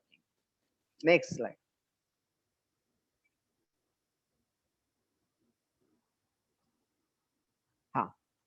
These are the just we use substrate, oxidizing agent, and different concentration of metal ions. First, copper 2, that add that concentration of the metal without addition, that what is the kinetic rate. If we add the 2.5 in that 10 raised to minus 4 or mole per dm3, then 4.3, 3.5, 4, 4. If we increase the concentration of metal ions, rate of reaction increases. If you use the copper or zinc or manganese, cobalt, nickel, and cadmium, these metals ions are very cheap as well as less hazardous to the environmental. That's why we can use as a green catalysis. And we are used in the next paper, we are make the nanomaterials of this all what you are adding the metal ions, and that's why effect is more than this is original with the oxidizing agent and then metal ions and nanometals. Next slide. This is the comparison, which metal is for effective comparison in that what you are the cyclooctanol. Next slide, sir, fast zara. These are the cyclopentanol. What is the effect of this metal ions and that plot? Next slide. This plot. And last third, that is a cyclohexanol. Variation of rate constant of catalyzed oxidation of pentanol. Cyclohexanol. Next. And what is the plot? Next plot you have to show it.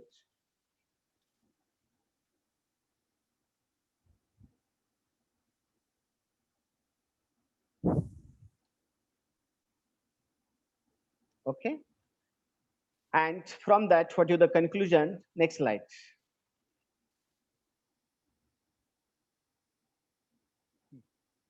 Continue that. Come to that. Means how product is formed will understood by using the test, by using the 2,4-dinitrophenyl hydrogen, and then take the melting point was found to be identical with the melting point of that compound. Next slide.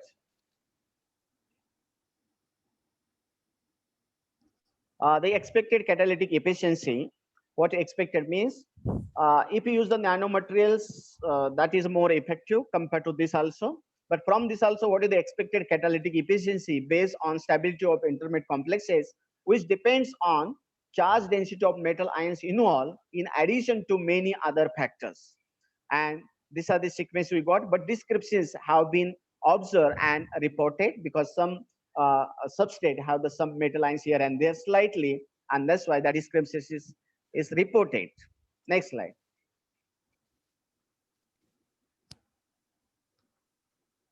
Okay, these are the observed sequences for the pentanol, hexanol, and octanol.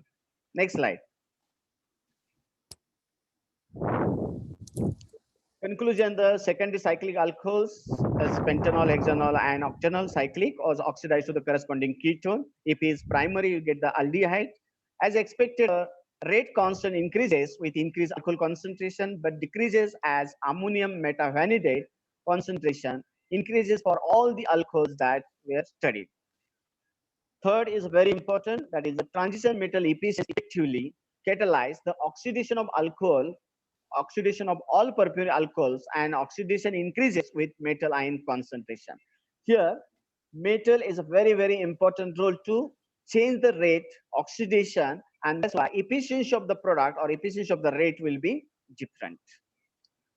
Finally, I'll thanks to the next slide.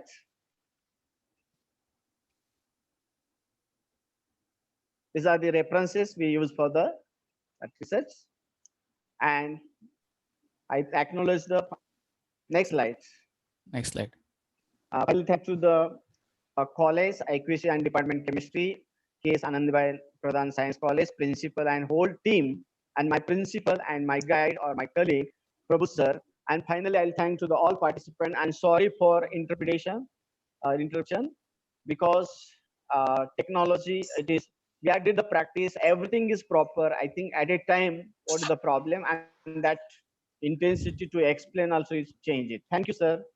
Over to you, Satish Patel, sir. There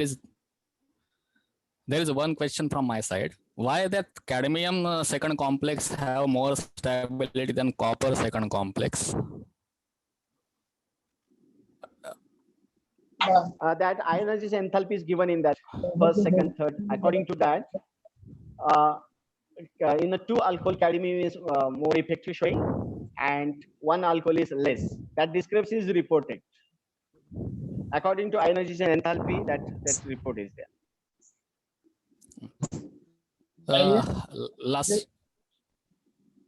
Lastly, you just answer this. Sir, yes. Why your reaction is green reaction? Hello, sir. Hello. Why your reaction is called green reaction? Green catalysis. We are those are the transition metal ions. Transition metal ions is less hazardous and cost is very less, cheaply. What is and the that's why role you of can say acid? the green catalysis. What is the role of acid in that?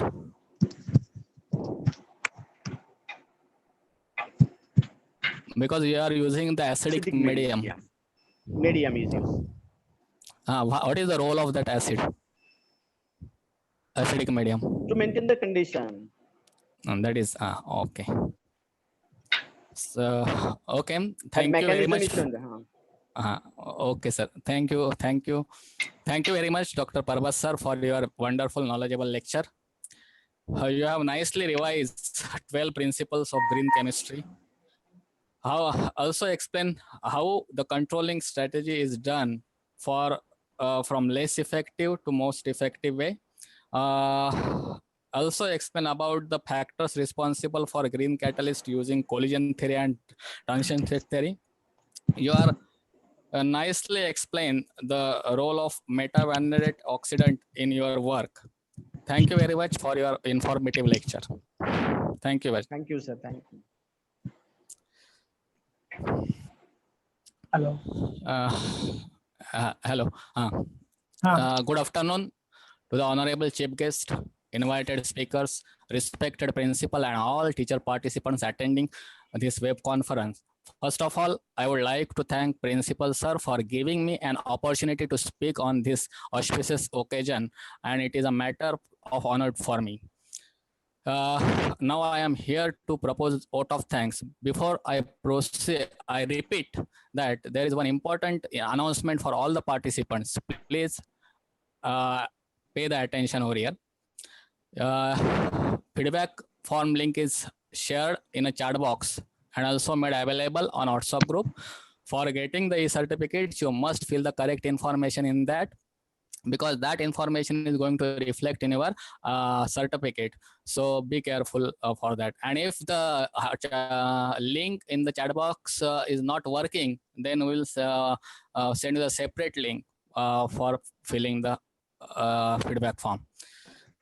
Now we'll move towards our last session, that is vote of thanks. On behalf of entire institute, I would like to thank our honorable chief guest, Dr. Ravindra Deshmukh sir, for taking his precious time out. And because this conference would not be complete without your presence, sir, and inspiring words. I am thankful from bottom of my heart. I want to express my heartfelt gratitude to Honorable Professor Dr. Garje sir for his keynote address and for taking time out from his busy schedule. Sir, indeed your words have inspired the participants, teachers. Thank you very much, sir. I want to express my heartfelt thanks to both the speakers, Dr. Vishwanath Patil sir and Dr. Parbas sir, for your knowledgeable talks. I am sure all participants will be definitely benefited and inspired from your talks. Thank you both. We have been fortunate to be assisted by our principal, Dr. Gurav sir. You have been a constant support and give us a lot of encouragement. Thank you, sir. We are thankful to Bhagat sir for his effort, not only for arranging the conference, but also for arranging such a knowledgeable resource person for this conference. So thank you very much, Bhagat sir. I am also thankful to all my teaching staff for their constant efforts. And special thanks to our technical team, Jadhav sir, Neelam madam and Shinde sir for providing good technical support. Last but not the least, I thank you all the participants for showing their interest in the conference. Friends, without your part, this conference could not be a success. I thank everyone again for making this conference successful. Thank you very much. Over to you, sir. With Bhagat sir. Thank you, sir. I thank you. Hello. Okay, thank you all. I think this conference is a real success.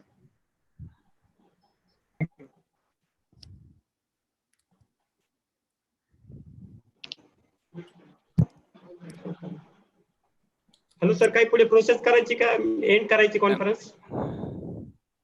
हा करा, फक्त यांचं thanks म्हणायचं राहिलंय थोरात. कोणाचं? हो CD Deshmukh. हा CD Deshmukh sir, college principal सरांचा थोरात सरांचा. I am also for providing this Zoom platform. I am also thankful to Dr. Salunke sir and Thoras sir for providing us a Zoom platform for organizing this particular web conference. Thank you sir. Thank you Salunke sir. Thank you very much.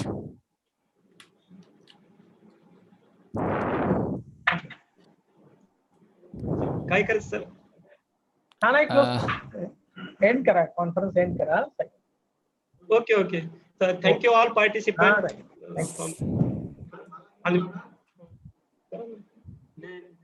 And with the permission of our principal sir, I am quitting. Yeah. Okay. With the permission of principal sir, I am ending this conference. Thank you. Okay. Thank you.